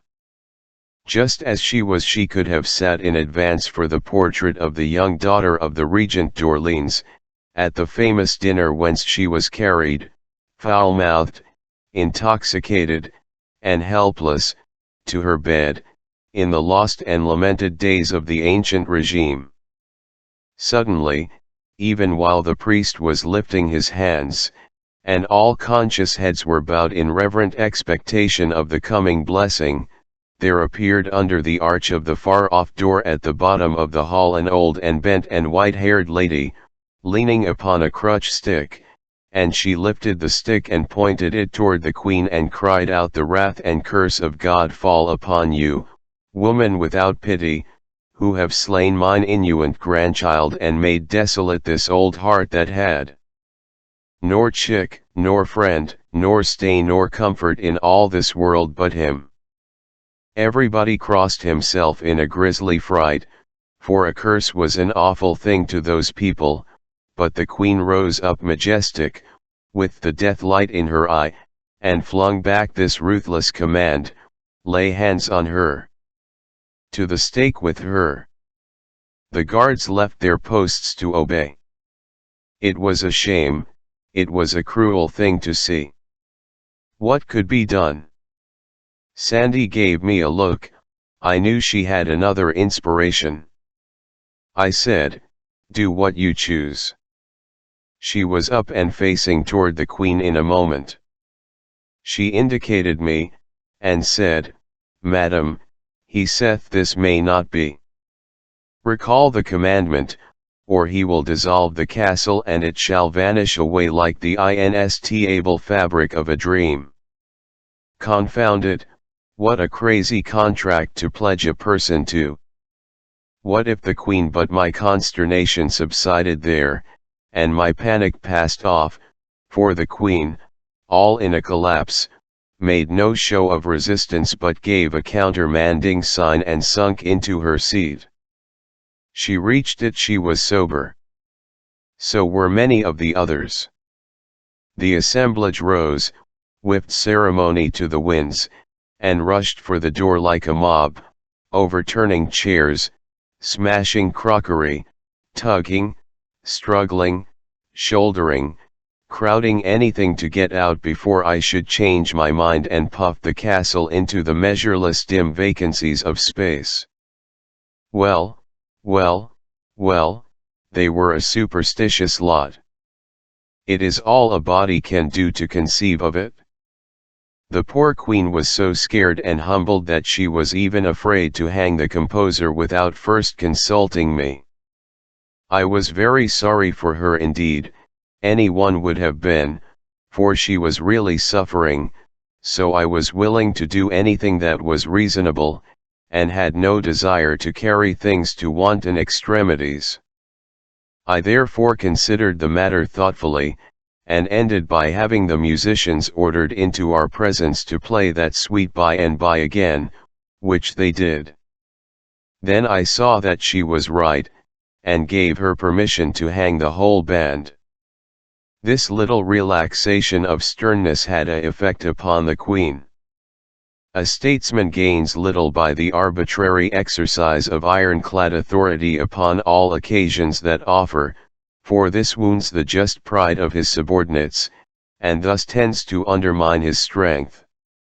A little concession, now and then, where it can do no harm, is the wiser policy. Now that the queen was at ease in her mind once more, and measurably happy, her wine naturally began to assert itself again, and it got a little the start of her. It set her music going, her silver bell of a tongue. Dear me, she was a master talker. It would not become me to suggest that it was pretty late and that I was a tired man and very sleepy. I wished I had gone off to bed when I had the chance. Now I must stick it out, there was no other way. So she tinkled along and along, in the otherwise profound and ghostly hush of the sleeping castle, until by and by there came, as if from deep down under us, a far-away sound, as of a muffled shriek with an expression of agony about it that made my flesh crawl. The queen stopped, and her eyes lighted with pleasure. She tilted her graceful head as a bird does when it listens. The sound bored its way up through the stillness again. "What is it?" I said. "It is truly a stubborn soul, and endureth long. It is many hours now." "Endureth what?" "The rack. Come, ye shall see a blithe sight. And he yield not his secret now, ye shall see him torn asunder." What a silky smooth hellion she was, and so composed and serene, when the cords all down my legs were hurting in sympathy with that man's pain. Conducted by mailed guards bearing flaring torches, we tramped along echoing corridors, and down stone stairways dank and dripping, and smelling of mold and ages of imprisoned night, a chill, uncanny journey, and a long one, and not made the shorter or the cheerier by the sorceress's talk, which was about this sufferer and his crime. He had been accused by an anonymous informer, of having killed a stag in the royal preserves. I said, "Anonymous testimony isn't just the right thing, Your Highness. It were fairer to confront the accused with the accuser." I had not thought of that, it being but of small consequence. But an I could not, for that the accuser came masked by night, and told the forester, and straightway got him hence again, and so the forester knowed him not. Then is this unknown the only person who saw the stag killed? Marry, no man saw the killing, but this unknown saw this hardy wretch near to the spot where the stag lay, and came with right loyal zeal and betrayed him to the forester. So the unknown was near the dead stag, too. Isn't it just possible that he did the killing himself? His loyal zeal in a mask looks just a shade suspicious.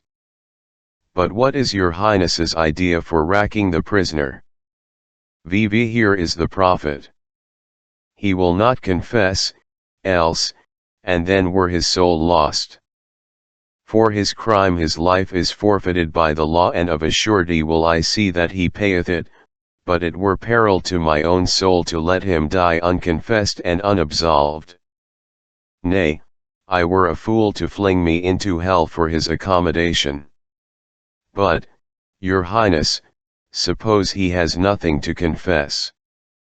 As to that, we shall see, anon. An I rack him to death and he confess not, it will peradventure show that he had indeed naught to confess, yet will grant that that is sooth. Then shall I not be damned for an unconfessed man that had naught to confess, wherefore, I shall be safe. It was the stubborn unreasoning of the time. It was useless to argue with her. Arguments have no chance against petrified training, they wear it as little as the waves wear a cliff. And her training was everybody's. The brightest intellect in the land would not have been able to see that her position was defective.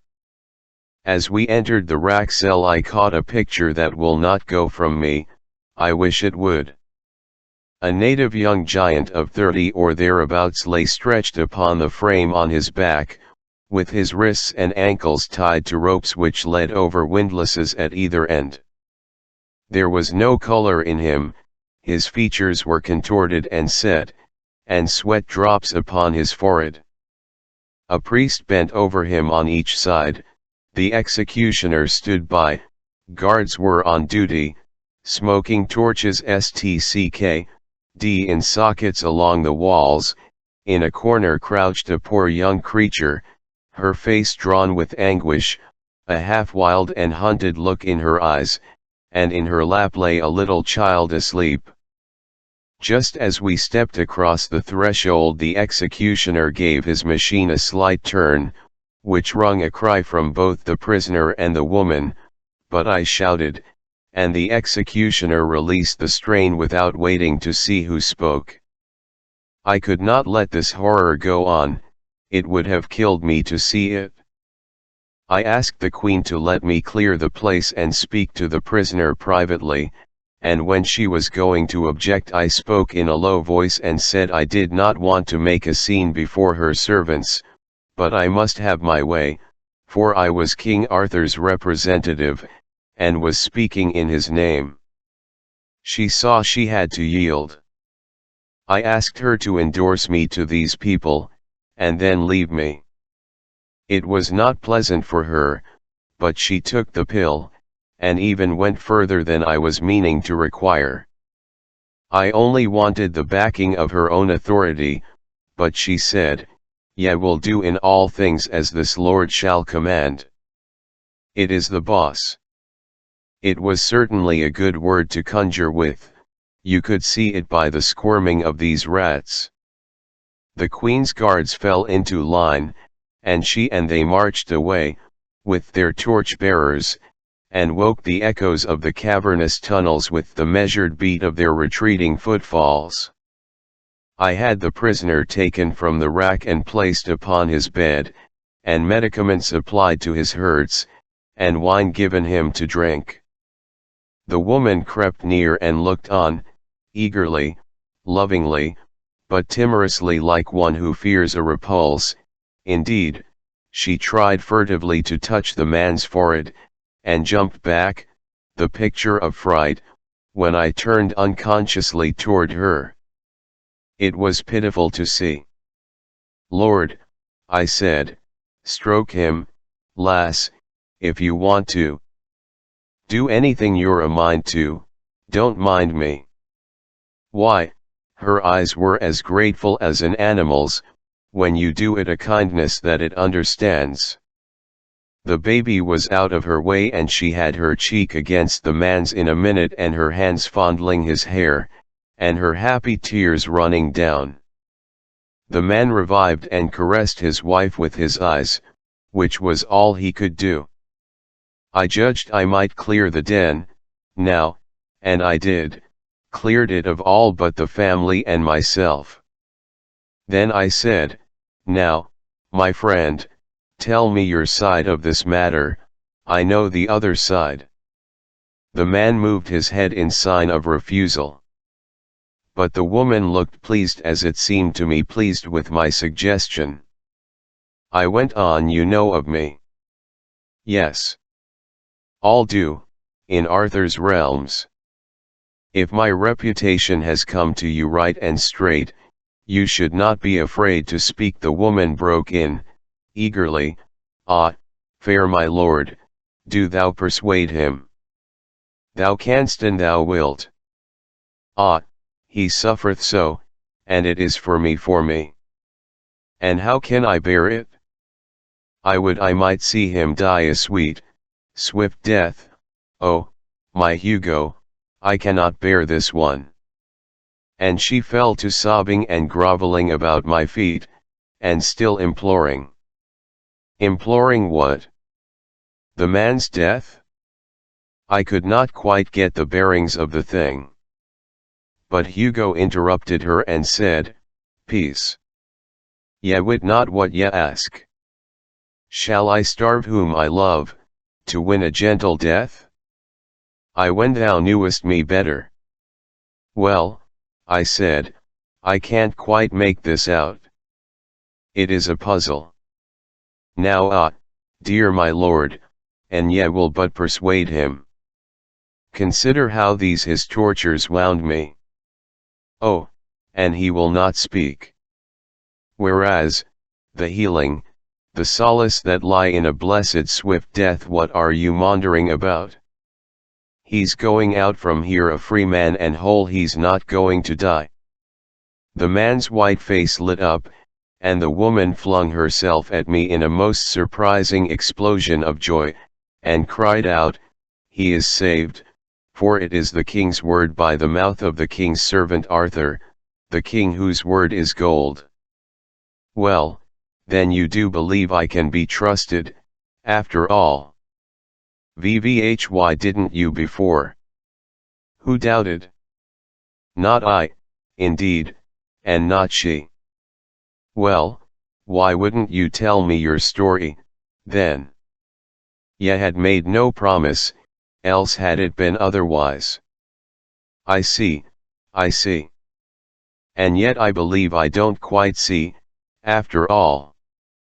You stood the torture and refused to confess, which shows plain enough to even the dullest understanding that you had nothing to confess. My lord? How so? It was I that killed the deer. You did? Oh, dear, this is the most mixed up business that ever. Dear lord, I begged him on my knees to confess, but you did. It gets thicker and thicker. What did you want him to do that for? Sith it would bring him a quick death and save him all this cruel pain. Well, yes, there is reason in that. But he didn't want the quick death. He? Why, of a surety he did. Well, then, why in the world didn't he confess? Ah, sweet sir, and leave my wife and chick without bread and shelter.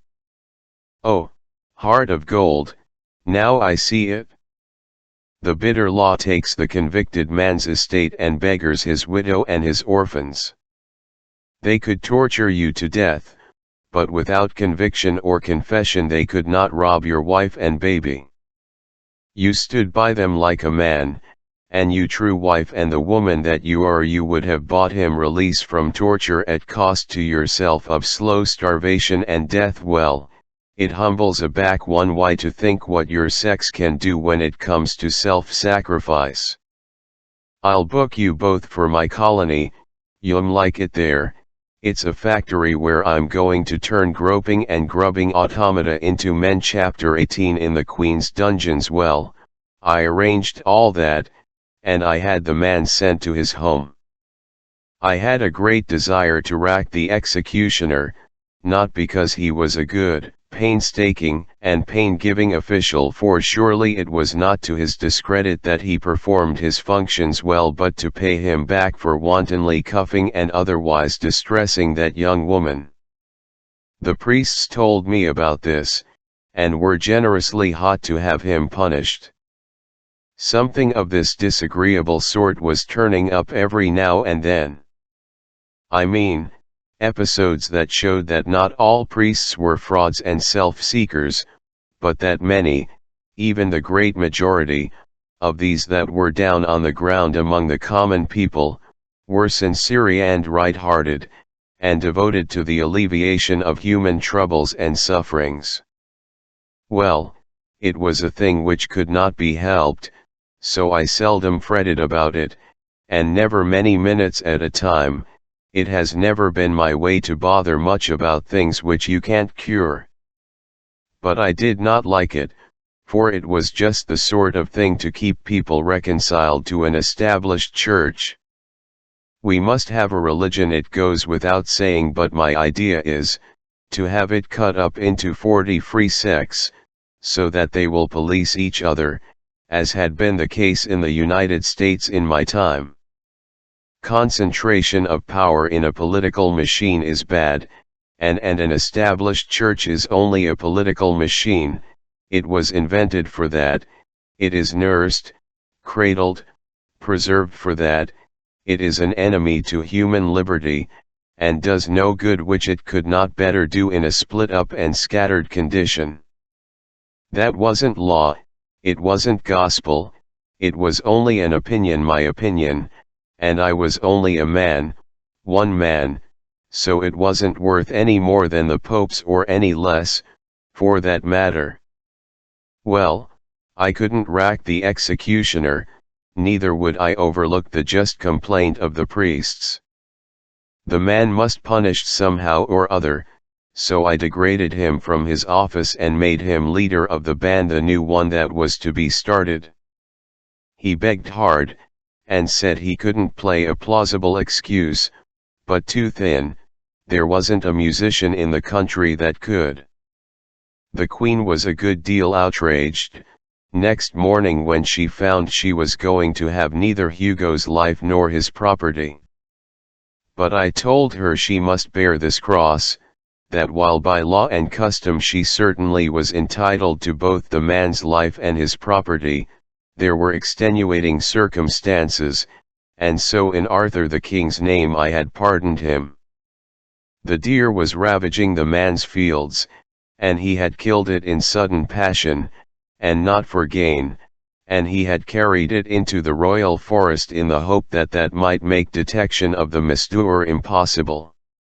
Confound her, I couldn't make her see that sudden passion is an extenuating circumstance in the killing of venison or of a person, so I gave it up and let her sulk it out. I did think I was going to make her see it by remarking that her own sudden passion in the case of the page modified that CNME. Crime, she exclaimed. How thou talkest! Crime, forsooth! Man, I am going to pay for him. Oh, it was no use to waste sense on her. Training is everything, training is all there is to a person. We speak of nature, it is folly, there is no such thing as nature, what we call by that misleading name is merely heredity and training. We have no thoughts of our own, no opinions of our own, they are transmitted to us, trained into us. All that is original in us, and therefore fairly creditable or discreditable to us, can be covered up and hidden by the point of a cambric needle, all the rest being atoms contributed by, and inherited from, a procession of ancestors that stretches back a billion years to the atom clam or grasshopper or monkey from whom our race has been so tediously and ostentatiously and unprofitably developed. And as for me, all that I think about in this plodding sad pilgrimage, this pathetic drift between the eternities, is to look out and humbly live a pure and high and blameless life, and save that one microscopic atom in me that is truly me, the rest may land in Sheol and welcome for all I care. No, confound her, her intellect was good, she had brains enough, but her training made her an ass, that is, from a many centuries later point of view.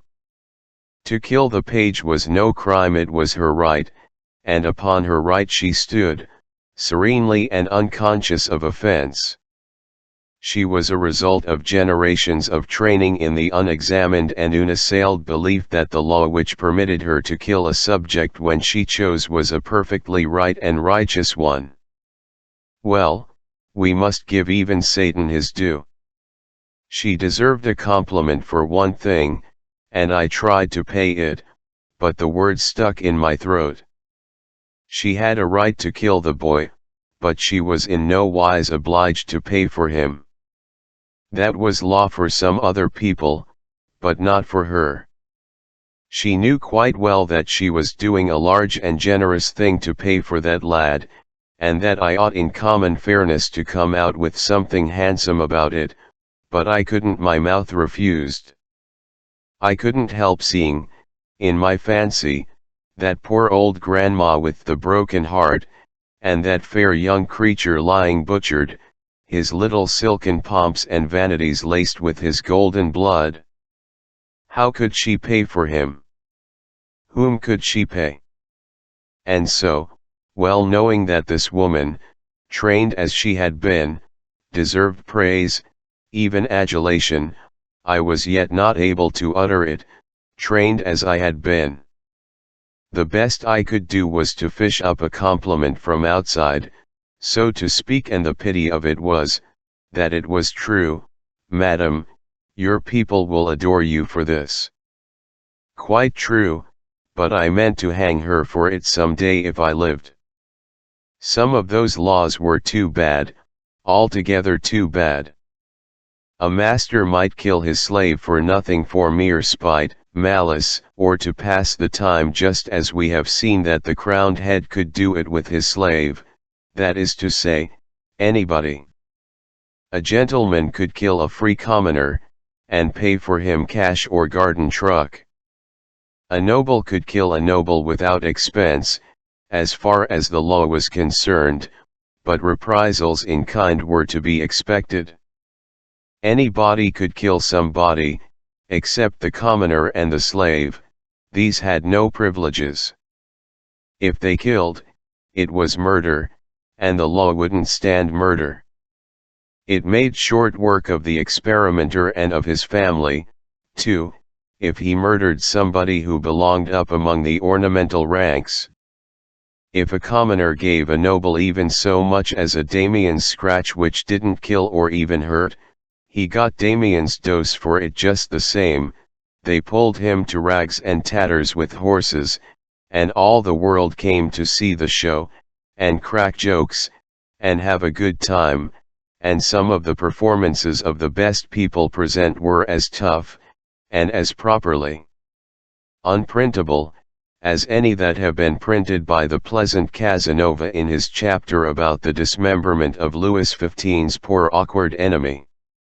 I had had enough of this grisly place by this time, and wanted to leave, but I couldn't, because I had something on my mind that my conscience kept prodding me about, and wouldn't let me forget. If I had the remaking of man, he wouldn't have any conscience. It is one of the most disagreeable things connected with a person, and although it certainly does a great deal of good, it cannot be said to pay. In the long run, it would much better to have less and more comfort. Still, this is only my opinion, and I am only one man. Others, with less experience, may think differently. They have a right to their view. I only stand to this: I have noticed my conscience for many years, and I know it is more trouble and bother to me than anything else I started with. I suppose that in the beginning I prized it, because we prize anything that is ours, and yet how foolish it was to think so. If we look at it in another way, we see how absurd it is. If I had an anvil in me, would I prize it? Of course not. And yet when you come to think, there is no real difference between a conscience and an anvil, I mean for comfort. I have noticed it 1,000 times. And you could dissolve an anvil with acids, when you couldn't stand it any longer, but there isn't any way that you can work off a conscience, at least so it will stay worked off, not that I know of, anyway. There was something I wanted to do before leaving, but it was a disagreeable matter, and I hated to go at it. Well, it bothered me all the morning. I could have mentioned it to the old king, but what would be the use? He was but an extinct volcano. He had been active in his time, but his fire was out, this good while. He was only a stately ash pile now, gentle enough, and kindly enough for my purpose, without doubt, but not usable. He was nothing, this so-called king. The queen was the only power there. And she was a Vesuvius. As a favor, she might consent to warm a flock of sparrows for you, but then she might take that very opportunity to turn herself loose and bury a city. However, I reflected that as often as any other way, when you are expecting the worst, you get something that is not so bad, after all. So I braced up and placed my matter before Her Royal Highness. I said I had been having a general jail delivery at Camelot and among neighboring castles, and with her permission I would like to examine her collection, her bric-a-brac, that is to say, her prisoners. She resisted, but I was expecting that. But she finally consented. I was expecting that, too, but not so soon. That about ended my discomfort. She called her guards and torches, and we went down into the dungeons. These were down under the castle's foundations, and mainly were small cells hollowed out of the living rock. Some of these cells had no light at all. In one of them was a woman, in foul rags, who sat on the ground, and would not answer a question or speak a word, but only looked up at us once or twice, through a cobweb of tangled hair, as if to see what casual thing it might be that was disturbing with sound and light the meaningless dull dream that was become her life. After that, she sat bowed, with her dirt-caked fingers idly interlocked in her lap, and gave no further sign. This poor rack of bones was a woman of middle age, apparently, but only apparently. She had been there 9 years, and was 18 when she entered. She was a commoner, and had been sent here on her bridal night by Sir Breus Sanspite, a neighbouring lord whose vassal her father was, and to which said lord she had refused what has since been called le droit du seigneur, and, moreover, had opposed violence to violence and spilled half a gill of his almost sacred blood. The young husband had interfered at that point, believing the bride's life in danger, and had flung the noble out into the midst of the humble and trembling wedding guests, in the parlor, and left him there astonished at this strange treatment, and implacably embittered against both bride and groom. The said lord, being cramped for dungeon room, had asked the queen to accommodate his 2 criminals, and here in her Bastille they had been ever since. Hither, indeed, they had come before their crime was an hour old, and had never seen each other since. Here they were, kennelled like toads in the same rock. They had passed 9 pitch-dark years within 50 feet of each other, yet neither knew whether the other was alive or not. All the first years, their only question had been asked with beseechings and tears that might have moved stones, in time, perhaps, but hearts are not stones. Is he alive? Is she alive? But they had never got an answer, and at last that question was not asked any more or any other. I wanted to see the man, after hearing all this. He was 34 years old, and looked 60. He sat upon a squared block of stone, with his head bent down, his forearms resting on his knees, his long hair hanging like a fringe before his face, and he was muttering to himself. He raised his chin and looked us slowly over, in a listless dull way, blinking with the distress of the torchlight, then dropped his head and fell to muttering again and took no further notice of us. There were some pathetically suggestive dumb witnesses present. On his wrists and ankles were cicatrices, old smooth scars, and fastened to the stone on which he sat was a chain with monocles and fetters attached, but this apparatus lay idle on the ground, and was thick with rust. Chains cease to be needed after the spirit has gone out of a prisoner. I could not rouse the man, so I said we would take him to her, and see to the bride who was the fairest thing in the earth to him, once roses, pearls, and dew made flesh, for him, a wonder-work, the masterwork of nature, with eyes like no other eyes, and voice like no other voice, and a freshness, and lithe young grace, and beauty, that belonged properly to the creatures of dreams as he thought and to no other. The sight of her would set his stagnant blood leaping, the sight of her, but it was a disappointment. They sat together on the ground and looked dimly wondering into each other's faces a while, with a sort of weak animal curiosity, then forgot each other's presence, and dropped their eyes, and you saw that they were away again and wandering in some far land of dreams and shadows that we know nothing about. I had them taken out and sent to their friends. The Queen did not like it much. Not that she felt any personal interest in the matter, but she thought it disrespectful to Sir Brieux sans Pite. However, I assured her that if he found he couldn't stand it I would fix him so that he could. I set 47 prisoners loose out of those awful rat holes, and left only one in captivity.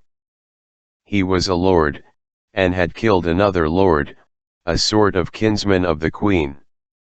That other lord had ambushed him to assassinate him, but this fellow had got the best of him and cut his throat.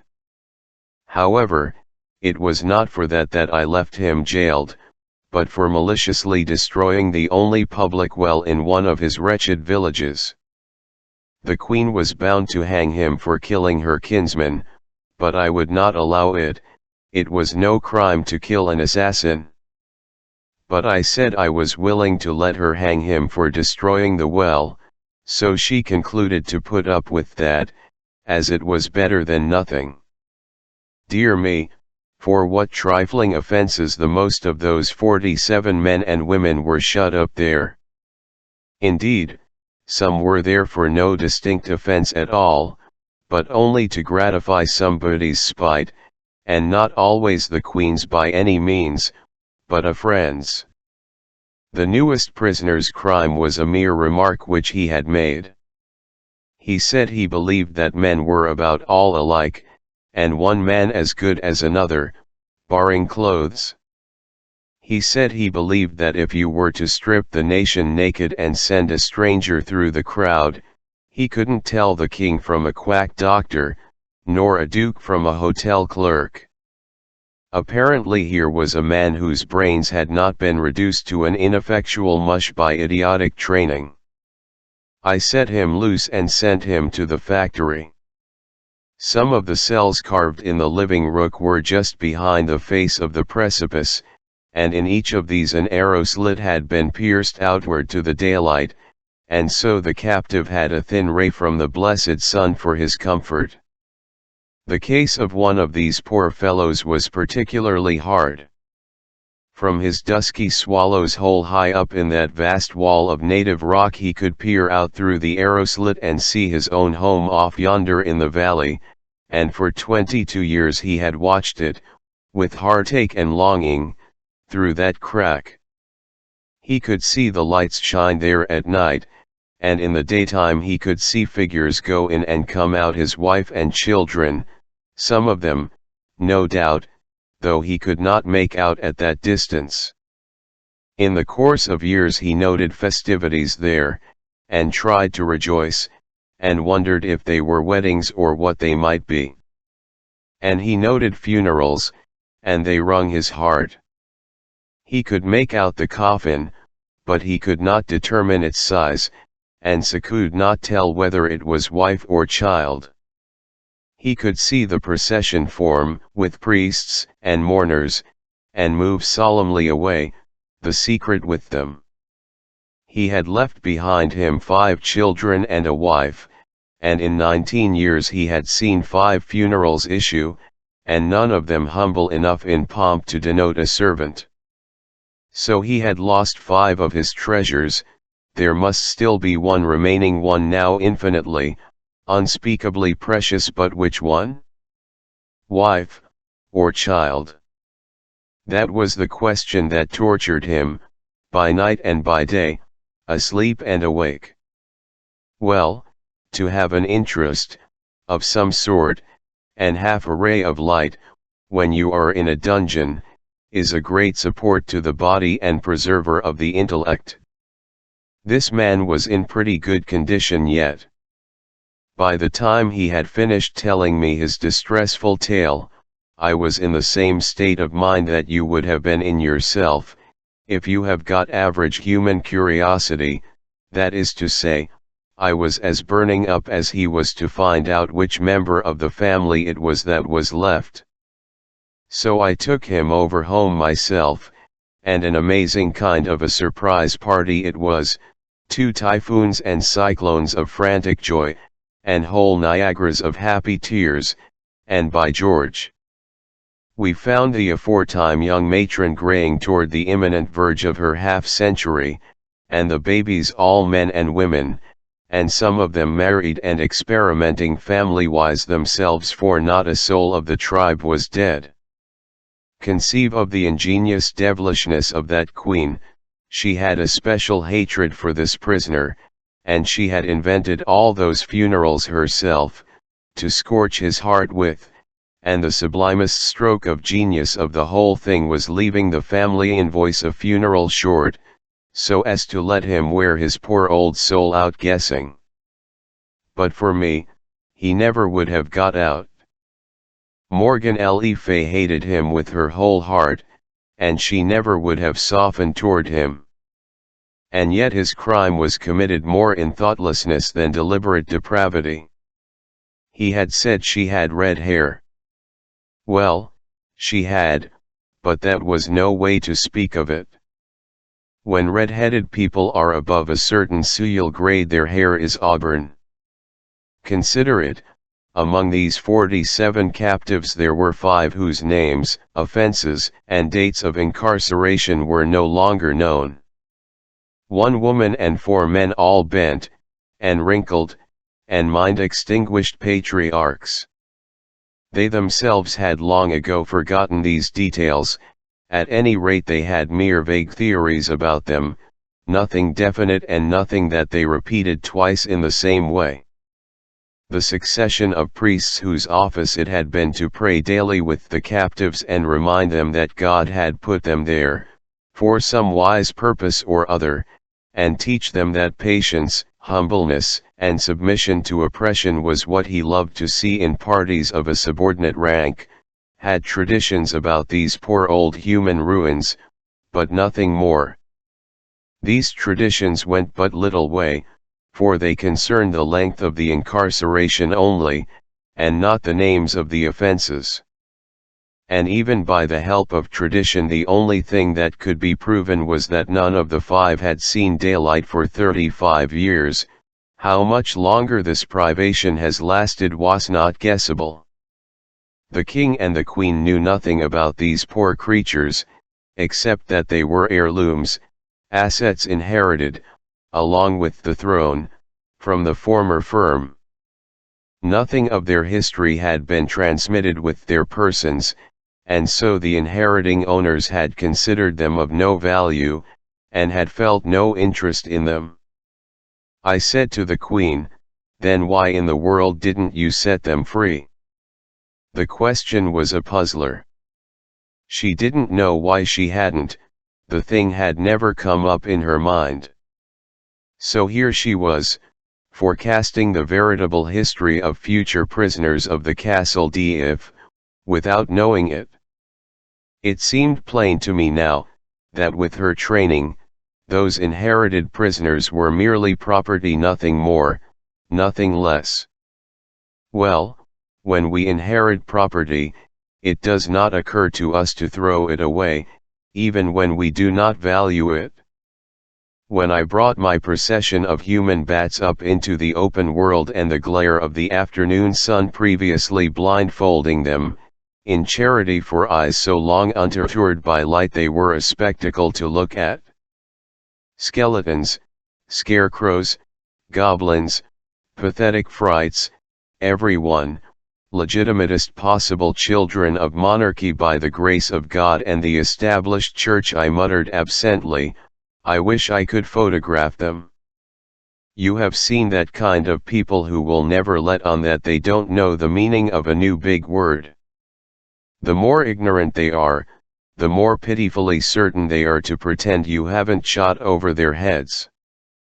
The Queen was just one of that sort, and was always making the stupidest blunders by reason of it. She hesitated a moment, then her face brightened up with sudden comprehension, and she said she would do it for me. I thought to myself, she? Why, what can she know about photography? But it was a poor time to be thinking. When I looked around, she was moving on the procession with an axe. Well, she certainly was a curious one, was Morgan Le Fay. I have seen a good many kinds of women in my time, but she laid over them all for variety. And how sharply characteristic of her this episode was. She had no more idea than a horse of how to photograph a procession, but being in doubt, it was just like her to try to do it with an axe. Chapter 19. Night errantry. As a trade, Sandy and I were on the road again, next morning, bright and early. It was so gok K1 to open up one's lungs and take in whole luscious barrels full of the blessed God's untainted, dew-fashioned, woodland-scented air once more, after suffocating body and mind for 2 days and nights in the moral and physical stenches of that intolerable old buzzard roost.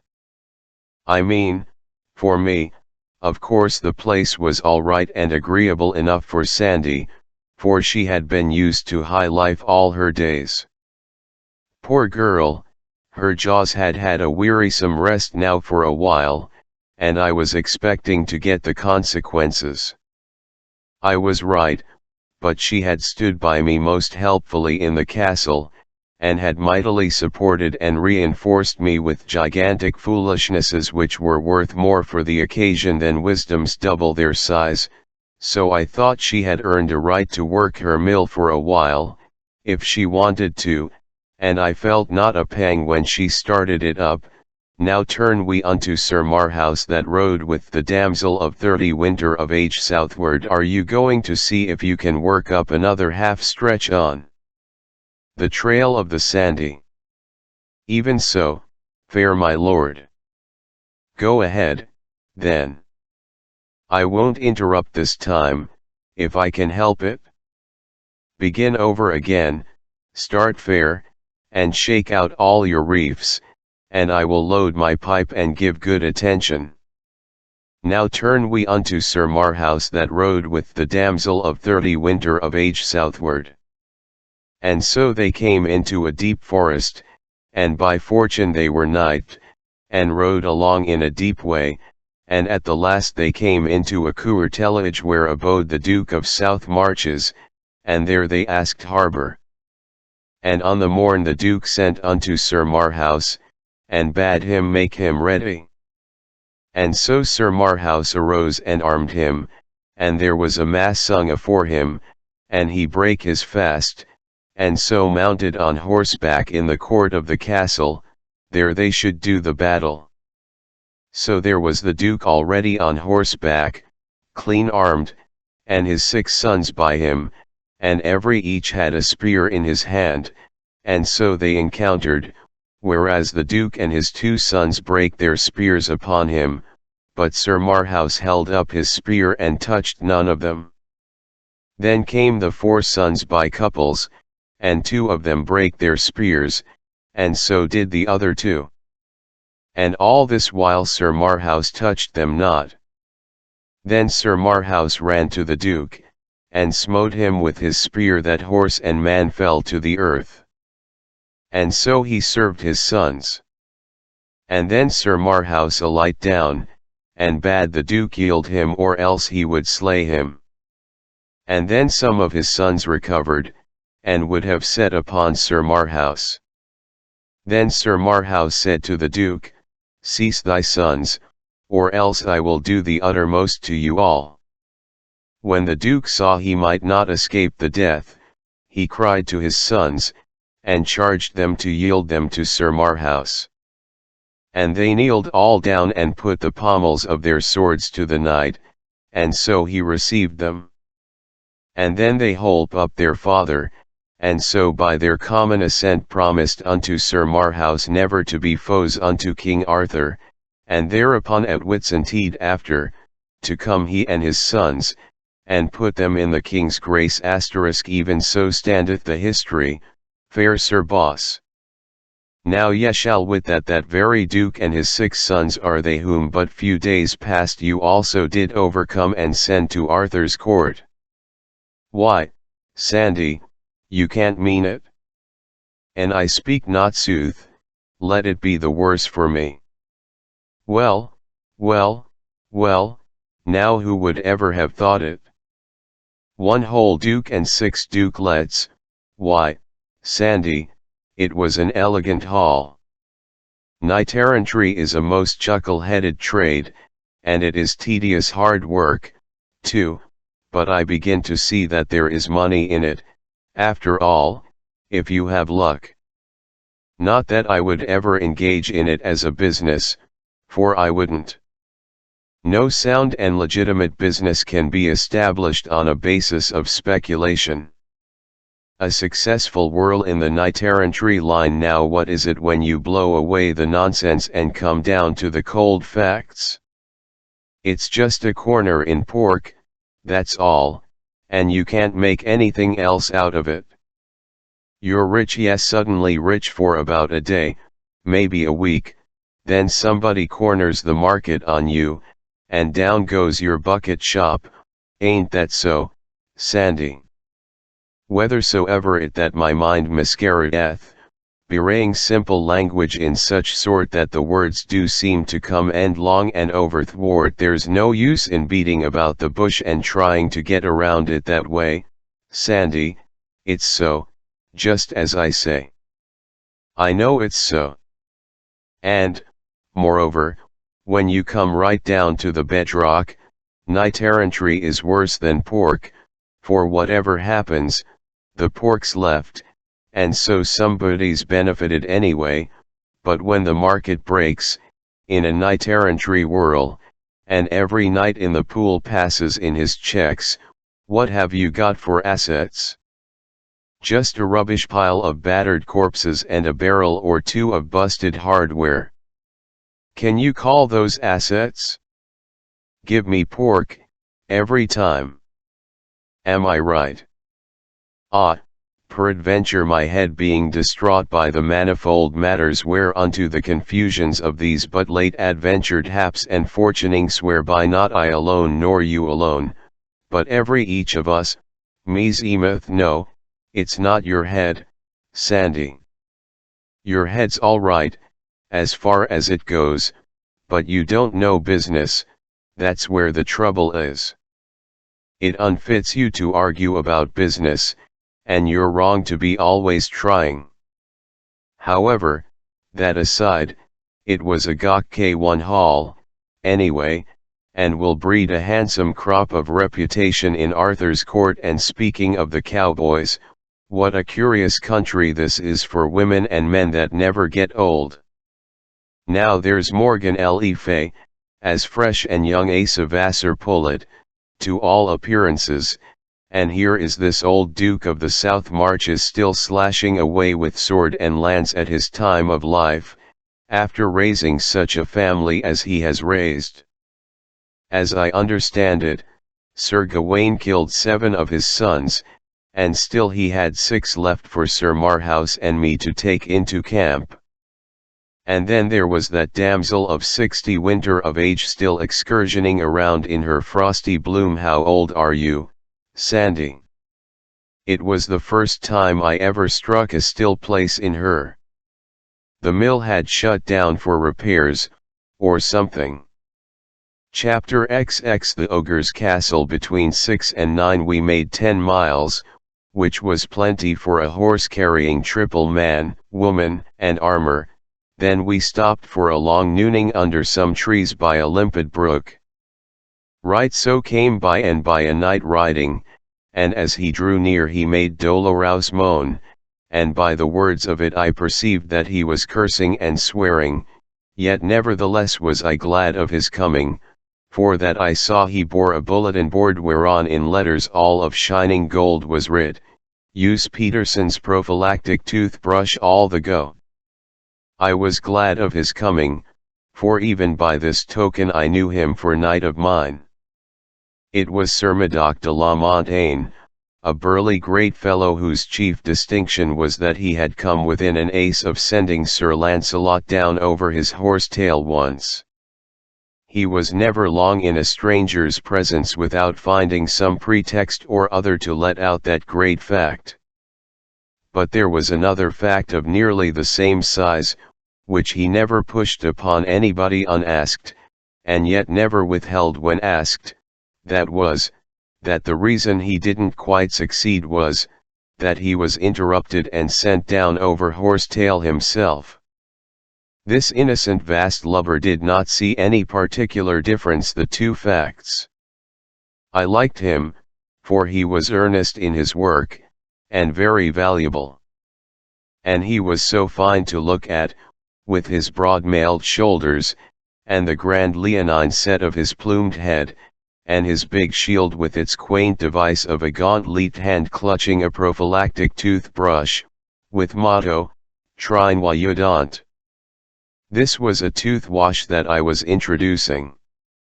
He was a weary, he said, and indeed he looked it, but he would not alight. He said he was after the Polish man, and with this he broke out cursing and swearing anew. The bulletin boarder referred to was Sir Ossize of Surlis, a brave knight, and of considerable celebrity on account of his having tried conclusions in a tournament once, with no less a mogul than Sir Gaheris himself, although not successfully. He was of a light and laughing disposition, and to him nothing in this world was serious. It was for this reason that I had chosen him to work up a Polish sentiment.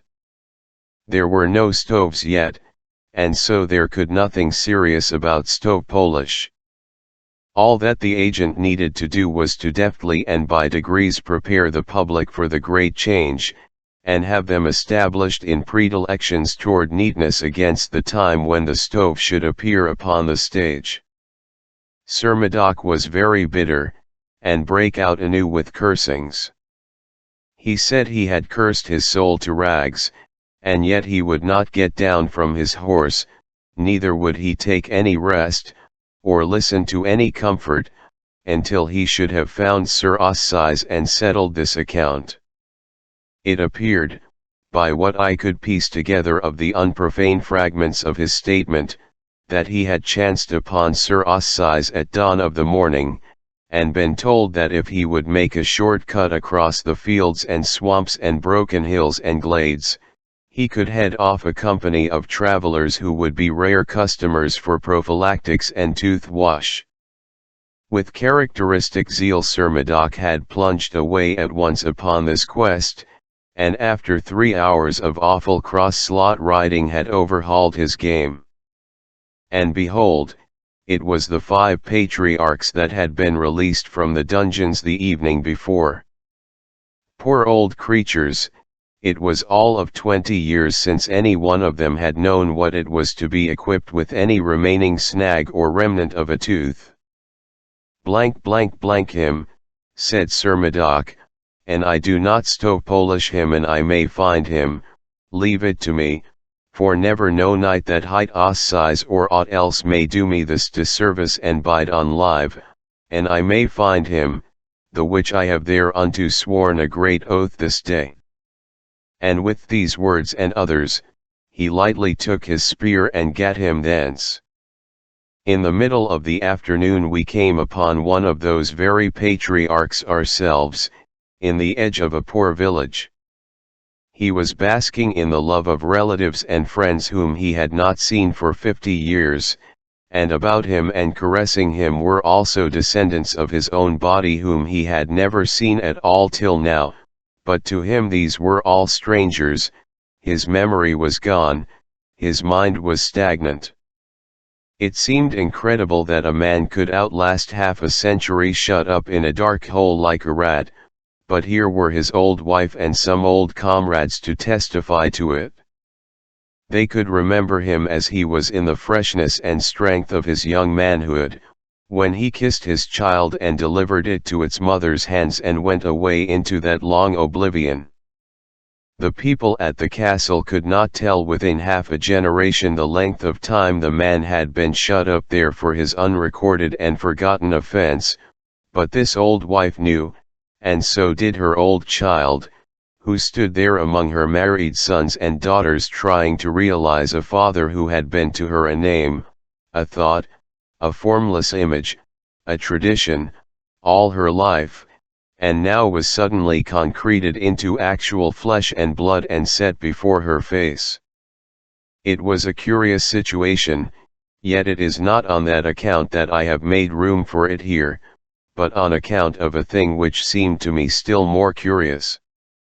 To wit, that this dreadful matter brought from these downtrodden people no outburst of rage against these oppressors.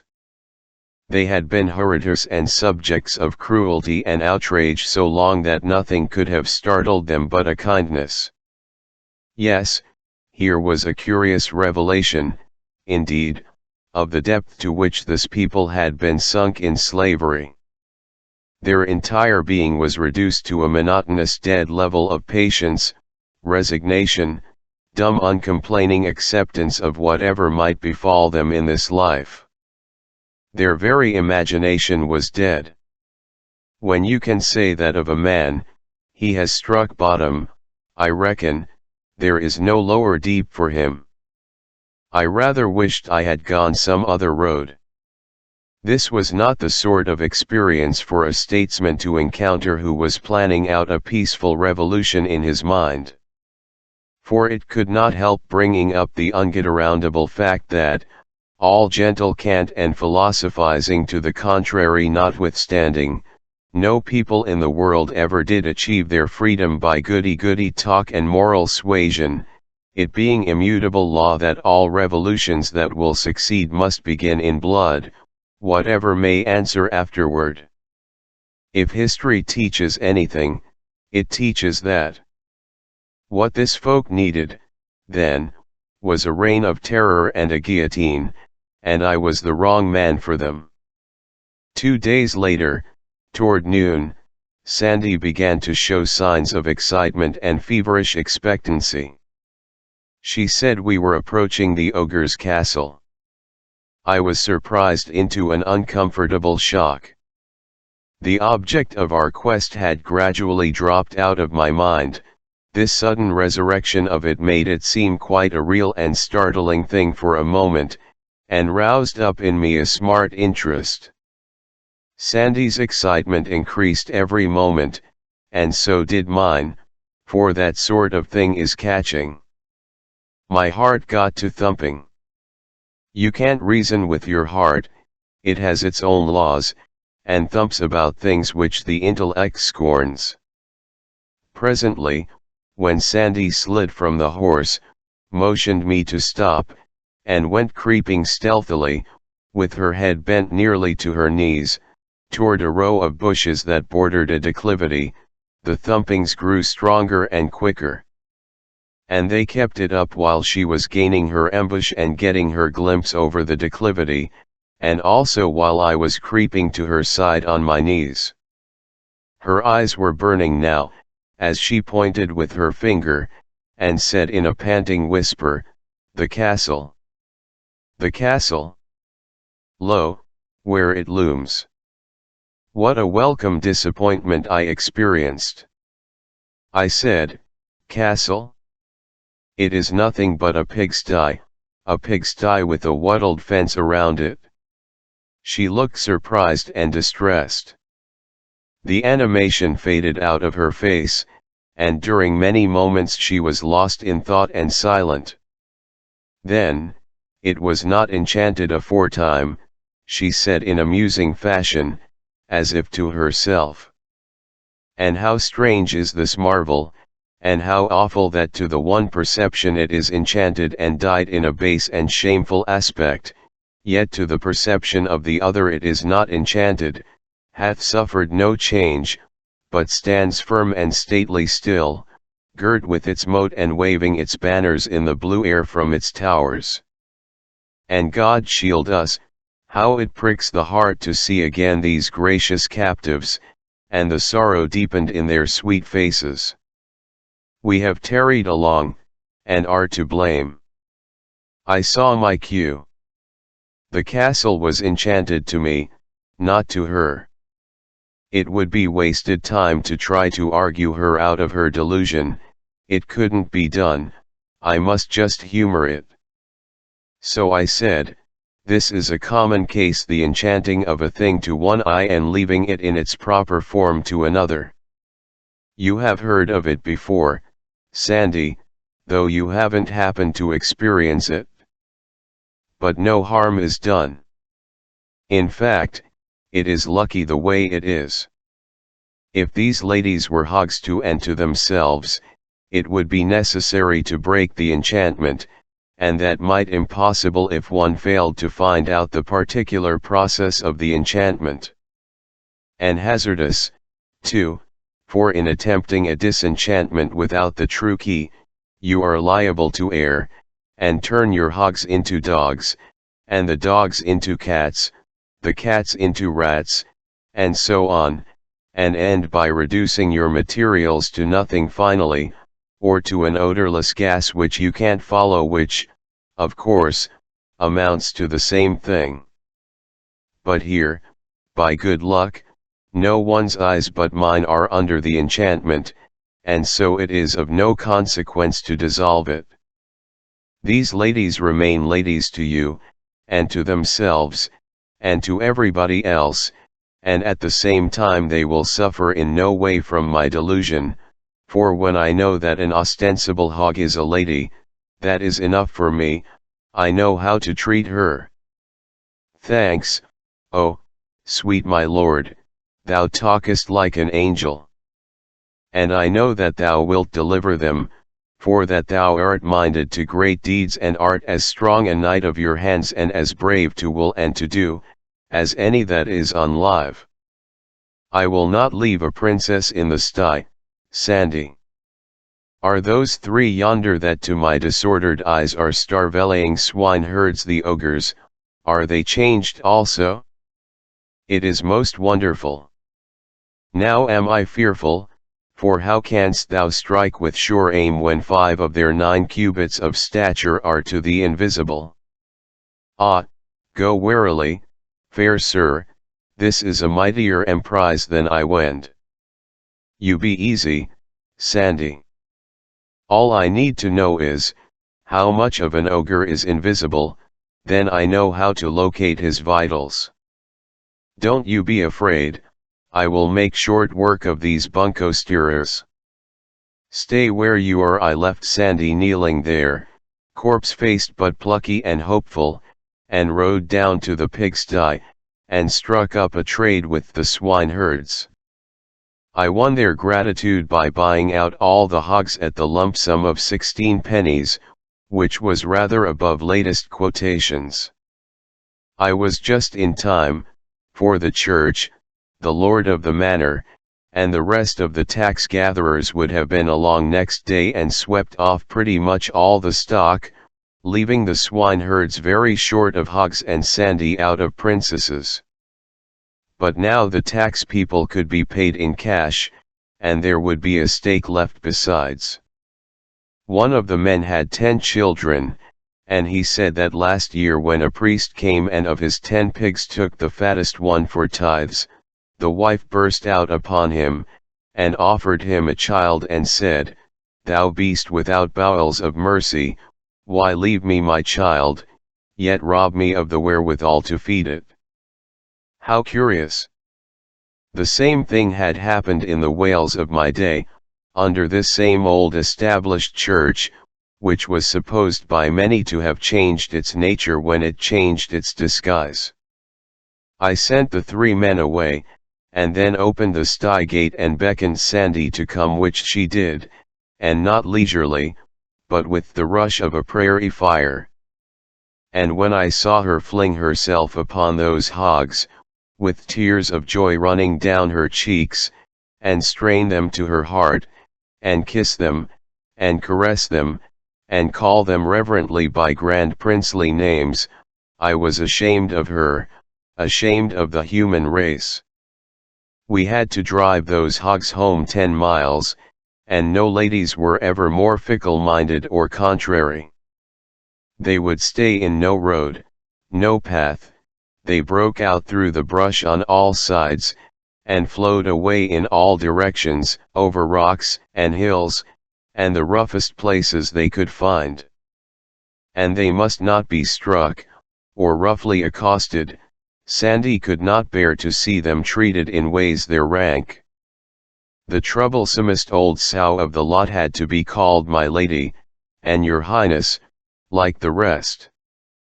It is annoying and difficult to scour around after hogs, in armor. There was one small countess, with an iron ring in her snout and hardly any hair on her back, that was the devil for perversity. She gave me a race of an hour, over all sorts of country, and then we were right where we had started from, having made not a rod of real progress. I seized her at last by the tail, and brought her along squealing. When I overtook Sandy she was horrified, and said it was in the last degree indelicate to drag a countess by her train. We got the hogs home just at dark, most of them. The Princess Nerovens de Morganore was missing, and two of her ladies-in-waiting, namely, Miss Angela Bohun, and the Demoiselle Elaine Courtemains, the former of these two being a young black sow with a white star in her forehead, and the latter a brown one with thin legs and a slight limp in the forward shank on the starboard side, a couple of the tryingest blisters to drive that I ever saw. Also among the missing were several mere baronesses, and I wanted them to stay missing, but no, all that sausage meat had to found, so servants were sent out with torches to scour the woods and hills to that end. Of course, the whole drove was housed in the house, and, great guns! Well, I never saw anything like it. Nor ever heard anything like it. And never smelled anything like it. It was like an insurrection in a gasometer. Chapter XXI. The pilgrims. When I did get to bed at last I was unspeakably tired, the stretching out, and the relaxing of the long tense muscles, how luxurious, how delicious. But that was as far as I could get. Sleep was out of the question for the present. The ripping and tearing and squealing of the nobility up and down the halls and corridors was pandemonium come again, and kept me broad awake. Being awake, my thoughts were busy, of course, and mainly they busied themselves with Sandy's curious delusion. Here she was, as sane a person as the kingdom could produce, and yet, from my point of view she was acting like a crazy woman. My land, the power of training, of influence, of education. It can bring a body up to believe anything. I had to put myself in Sandy's place to realize that she was not a lunatic. Yes, and put her in mine, to demonstrate how easy it is to seem a lunatic to a person who has not been taught as you have been taught. If I had told Sandy I had seen a wagon, uninfluenced by enchantment, spin along 50 miles an hour, had seen a man, unequipped with magic powers, get into a basket and soar out of sight among the clouds, and had listened, without any necromancer's help, to the conversation of a person who was several hundred miles away, Sandy would not merely have supposed me to be crazy, she would have thought she knew it. Everybody around her believed in enchantments, nobody had any doubts. To doubt that a castle could be turned into a sty, and its occupants into hogs, would have been the same as my doubting among Connecticut people the actuality of the telephone and its wonders, and in both cases would be absolute proof of a diseased mind, an unsettled reason. Yes, Sandy was sane, that must be admitted. If I also would be sane to Sandy I must keep my superstitions about unenchanted and unmiraculous locomotives, balloons, and telephones, to myself. Also, I believed that the world was not flat, and hadn't pillars under it to support it, nor a canopy over it to turn off a universe of water that occupied all space above. But as I was the only person in the kingdom afflicted with such impious and criminal opinions, I recognized that it would be good wisdom to keep quiet about this matter, too, if I did not wish to be suddenly shunned and forsaken by everybody as a madman. The next morning Sandy assembled the swine in the dining room and gave them their breakfast, waiting upon them personally and manifesting in every way the deep reverence which the natives of her island, ancient and modern, have always felt for rank, let its outward casket and the mental and moral contents be what they may. I could have eaten with the hogs if I had had birth approaching my lofty official rank, but I hadn't, and so accepted the unavoidable slight and made no complaint. Sandy and I had our breakfast at the second table. The family were not at home. I said, "How many are in the family, Sandy, and where do they keep themselves?" "Family." "Yes." "Which family, good my lord?" "Why, this family, your own family." "Sooth to say, I understand you not." "I have no family." "No family? Why, Sandy, isn't this your home?" "Now how indeed might that be?" "I have no home." "Well, then, whose house is this?" "Ah, wit you well I would tell you an I knew myself." "Come, you don't even know these people?" "Then who invited us here?" "None invited us. We but came, that is all." "Why, woman, this is a most extraordinary performance. The effrontery of it is beyond admiration. We blandly march into a man's house, and cram it full of the only really valuable nobility the sun has yet discovered in the earth, and then it turns out that we don't even know the man's name.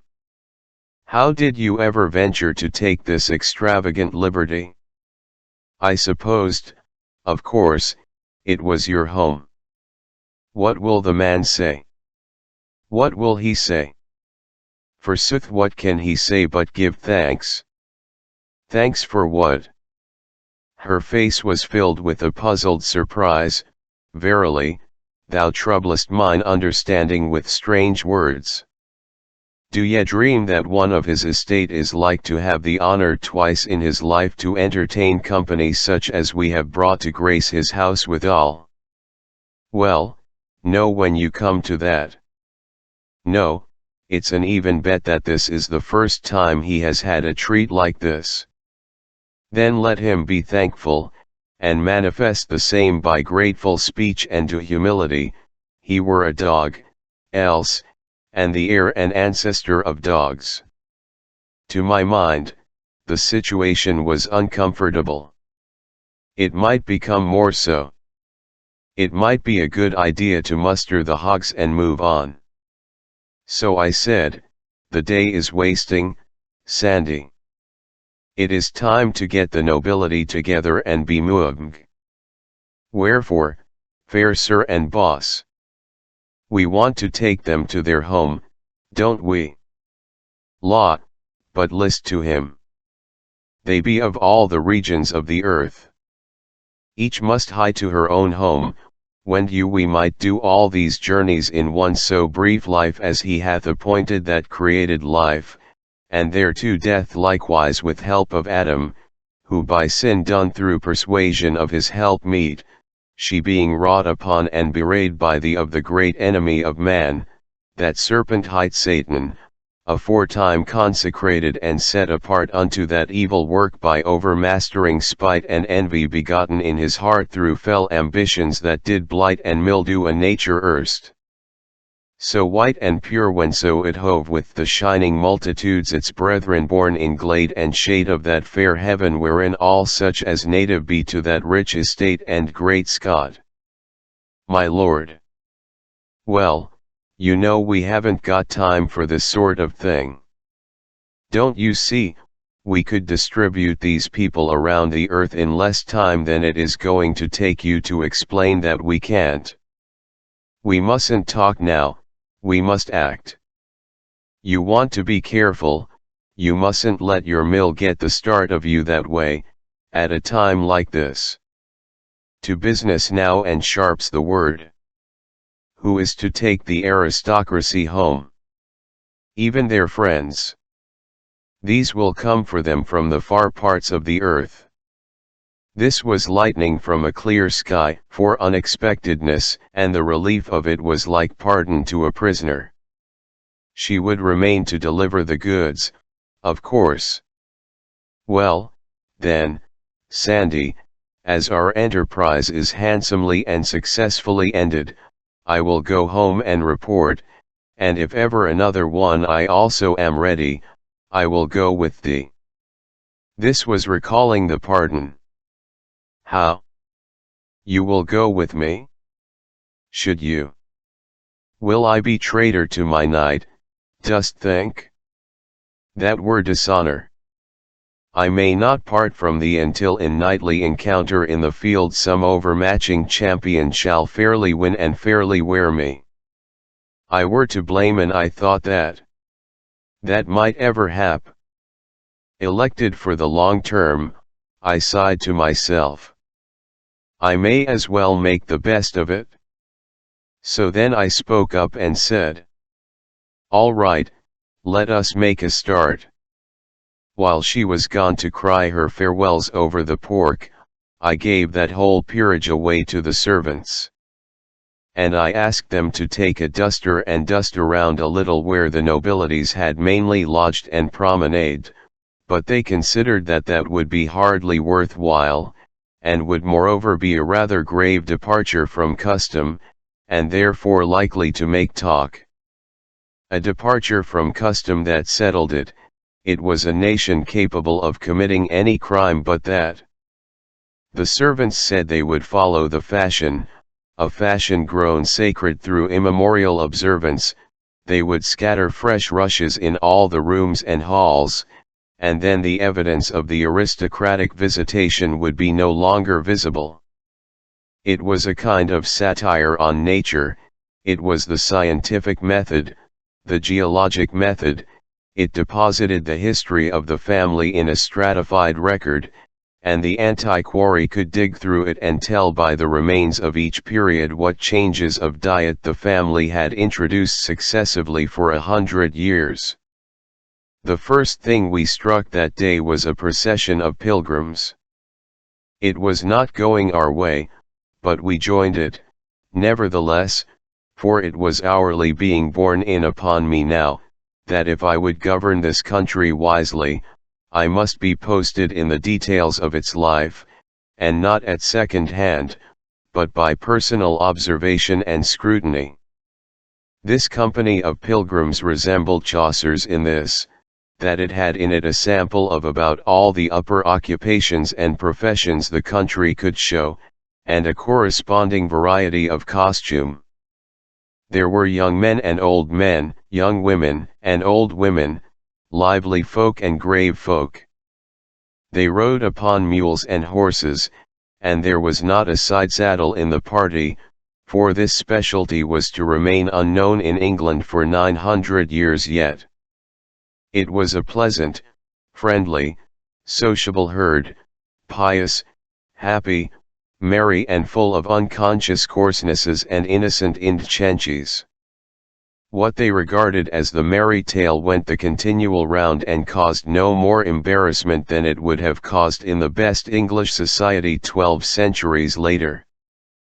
Practical jokes worthy of the English wits of the first quarter of the far-off 19th century were sprung here and there and yonder along the line, and compelled the delightedest applause, and sometimes when a bright remark was made at one end of the procession and started on its travels toward the other, you could note its progress all the way by the sparkling spray of laughter it threw off from its bows as it plowed along, and also by the blushes of the mules in its wake. Sandy knew the goal and purpose of this pilgrimage, and she posted me.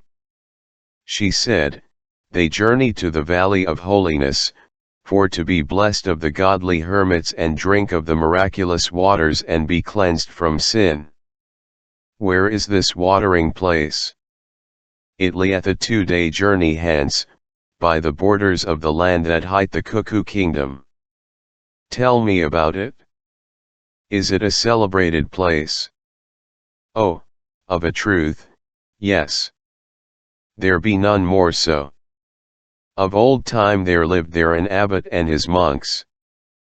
Belike were none in the world more holy than these, for they gave themselves to study of pious books, and spoke not the one to the other, or indeed to any, and ate decayed herbs and naught thereto, and slept hard, and prayed much, and washed never. Also they wore the same garment until it fell from their bodies through age and decay. Right so came they to be known of all the world by reason of these holy austerities, and visited by rich and poor, and reverenced. Proceed. But always there was lack of water there. Whereas, upon a time, the holy abbot prayed, and for answer a great stream of clear water burst forth by miracle in a desert place.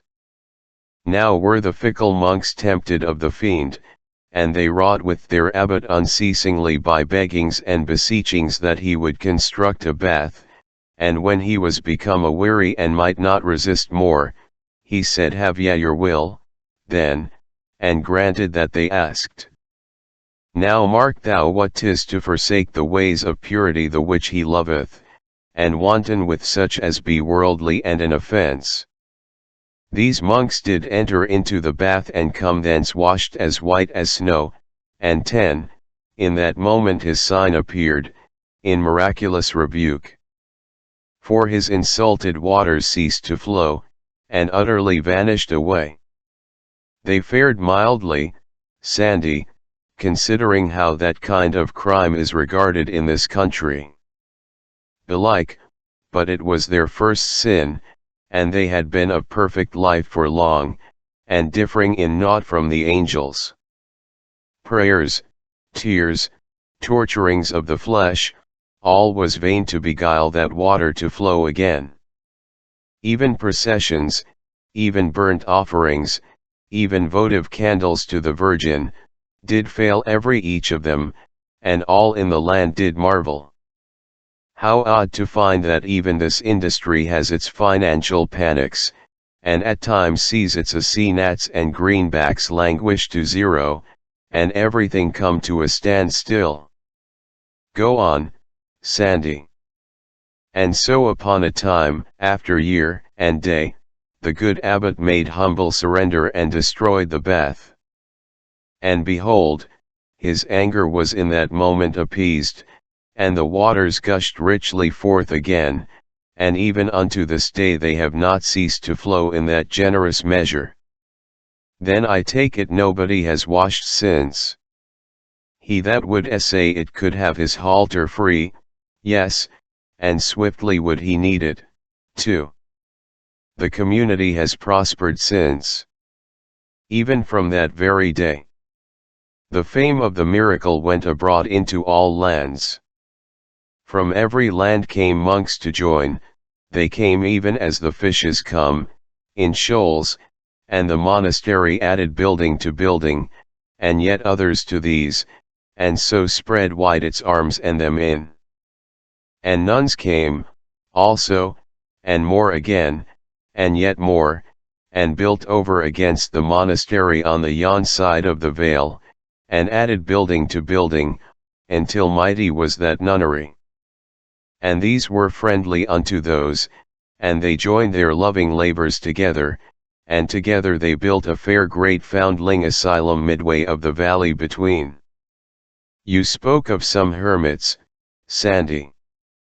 These have gathered there from the ends of the earth. A hermit thriveth best where there be multitudes of pilgrims. Ye shall not find no hermit of no sort wanting.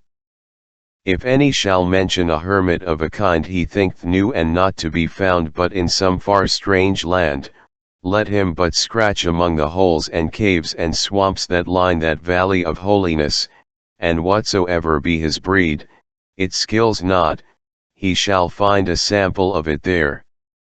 I closed up alongside of a burly fellow with a fat good-humored face, purposing to make myself agreeable and pick up some further crumbs of fact, but I had hardly more than scraped acquaintance with him when he began eagerly and awkwardly to lead up, in the immemorial way, to that same old anecdote the one Sir Dinadan told me, what time I got into trouble with Sir Sagramor and was challenged of him on account of it.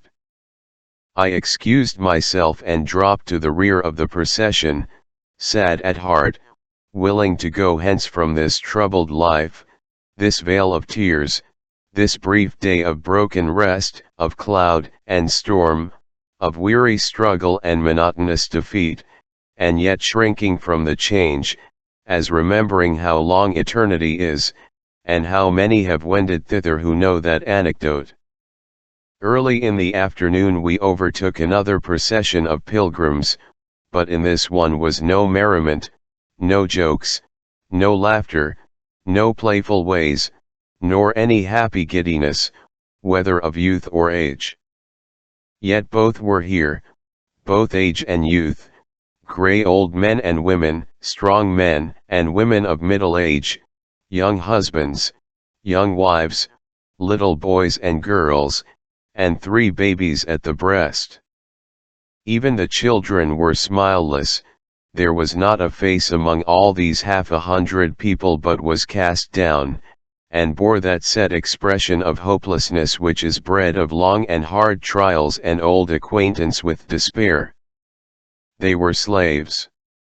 Chains led from their fettered feet and their manacled hands to a sole leather belt about their waists, and all except the children were also linked together in a file 6 feet apart, by a single chain which led from collar to collar all down the line. They were on foot, and had tramped 300 miles in 18 days, upon the cheapest odds and ends of food, and stingy rations of that. They had slept in these chains every night, bundled together like swine. They had upon their bodies some poor rags, but they could not be said to be clothed. Their irons had chafed the skin from their ankles and made sores which were ulcerated and wormy. Their naked feet were torn, and none walked without a limp. Originally there had been 100 of these unfortunates, but about half had been sold on the trip. The trader in charge of them RCK1E a horse and carried a whip with a short handle and a long heavy lash divided into several knotted tails at the end. With this whip he cut the shoulders of any that tottered from weariness and pain, and straightened them up. He did not speak, the whip conveyed his desire without that. None of these poor creatures looked up as we rode along by, they showed no consciousness of our presence. And they made no sound but one, that was the dull and awful clank of their chains from end to end of the long file, as 43 burdened feet rose and fell in unison. The file moved in a cloud of its own making. All these faces were grey with a coating of dust. One has seen the like of this coating upon furniture in unoccupied houses, and has written his idle thought in it with his finger. I was reminded of this when I noticed the faces of some of those women, young mothers carrying babes that were near to death and freedom, how as something in their hearts was written in the dust upon their faces, plain to see, and Lord, how plain to read. For it was the track of tears. One of these young mothers was but a girl, and it hurt me to the heart to read that writing, and reflect that it was come up out of the breast of such a child, a breast that ought not to know trouble yet, but only the gladness of the morning of life, and no doubt she reeled just then, giddy with fatigue, and down came the lash and flicked a flake of skin from her naked shoulder. It stung me as if I had been hit instead. The master halted the file and jumped from his horse. He stormed and swore at this girl, and said she had made annoyance enough with her laziness, and as this was the last chance he should have, he would settle the account now. She dropped on her knees and put up her hands and began to beg, and cry, and implore, in a passion of terror, but the master gave no attention. He snatched the child from her, and then made the men slaves who were chained before and behind her throw her on the ground and hold her there and expose her body, and then he laid on with his lash like a madman till her back was flayed, she shrieking and struggling the while piteously. One of the men who was holding her turned away his face, and for this humanity he was reviled and flogged. All our pilgrims looked on and commented on the expert way in which the whip was handled. They were too much hardened by lifelong everyday familiarity with slavery to notice that there was anything else in the exhibition that invited comment. This was what slavery could do, in the way of ossifying what one may call the superior lobe of human feeling, for these pilgrims were kind-hearted people, and they would not have allowed that man to treat a horse like that.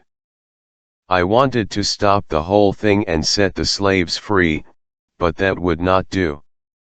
I must not interfere too much and get myself a name for riding over the country's laws and the citizens' rights roughshod. If I lived and prospered, I would be the death of slavery, that I was resolved upon, but I would try to fix it so that when I became its executioner it should be by command of the nation. Just here was the wayside shop of a smith, and now arrived a landed proprietor who had bought this girl a few miles back, deliverable here where her irons could be taken off. They were removed, then there was a squabble between the gentleman and the dealer as to which should pay the blacksmith.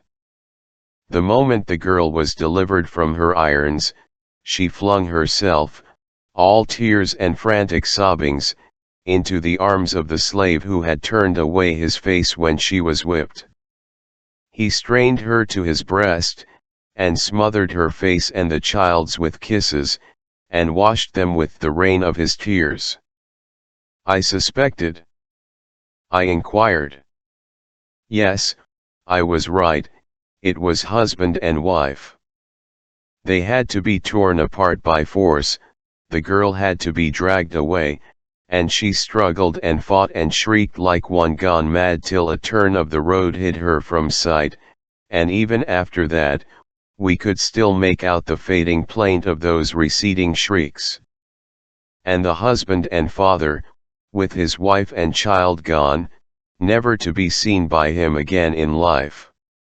Well, the look of him one might not bear at all, and so I turned away, but I knew I should never get his picture out of my mind again, and there it is to this day, to wring my heartstrings whenever I think of it. We put up at the inn in a village just at nightfall, and when I rose next morning and looked abroad, I was where a knight came riding in the golden glory of the new day, and recognized him for knight of mine Sir Ozana le Cure Hardy. He was in the gentleman's furnishing line, and his missionarying specialty was plug hats. He was clothed all in steel, in the beautifulest armor of the time up to where his helmet ought to have been, but he hadn't any helmet, he wore a shiny stovepipe hat, and was ridiculous a spectacle as one might want to see. It was another of my surreptitious schemes for extinguishing knighthood by making it grotesque and absurd. Sir Ozana's saddle was hung about with leather hat boxes, and every time he overcame a wandering knight he swore him into my service and fitted him with a plug and made him wear it. I dressed and ran down to welcome Sir Ozana and get his news. "How is trade?" I asked. "Ye will note that I have but these 4 left, yet were they 16 when as I got me from Camelot." "Why, you have certainly done nobly, Sir Ozana. Where have you been foraging of late?" "I am but now come from the Valley of Holiness, please you sir." "I am pointed for that place myself. Is there anything stirring in the monkery, more than common?" "By the mass ye may not question it. Give him good feed, boy, and stint it not, and thou valuest thy crown, so get ye lightly to the stable and do even as I bid." "Sir, it is parlous news I bring, and be these pilgrims. Then ye may not do better, good folk, than gather and hear the tale I have to tell, sith it concerneth you, forasmuch as ye go to find that ye will not find, and seek that ye will seek in vain, my life being hostage for my word, and my word and message being these, namely, that a hap has happened whereof the like has not been seen no more but once this 200 years, which was the first and last time that that said misfortune strake the holy valley in that form by commandment of the Most High, whereto by reasons just and causes thereunto contributing, wherein the matter the miraculous fount hath ceased to flow. This shout burst from 20 pilgrim mouths at once. Ye say well, good people. I was verging to it, even when ye spake. Has somebody been washing again? Nay, it is suspected, but none believe it. It is thought to be some other sin, but none wit what. How are they feeling about the calamity? None may describe it in words. The fount is these 9 days dry. The prayers that did begin then, and the lamentations in sackcloth and ashes, and the holy processions, none of these have ceased nor night nor day, and so the monks and the nuns and the foundlings be all exhausted, and do hang up prayers writ upon parchment, sith that no strength is left in man to lift up voice. And at last they sent for thee, Sir Boss, to try magic and enchantment, and if you could not come, then was the messenger to fetch Merlin, and he is there these 3 days now, and saith he will fetch that water though he burst the globe and dreck its kingdoms to accomplish it, and right bravely doth he work his magic and call upon his hellions to hie them hither and help, but not a whiff of moisture hath he started yet, even so much as might qualify as mist upon a copper mirror, and ye count not the barrel of sweat he sweateth betwixt sun and sun over the dire labors of his task, and if ye breakfast was ready. As soon as it was over I showed to Sir Ozana these words which I had written on the inside of his hat: Chemical Department, Laboratory Extension, Section GPXXP, send 2 of first size, 2 of number 3, and 6 of number 4, together with the proper complementary details, and 2 of my trained assistants. And I said, now get you to Camelot as fast as you can fly, brave knight, and show the writing to Clarence, and tell him to have these required matters in the Valley of Holiness with all possible dispatch. I will well, Sir Boss, and he was off. Chapter XXII. The Holy Fountain. The pilgrims were human beings. Otherwise they would have acted differently. They had come a long and difficult journey, and now when the journey was nearly finished, and they learned that the main thing they had come for had ceased to exist, they didn't do as horses or cats or angleworms would probably have done, turn back and get at something profitable. No, anxious as they had before been to see the miraculous fountain, they were as much as 40 times as anxious now to see the place where it had used to be. There is no accounting for human beings. We made good time, and a couple of hours before sunset we stood upon the high confines of the Valley of Holiness, and our eyes swept it from end to end and noted its features. That is, its large features. These were the 3 masses of buildings. They were distant and isolated temporalities shrunken to toy constructions in the lonely waste of what seemed a desert and was. Such a scene is always mournful, it is so impressively still, and looks so steeped in death. But there was a sound here which interrupted the stillness only to add to its mournfulness. This was the faint far sound of tolling bells which floated fitfully to us on the passing breeze, and so faintly, so softly, that we hardly knew whether we heard it with our ears or with our spirits. We reached the monastery before dark, and there the males were given lodging, but the women were sent over to the nunnery.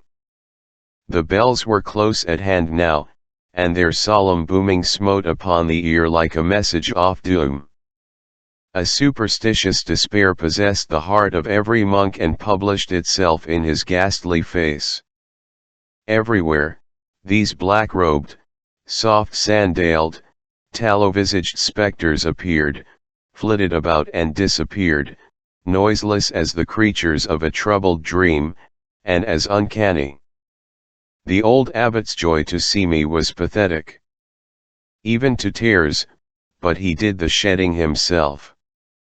He said, "Delay not, son, but get to thy saving work. And we bring not the water back again, and soon, we are ruined, and the good work of 200 years must end. And see thou do it with enchantments that be holy, for the Church will not endure that work in her cause be done by devil's magic. When I work, Father, be sure there will be no devil's work connected with it. I shall use no arts that come of the devil, and no elements not created by the hand of God. But is Merlin working strictly on pious lines?" "Ah, he said he would, my son, he said he would, and took oath to make his promise. Well, in that case, let him proceed, but surely you will not sit idle by, but help. It will not answer to mix methods, Father, neither would it be professional courtesy. Two of a trade must not underbid each other. We might as well cut rates and be done with it, it would arrive at that in the end. Merlin has the contract, no other magician can touch it till he throws it up. But I will take it from him, it is a terrible emergency and the act is thereby justified. And if it were not so, who will give law to the Church? The Church giveth law to all, and what she wills to do, that she may do, hurt whom it may. I will take it from him, you shall begin upon the moment. It may not be, Father. No doubt, as you say, where power is supreme, one can do as one likes and suffer no injury, but we poor magicians are not so situated. Merlin is a very good magician in a small way, and has quite a neat provincial reputation. He is struggling along, doing the best he can, and it would not be etiquette for me to take his job until he himself abandons it." The abbot's face lighted. "Ah, that is simple. There are ways to persuade him to abandon it." "No, no, Father, it skills not, as these people say. If he were persuaded against his will, he would load that well with a malicious enchantment which would balk me until I found out its secret. It might take a month. I could set up a little enchantment of mine which I call the telephone, and he could not find out its secret in 100 years. Yes, you perceive, he might block me for a month. Would you like to risk a month in a dry time like this? A month. The mere thought of it maketh me to shudder. Have it thy way, my son. But my heart is heavy with this disappointment. Leave me, and let me wear my spirit with weariness and waiting, even as I have done these 10 long days, counterfeiting thus the thing that is called rest, the prone body making outward sign of repose where inwardly is none.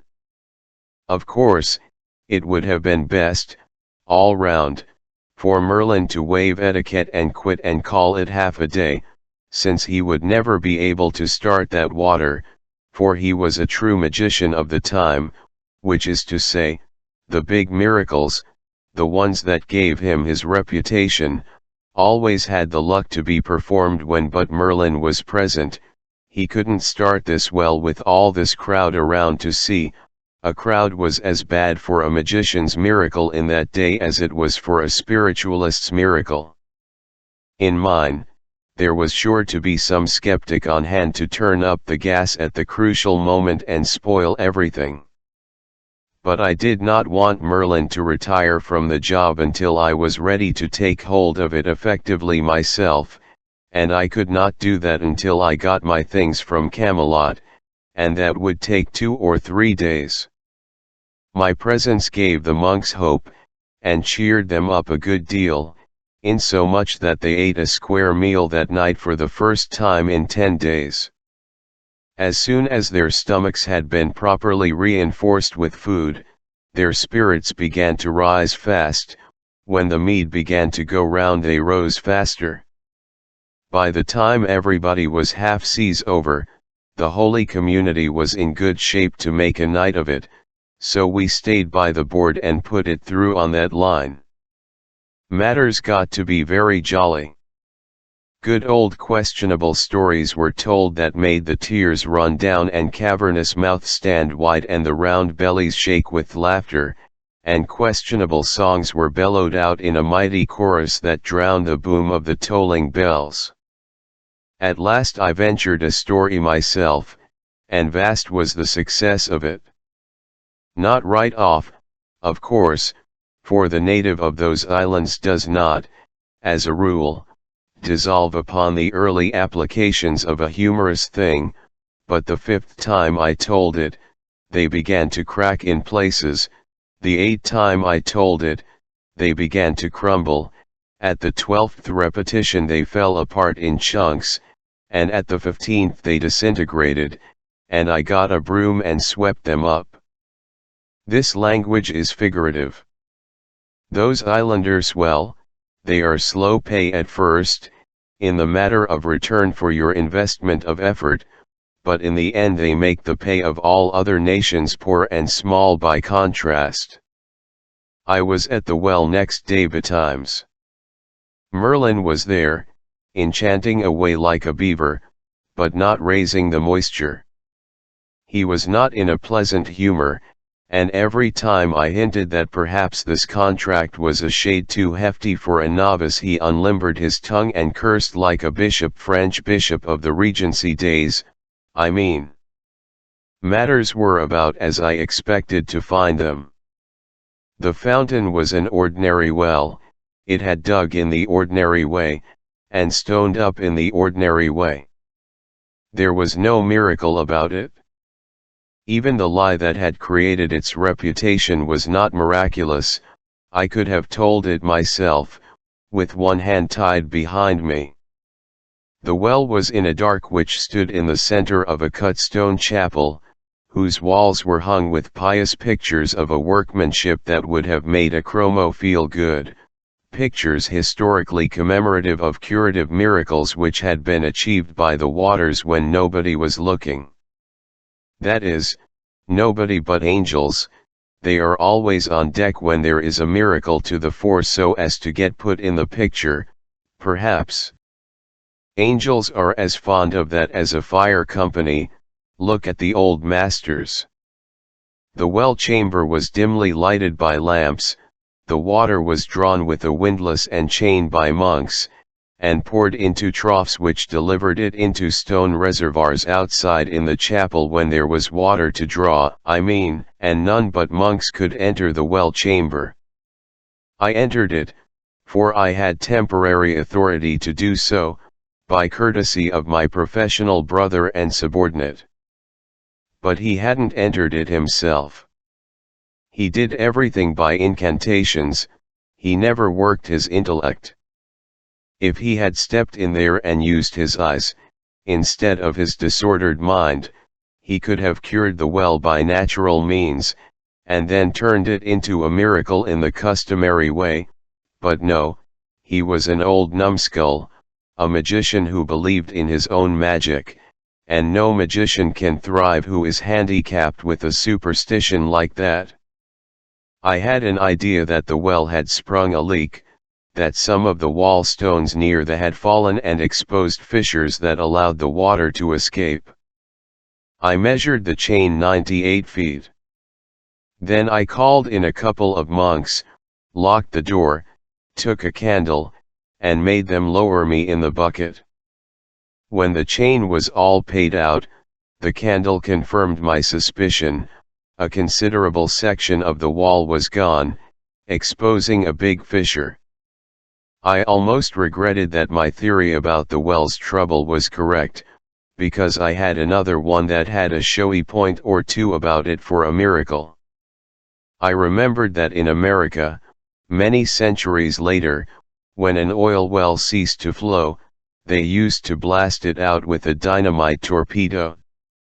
If I should find this well dry and no explanation of it, I could astonish these people most nobly by having a person of no especial value drop a dynamite bomb into it. It was my idea to appoint Merlin.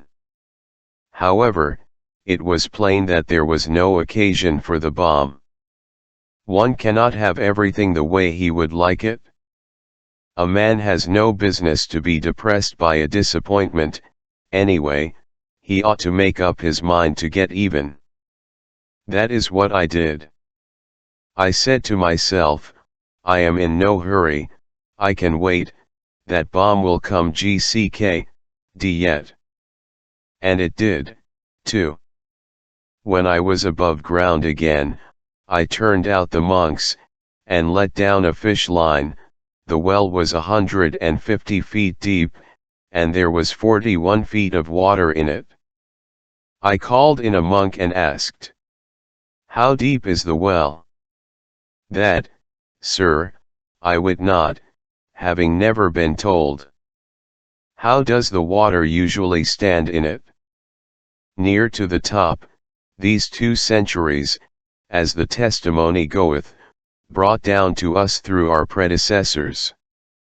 It was true as to recent times at least, for there was witness to it, and better witness than a monk. Only about 20 or 30 feet of the chain showed wear and use, the rest of it was unworn and rusty. What had happened when the well gave out that other time? Without doubt some practical person had come along and mended the leak, and then had come up and told the abbot he had discovered by divination that if the sinful bath were destroyed the well would flow again. The leak had befallen again now, and these children would have prayed, and processioned, and tolled their bells for heavenly succor till they all dried up and blew away, and no innocent of them all would ever have thought to drop a fish line into the well or go down in it and find out what was really the matter. Old habit of mind is one of the toughest things to get away from in the world. It transmits itself like physical form and feature, and for a man, in those days, to have had an idea that his ancestors hadn't had, would have brought him under suspicion of being illegitimate. I said to the monk, "It is a difficult miracle to restore water in a dry well, but we will try, if my brother Merlin fails." Brother Merlin is a very passable artist, but only in the parlor magic line, and he may not succeed, in fact, is not likely to succeed. But that should be nothing to his discredit. The man that can do this kind of miracle knows enough to keep hotel. Hotel? I mind not to have heard of hotel. It's what you call hostel. The man that can do this miracle can keep hostel. I can do this miracle, I shall do this miracle, yet I do not to conceal from you that it is a miracle to tax the occult powers to the last strain. None knoweth that truth better than the brotherhood, indeed, for it is of record that aforetime it was parlous difficult and took a year. Nathless, God send you good success, and to that end will we pray. As a matter of business, it was a good idea to get the notion around that the thing was difficult. Many a small thing has been made large by the right kind of advertising. That monk was filled up with the difficulty of this enterprise, he would fill up the others. In 2 days the solicitude would be booming. On my way home at noon, I met Sandy. She had been sampling the hermits. I said, I would like to do that myself. This is Wednesday. Is there a matinee? A which, please you, sir? Matinee. Do they keep open afternoons? Who? The hermits, of course. Keep open. Yes, keep open. Isn't that plain enough? Do they knock off at noon? Knock off. Knock off? Yes, knock off. What is the matter with knock off? I never saw such a dunderhead.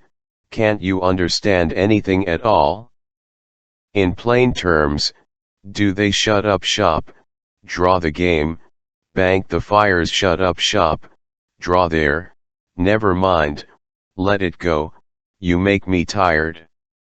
You can't seem to understand the simplest thing.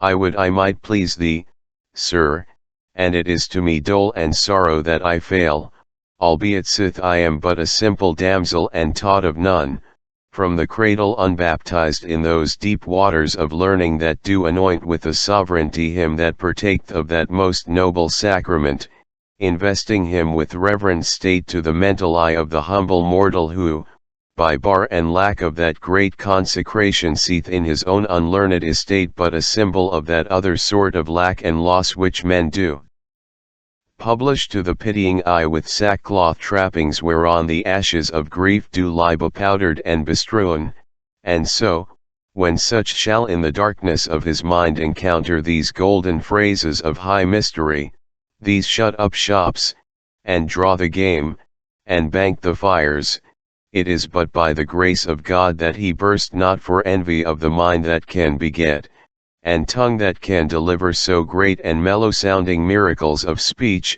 and if there do ensue confusion in that humbler mind, and failure to divine the meanings of these wonders, then if so be this miscomprehension is not vain but sooth and true, wit ye well it is the very substance of worshipful dear homage and may not lightly be misprized, nor had been, and yet had noted this complexion of mood and mind and understood that I would I could not, and that I could not I might not, nor yet, nor might nor could, nor might not nor could not, might be by advantage turned to the desired would, and so I pray you mercy of my fault, and that ye will of your kindness and your charity forgive it, good my master and most dear Lord. I couldn't make it all out, that is, the details, but I got the general idea, and enough of it, too, to be ashamed. It was not fair to spring those 19th-century technicalities upon the untutored infant of the 6th and then rail at her because she couldn't get their drift, and when she was making the honest best drive at it she could, too, and no fault of hers that she couldn't fetch the home plate, and so I apologized. Then we meandered pleasantly away toward the hermit holes in sociable converse together, and better friends than ever. I was gradually coming to have a mysterious and shuddery reverence for this girl. Nowadays whenever she pulled out from the station and got her train fairly started on one of those horizonless transcontinental sentences of hers, it was in upon me that I was standing in the awful presence of the mother of the German language. I was so impressed with this, that sometimes when she began to empty one of these sentences on me I unconsciously took the very attitude of reverence, and stood uncovered, and if words had been water, I had been drowned, sure.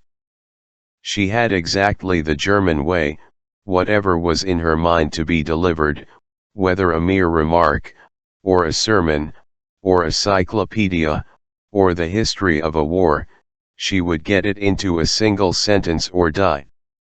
Whenever the literary German dives into a sentence, that is the last you are going to see of him till he emerges on the other side of his Atlantic with his verb in his mouth.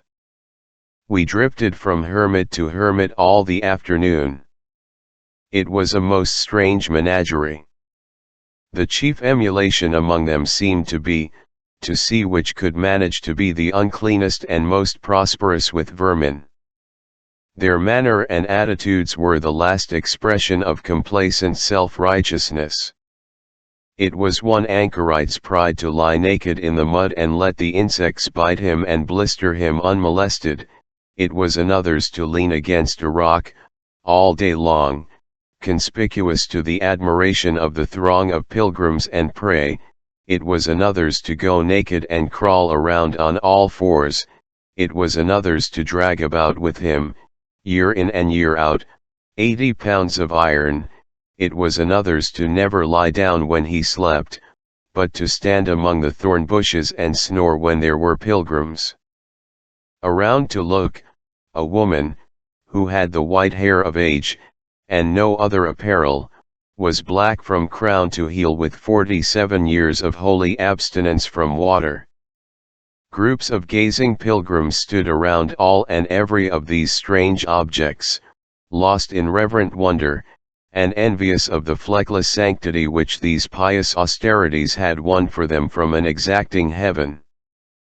By and by we went to see one of the supremely great ones. He was a mighty celebrity, his fame had penetrated all Christendom, the noble and the renowned journeyed from the remotest lands on the globe to pay him reverence. His stand was in the center of the widest part of the valley, and it took all that space to hold his crowds. His stand was a pillar 60 feet high, with a broad platform on the top of it. He was now doing what he had been doing every day for 20 years up there, bowing his body ceaselessly and rapidly almost to his feet. It was his way of praying. I timed him with a stopwatch, and he made 1,244 revolutions in 24 minutes and 46 seconds. It seemed a pity to have all this power going to waste. It was one of the most useful motions in mechanics, the pedal movement, so I made a note in my memorandum book, purposing some day to apply a system of elastic cords to him and run a sewing machine with it. I afterward carried out that scheme, and got 5 years' good service out of him, in which time he turned out upward of 18,000 first-rate tow linen shirts, which was 10 a day. I worked him Sundays and all. He was going, Sundays, the same as weekdays, and it was no use to waste the power. These shirts cost me nothing but just the mere trifle for the materials. I furnished those myself. It would not have been right to make him do that, and they sold like smoke to pilgrims at $1.50 apiece, which was the price of 50 cows or a blooded racehorse in Art Herdom. They were regarded as a perfect protection against sin, and advertised as such by my knights everywhere, with the paint pot and stencil plate, insomuch that there was not a cliff or a boulder or a dead wall in England but you could read on it at a mile distance, by the only genuine Saint Stylite, patronized by the nobility. Patent applied for. There was more money in the business than one knew what to do with. As it extended, I brought out a line of suitable for kings, and a nobby thing for duchesses and that sort, with ruffles down the forehatch and the running gear clewed up with a feather stitch to leeward and then hauled aft with a backstay and triced up with a half-turn in the standing rigging forward of the weather gaskets. Yes, it was a daisy. But about that time I noticed that the motive power had taken to standing on one leg, and I found that there was something the matter with the other one, so I stuck the business and unloaded, taking Sir Borstiganus into camp financially along with certain of his friends, for the work stopped within a year, and the good saint got him to his rest. But he had earned it. I can say that for him. When I saw him that first time, however, his personal condition will not quite bear description here. You can read it in the Lives of the Saints chapter XXIII. Restoration of the fountain. Saturday noon I went to the well and looked on a while. Merlin was still burning smoke powders, and pawing the air, and muttering gibberish as hard as ever, but looking pretty downhearted, for of course he had not started even a perspiration in that well yet. Finally I said, "How does the thing promise by this time, partner? Behold, I am even now busied with trial of the powerfulest enchantment known to the princes of the occult arts in the lands of the East, and it fail me, naught can avail. Peace, until I finish." He raised a smoke this time that darkened all the region, and must have made matters uncomfortable for the hermits, for the wind was their way, and it rolled down over their dens in a dense and billowy fog. He poured out volumes of speech to match, and contorted his body and sawed the air with his hands in a most extraordinary way. At the end of 20 minutes he dropped down panting, and about exhausted. Now arrived the abbot and several hundred monks and nuns, and behind them a multitude of pilgrims and a couple of acres of foundlings, all drawn by the prodigious smoke, and all in a grand state of excitement. The abbot inquired anxiously for results. Merlin said, "If any labor of mortal might break the spell that binds these waters, this which I have but just essayed had done it.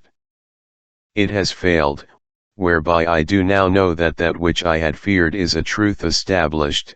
The sign of this failure is, that the most potent spirit known to the magicians of the East, and whose name none may utter and live, has laid his spell upon this well. The mortal does not breathe, nor ever will, who can penetrate the secret of that spell, and without that secret none can break it. The water will flow no more forever, Gok one Father. I have done what man could. Suffer me to go." Of course this threw the abbot into a good deal of a consternation. He turned to me with the signs of it in his face, and said, "Ye have heard him. Is it true?" "Part of it is." "Not all, then, not all." "What part is true?" "That that spirit with the Russian name has put his spell upon the well." "God's wounds, then are we ruined?" "Possibly. But not certainly." "Ye mean, not certainly." "That is it." "Wherefore, ye also mean that when he saith none can break the spell, yes, when he says that, he says what isn't necessarily true. There are conditions under which an effort to break it may have some chance, that is, some small, some trifling chance of success. The conditions, oh, they are nothing difficult. Only these: I want the well and the surroundings for the space of half a mile, entirely to myself from sunset today until I remove the ban, and nobody allowed to cross the ground but by my authority. Are these all?" "Yes." "And you have no fear to try?" "Oh, none. One may fail, of course, and one may also succeed. One can try, and I am ready to chance it. I have my conditions. These and all others ye may name. I will issue commandment to that effect." "Wait," said Merlin, with an evil smile. "Ye wit that he that would break this spell must know that spirit's name?" "Yes, I know his name." "And wit you also that to know it skills not of itself, but ye must likewise pronounce it?" "Ha ha! Knew ye that?" "Yes, I knew that, too." "You had that knowledge? Art a fool? Are ye minded to utter that name and die?" "Utter it? Why certainly. I would utter it if it was Welsh. Ye or even a dead man, then, and I go to tell Arthur." "That's all right. Take your gripsack and get along." The thing for you to do is to go home and work the weather, John W. Merlin. It was a home shot, and it made him wince, for he was the worst weather failure in the kingdom. Whenever he ordered up the danger signals along the coast there was a week's dead calm, sure, and every time he prophesied fair weather it rained brickbats. But I kept him in the Weather Bureau right along, to undermine his reputation.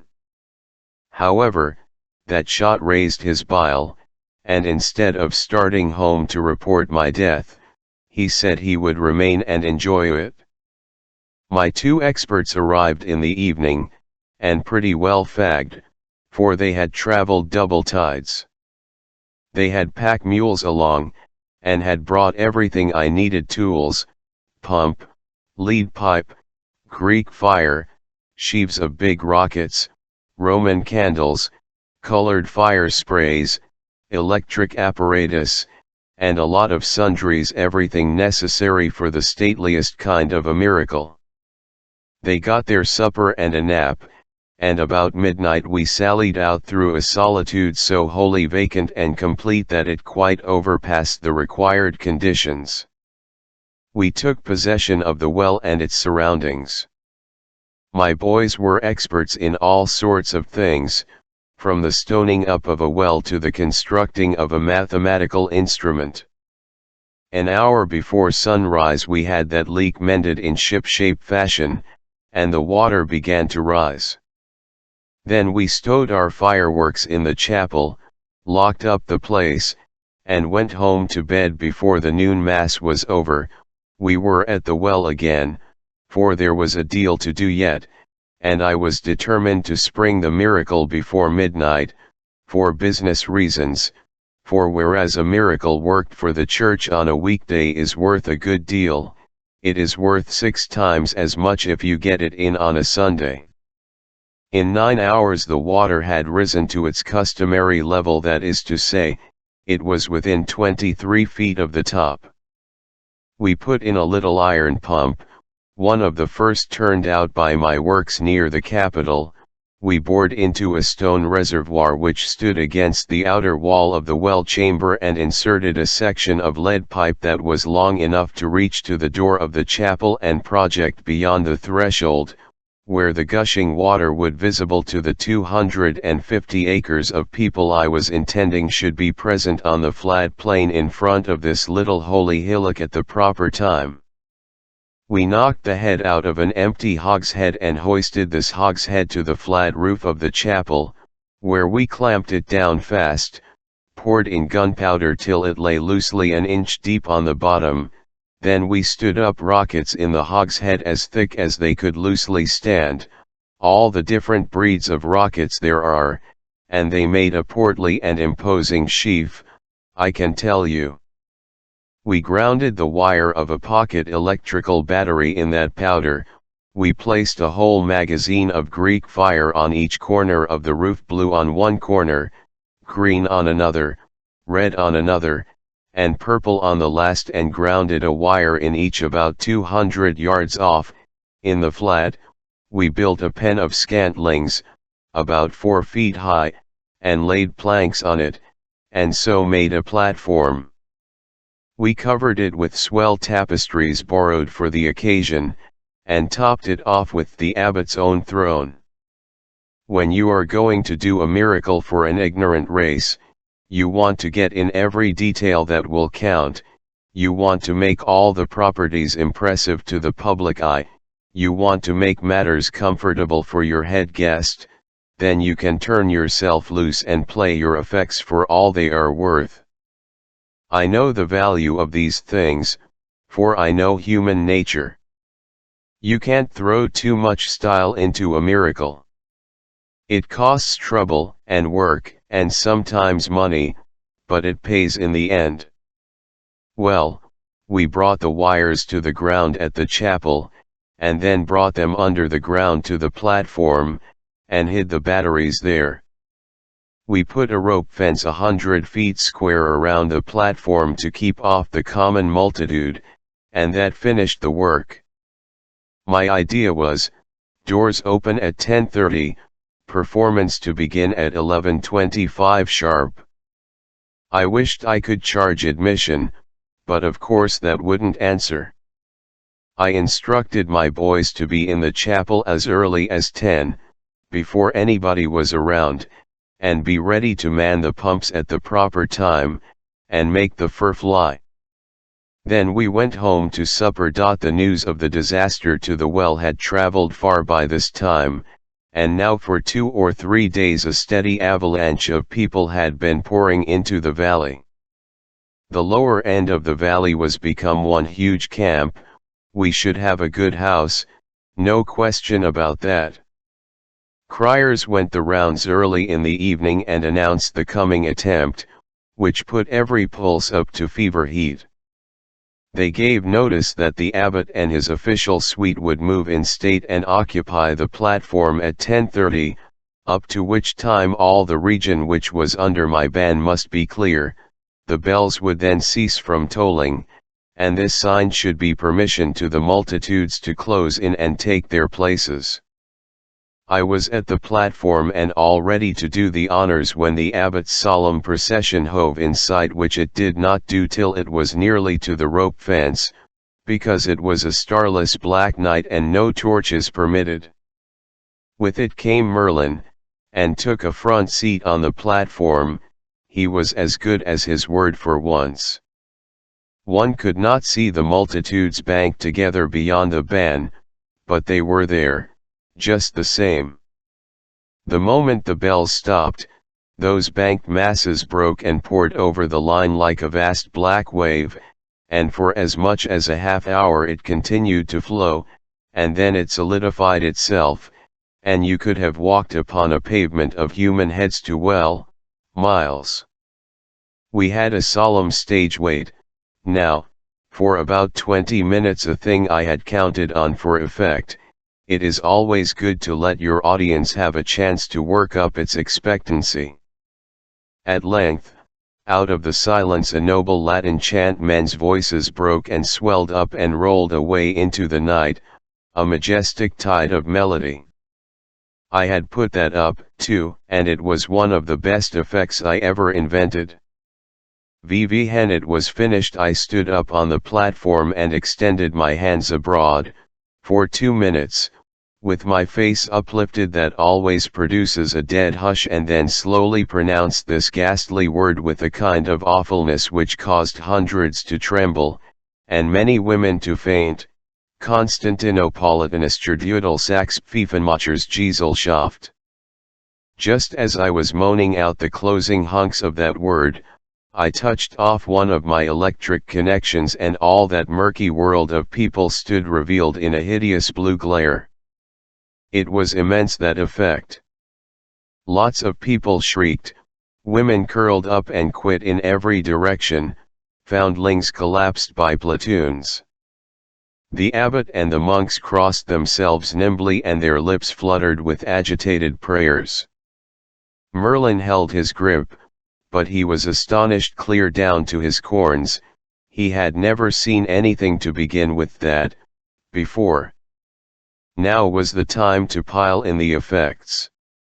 I lifted my hands and groaned out this word as it were in agony: Nihilistendynamit Theaterka Estchen Sprengen Satin Tietz Versuchen, and turned on the red fire. You should have heard that Atlantic of people moan and howl when that crimson hell joined the blue. After 60 seconds is shouted, Transva Altra Pentra Pentransportrum Peltier Triber Trahungs 3 Trego Eating, and lit up the green fire. After waiting only 40 seconds this time, I spread my arms abroad and thundered out the devastating syllables of this word of words: Mekamusel Manen Masen Menken Moerder Marenmeter Marmer Monument, and whirled on the purple glare. There they were, all going at once: red, blue, green, purple, 4 furious volcanoes pouring vast clouds of radiant smoke aloft, and spreading a blinding rainbowed noonday to the furthest confines of that valley. In the distance one could see that fellow on the pillar standing rigid against the background of sky. His seesaw stopped for the first time in 20 years. I knew the boys were at the pump now and ready. So I said to the abbot, "The time is come, Father. I am about to pronounce the dread name and command the spell to dissolve. You want to brace up, and take hold of something."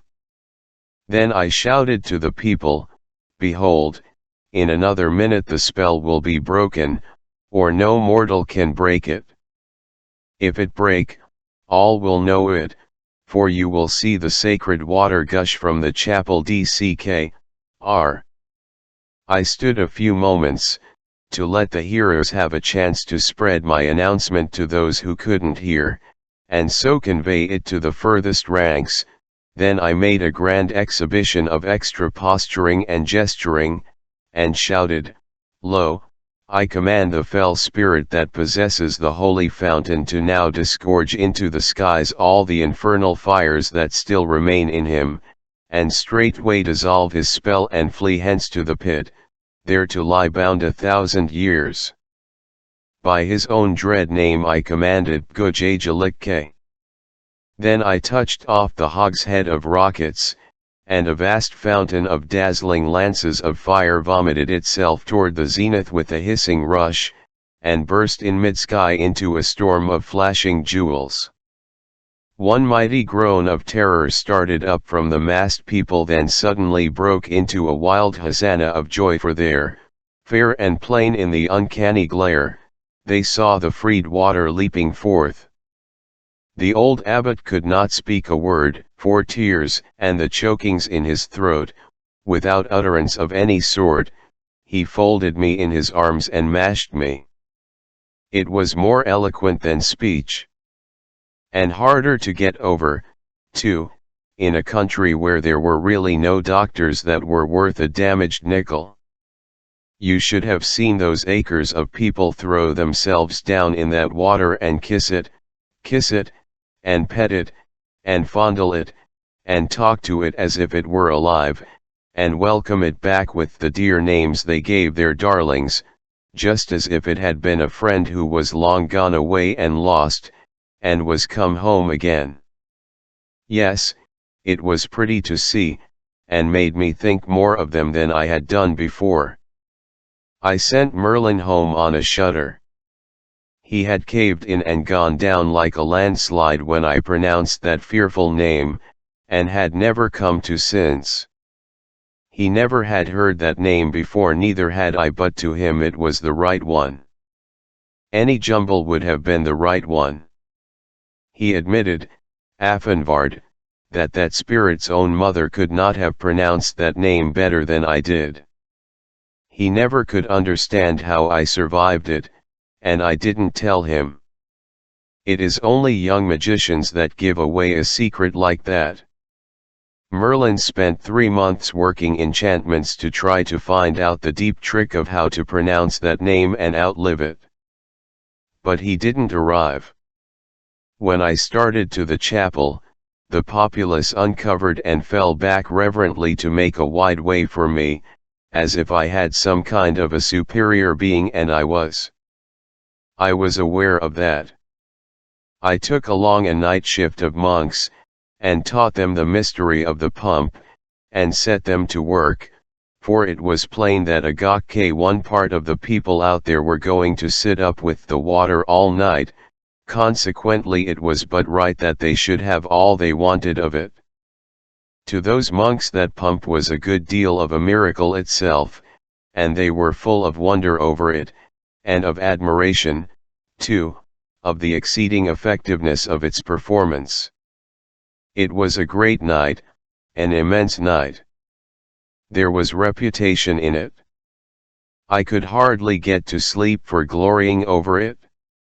Chapter XXIV Arrival Magician. My influence in the Valley of Holiness was something prodigious now. It seemed worthwhile to try to turn it to some valuable account. The thought came to me the next morning, and was suggested by my seeing one of my knights who was in the soap line come riding in. According to history, the monks of this place 2 centuries before had been worldly minded enough to want to wash. It might be that there was a leaven of this unrighteousness still remaining. So I sounded a brother, "Wouldn't you like a bath?" He shuddered at the thought of the peril of it to the well, but he said with feeling, "One needs not to ask that of a poor body who has not known that blessed refreshment sith that he was a would God I might wash me. But it may not be, fair sir, tempt me not, it is forbidden." And then he sighed in such a sorrowful way that I was resolved he should have at least one layer of his real estate removed, if it sized up my whole influence and bankrupted the pile. So I went to the abbot and asked for a permit for this brother. He blenched at the idea. "I don't mean that you could see him blench, for of course you couldn't see it without you scraped him, and I didn't care enough about it to scrape him, but I knew the blench was there, just the same, and within a book cover's thickness of the surface, too blenched, and trembled." He said, "Ah, son, ask aught else thou wilt, and it is thine, and freely granted out of a grateful heart, but this, oh, this. Would you drive away the blessed water again?" "No, Father, I will not drive it away. I have mysterious knowledge which teaches me that there was an error that other time when it was thought the institution of the bath banished the fountain." A large interest began to show up in the old man's face. "My knowledge informs me that the bath was innocent of that misfortune, which was caused by quite another sort of sin." These are brave words, but right welcome, if they be true. They are true, indeed. Let me build the bath again, Father. Let me build it again, and the fountain shall flow forever. You promise this? You promise it? Say the word, say you promise it. I do promise it. Then will I have the first bath myself. Go get ye to your work. Tarry not, but go. I and my boys were at work, straight off. The ruins of the old bath were there yet in the basement of the monastery, not a stone missing. They had been left just so, all these lifetimes, and avoided with a pious fear, as things accursed. In 2 days we had it all done, and the water in a spacious pool of clear pure water that a body could swim in. It was running water, too. It came in, and went out, through the ancient pipes.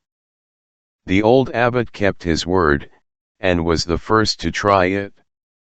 He went down black and shaky, leaving the whole black community above troubled and worried and full of bodings, but he came back white and joyful, and the game was made.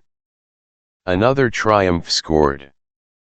It was a good campaign that we made in that valley of holiness, and I was very well satisfied, and ready to move on now, but I struck a disappointment. I caught a heavy cold, and it started up an old lurking rheumatism of mine. Of course the rheumatism hunted up my weakest place and located itself there. This was the place where the abbot put his arms about me and mashed me what time he was moved to testify his gratitude to me with an embrace. When at last I got out, I was a shadow, but was full of attentions and kindnesses, and these brought cheer back into my life, and were the right medicine to help a convalescent swiftly up toward health and strength again, so I gained fast. Sandy was worn out with nursing, so I made up my mind to turn out and go a cruise alone, leaving her at the nunnery to rest up. My idea was to disguise myself as a freeman of peasant degree and wander through the country a week or 2 on foot. This would give me a chance to eat and lodge with the lowliest and poorest class of free citizens on equal terms. There was no other way to inform myself perfectly of their everyday life and the operation of the laws upon it. If I went among them as a gentleman, there would be restraints and conventionalities which would shut me out from their private joys and troubles, and I should get no further than the outside shell. One morning I was out on a long walk to get up muscle for my trip, and had climbed the ridge which bordered the northern extremity of the valley, when I came upon an artificial opening in the face of a low precipice, and recognized it by its location as a hermitage which had often been pointed out to me from a distance as the den of a hermit of high renown for dirt and austerity. I knew he had lately been offered a situation in the Great Sahara, where lions and sandflies made the hermit life peculiarly attractive and difficult, and had gone to Africa to take possession, so I thought I would look in and see how the atmosphere of this den agreed with its reputation. My surprise was great. The place was newly swept and scoured. Then there was another surprise. Back in the gloom of the cavern I heard the clink of a little bell, and then this exclamation, "Hello, Central! Is this you, Camelot? Behold, thou mayst glad thy heart and thou hast faith to believe the wonderful when that it cometh in unexpected guise and maketh itself manifest in impossible places. Here standeth in the flesh his mightiness the boss, and with thine own ears shall yet hear him speak." Now what a radical reversal of things this was, what a jumbling together of extravagant incongruities, what a fantastic conjunction of opposites and irreconcilables. The home of the bogus miracle become the home of a real one, the den of a medieval hermit turned into a telephone office. The telephone clerk stepped into the light, and I recognized one of my young fellows. I said, "How long has this office been established here, Ulfius?" "But since midnight, fair Sir Boss, and it please you. We saw many lights in the valley, and so judged it well to make a station, for that where so many lights be needs must they indicate a town of goodly size." "Quite right.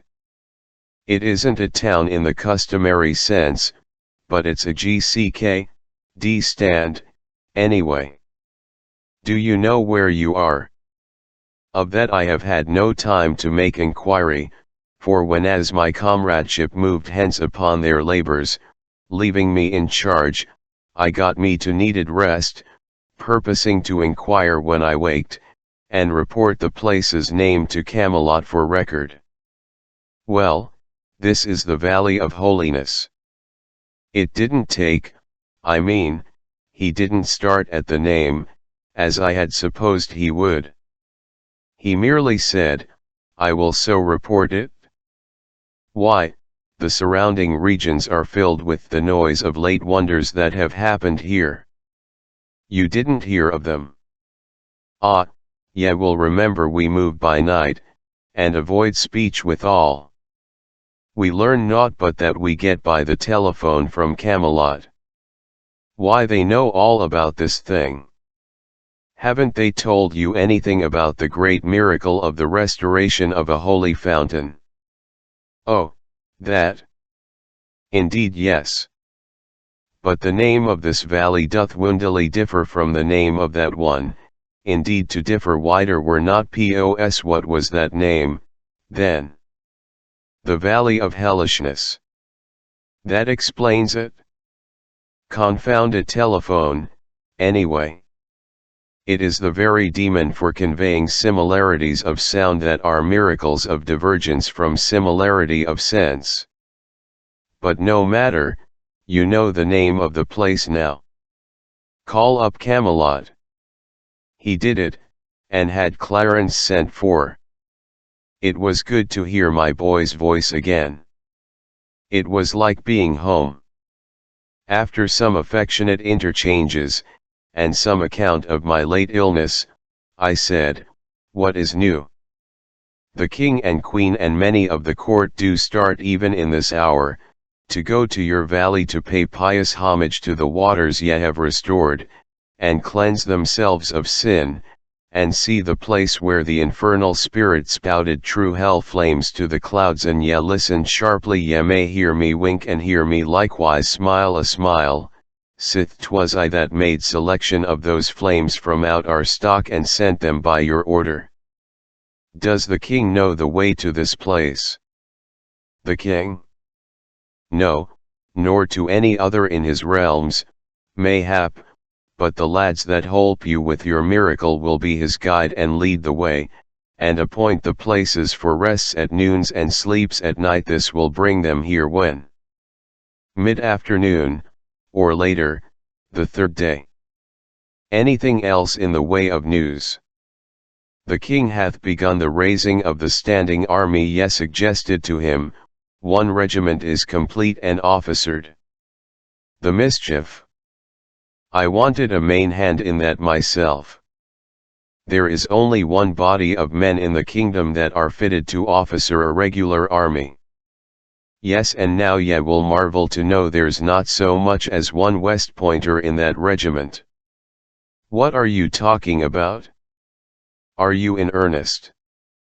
It is truly as I have said. Why, this makes me uneasy. Who were chosen, and what was the method? Competitive examination. Indeed, I know naught of the method. I but know this: these officers be all of noble family, and are born, what is it you call it? Chuckleheads. There's something wrong, Clarence. Comfort yourself, then, for 2 candidates for a lieutenancy do travel hence with the king, young nobles both, and if you but wait where you are you will hear them questioned. That is news to the purpose. I will get one West Pointer in, anyway.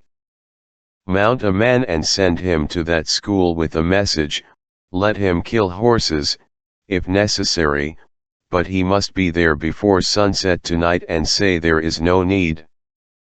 I have laid a ground wire to the school. Prithee let me connect you with it. It sounded good. In this atmosphere of telephones and lightning communication with distant regions, I was breathing the breath of life again after long suffocation. I realized, then, what a creepy, dull, inanimate horror this land had been to me all these years, and how I had been in such a stifled condition of mind as to have grown used to it almost beyond the power to notice it. I gave my order to the superintendent of the academy personally. I also asked him to bring me some paper and a fountain pen and a box or so of safety matches. I was getting tired of doing without these conveniences. I could have them now, as I wasn't going to wear armor any more at present, and therefore could get at my plukets. When I got back to the monastery, I found a thing of interest going on. The abbot and his monks were assembled in the great hall, observing with childish wonder and faith the performances of a new magician, a fresh arrival. His dress was the extreme of the fantastic, as showy and foolish as the sort of thing an Indian medicine man wears. He was mowing, and mumbling, and gesticulating, and drawing mystical figures in the air and on the floor, the regular thing, you know. He was a celebrity from Asia, so he said, and that was enough. That sort of evidence was as good as gold, and passed current everywhere. How easy and cheap it was to be a great magician on this fellow's terms. His specialty was to tell you what any individual on the face of the globe was doing at the moment, and what he had done at any time in the past, and what he would do at any time in the future. He asked if any would like to know what the Emperor of the East was doing now. The sparkling eyes and the delighted rubbing of hands made eloquent answer. This reverend crowd would like to know what that monarch was at, just as this moment. The fraud went through some more mummery, and then made grave announcement, the high and mighty Emperor of the East doth at this moment put money in the palm of a holy begging friar 1, 2, 3 pieces, and they be all of silver. A buzz of admiring exclamations broke out, all around. It is marvelous. Wonderful. What study, what labor, to have acquired a so amazing power as this. Would they like to know what the Supreme Lord of Ind was doing? Yes. He told them what the Supreme Lord of Ind was doing. Then he told them what the Sultan of Egypt was at, also what the king of the remote seas was about. And so on, and with each new marvel the astonishment at his accuracy rose higher and higher. They thought he must surely strike an uncertain place some time, but no, he never had to hesitate, he always knew, and always with unerring precision. I saw that if this thing went on I should lose my supremacy, this fellow would capture my following, I should be left out in the cold. I must put a cog in his wheel, and do it right away, too. I said, if I might ask, I should very greatly like to know what a certain person is doing. Speak, and freely. I will tell you. It will be difficult, perhaps impossible. My art know it not that word. The more difficult it is, the more certainly will I reveal it to you. You see, I was working up the interest. It was getting pretty high, too, you could see that by the craning necks all around, and the half-suspended breathing. So now I climaxed it. If you make no mistake, if you tell me truly what I want to know, I will give you 200 silver pennies. The fortune is mine. I will tell you what you would know. Then tell me what I am doing with my right hand. There was a general gasp of surprise. It had not occurred to anybody in the crowd that simple trick of inquiring about somebody who wasn't 10,000 miles away. The magician was hit hard. It was an emergency that had never happened in his experience before, and it corked him. He didn't know how to meet it. He looked stunned, confused, he couldn't say a word. Come, I said, what are you waiting for? Is it possible you can answer up, right off, and tell what anybody on the other side of the earth is doing, and yet can't tell what a person is doing who isn't 3 yards from you? Persons behind me know what I am doing with my right hand. They will endorse you if you tell correctly. He was still dumb. Very well, I'll tell you why you don't speak up and tell. It is because you don't know. You a magician. Good friends, this tramp is a mere fraud and liar. This distressed the monks and terrified them. They were not used to hearing these awful beings called names, and they did not know what might be the consequence. There was a dead silence now. Superstitious bodings were in every mind. The magician began to pull his wits together, and when he presently smiled an easy, nonchalant smile, it spread a mighty relief around, for it indicated that his mood was not destructive.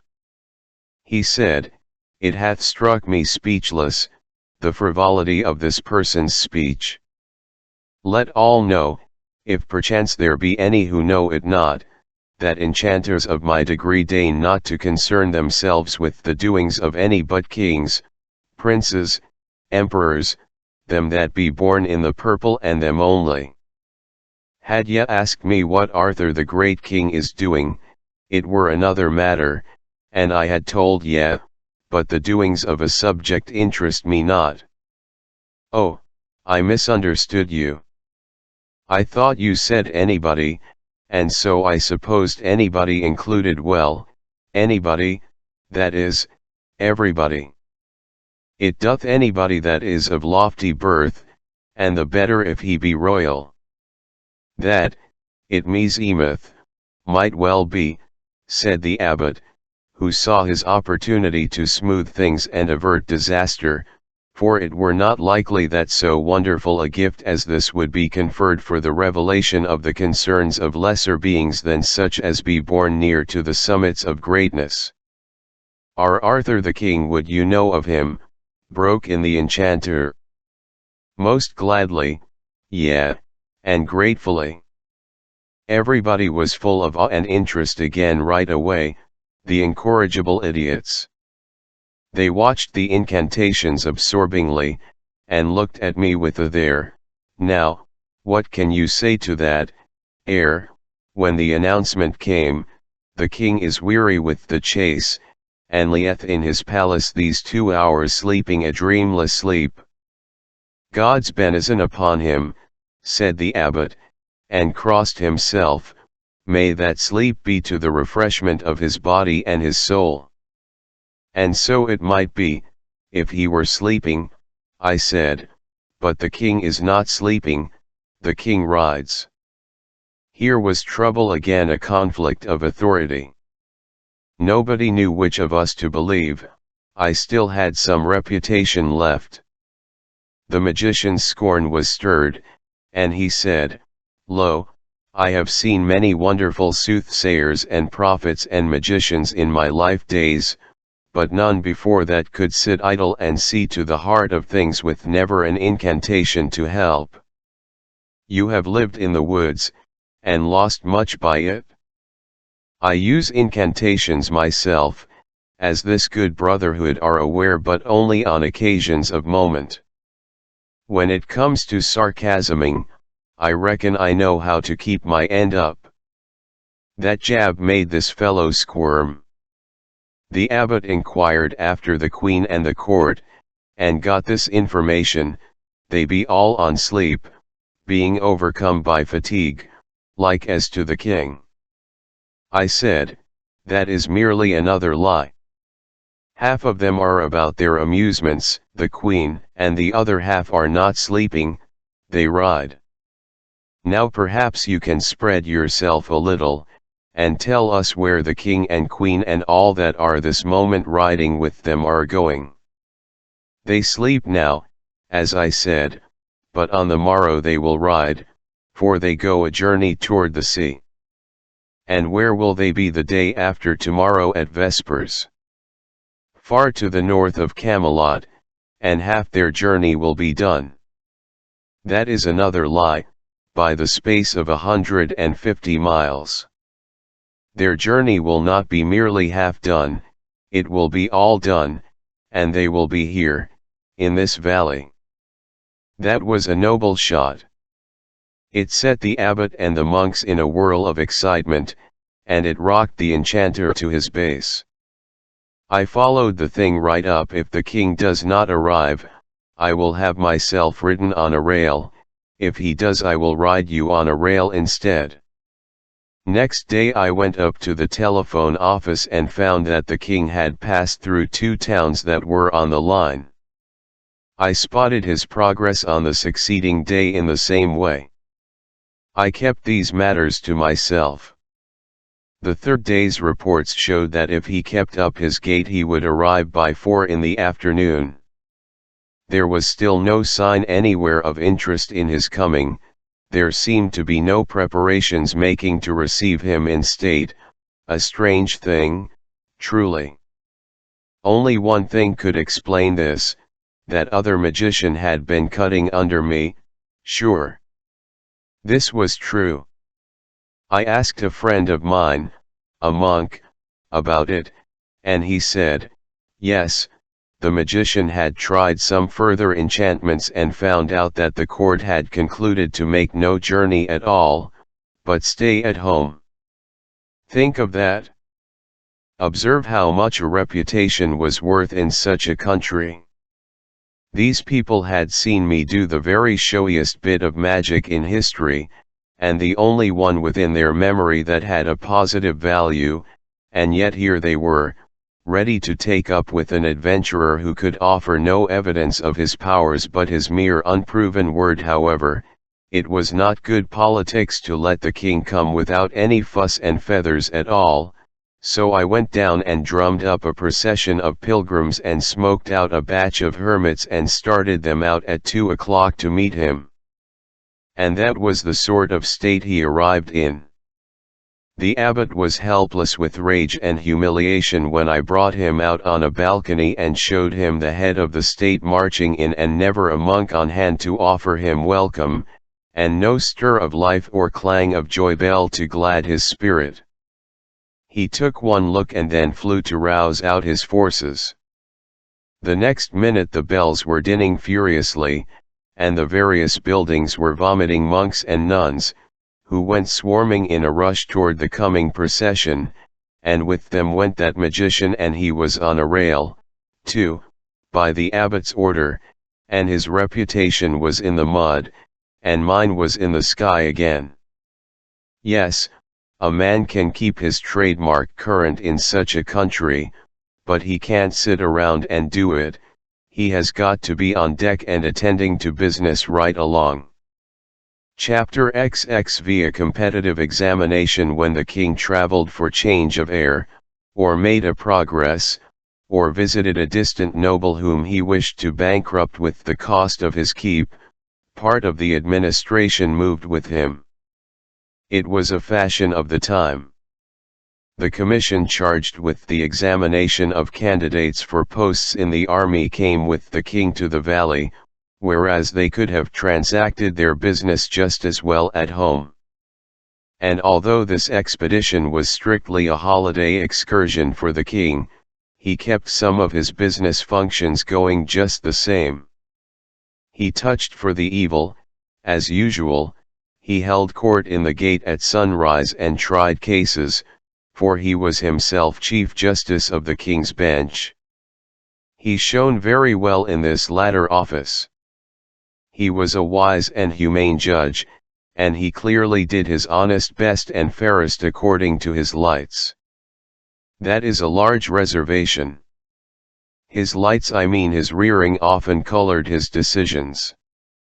Whenever there was a dispute between a noble or gentleman and a person of lower degree, the king's leanings and sympathies were for the former class always, whether he suspected it or not. It was impossible that this should be otherwise. The blunting effects of slavery upon the slaveholders' moral perceptions are known and conceded, the world over, and a privileged class, an aristocracy, is but a band of slaveholders under another name. This has a harsh sound, and yet should not be offensive to any, even to the noble himself, unless the fact itself be an offense, for the statement simply formulates a fact. The repulsive feature of slavery is the thing, not its name.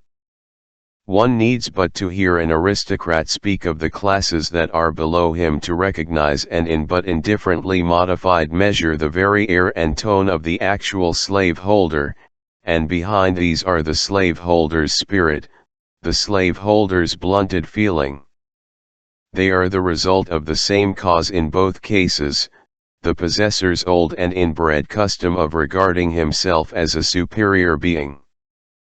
The king's judgments wrought frequent injustices, but it was merely the fault of his training, his natural and unalterable sympathies. He was as unfit for a judgeship as would the average mother for the position of milk distributor to starving children in famine time. Her own children would fare a shade better than the rest. One very curious case came before the king. A young girl, an orphan, who had a considerable estate, married a fine young fellow who had nothing. The girl's property was within a seigniory held by the church. The bishop of the diocese, an arrogant scion of the great nobility, claimed the girl's estate on the ground that she had married privately, and thus had cheated the church out of one of its rights as lord of the seigniory, the one heretofore referred to as le droit du seigneur. The penalty of refusal or avoidance was confiscation. The girl's defense was, that the lordship of the signory was vested in the bishop, and the particular right here involved was not transferable, but must be exercised by the lord himself or stand vacated, and that an older law, of the church itself, strictly barred the bishop from exercising it. It was a very odd case, indeed. It reminded me of something I had read in my youth about the ingenious way in which the aldermen of London raised the money that built the Mansion House. A person who had not taken the sacrament according to the Anglican rite could not stand as a candidate for Sheriff of London. Thus dissenters were ineligible, they could not run if asked, they could not serve if elected. The aldermen, who without any question were Yankees in disguise, hit upon this neat device. They passed a bylaw imposing a fine of L400 upon anyone who should refuse to be a candidate for sheriff, and a fine of L600 upon any person who, after being elected sheriff, refused to serve. Then they went to work and elected a lot of dissenters, one after another, and kept it up until they had collected L15,000 in fines, and there stands the stately Mansion House to this day, to keep the blushing citizen in mind of a long past and lamented day when a band of Yankees slipped into London and played games of the sort that has given their race a unique and shady reputation among all truly good and holy peoples that be in the earth. The girl's case seemed strong to me, the bishop's case was just as strong. I did not see how the king was going to get out of this hole. But he got out. I append his decision. Truly I find small difficulty here, the matter being even a child's affair for simpleness. And the young bride had conveyed notice, as in duty bound, to her feudal lord and proper master and protector the bishop. She had suffered no loss, for the said bishop could have got a dispensation making him, for temporary conveniency, eligible to the exercise of his said right, and thus would she have kept all she had. Whereas, failing in her first duty, she hath by that failure failed in all, for whoso, clinging to a rope, severeth it above his hands, must fall, it being no defense to claim that the rest of the rope is sound, neither any deliverance from his peril, as he shall find. Party, the woman's case is rotten at the source. It is the decree of the court that she forfeit to the said Lord Bishop all her goods, even to the last farthing that she doth possess, and be thereto mulcted in the costs. Next. Here was a tragic end to a beautiful honeymoon not yet 3 months old. Poor young creatures! They had lived these 3 months lapped to the lips in worldly comforts. These clothes and trinkets they were wearing were as fine and dainty as the shrewdest stretch of the sumptuary laws allowed to people of their degree, and in these pretty clothes, she crying on his shoulder, and he trying to comfort her with hopeful words set to the music of despair, they went from the judgment seat out into the world homeless, bedless, breadless. Why, the very beggars by the roadsides were not so poor as they. Well, the king was out of the hole, and on terms satisfactory to the church and the rest of the aristocracy, no doubt. Men write many fine and plausible arguments in support of monarchy, but the fact remains that where every man in a state has a vote, brutal laws are impossible. Arthur's people were of course poor material for a republic, because they had been debased so long by monarchy, and yet even they would have been intelligent enough to make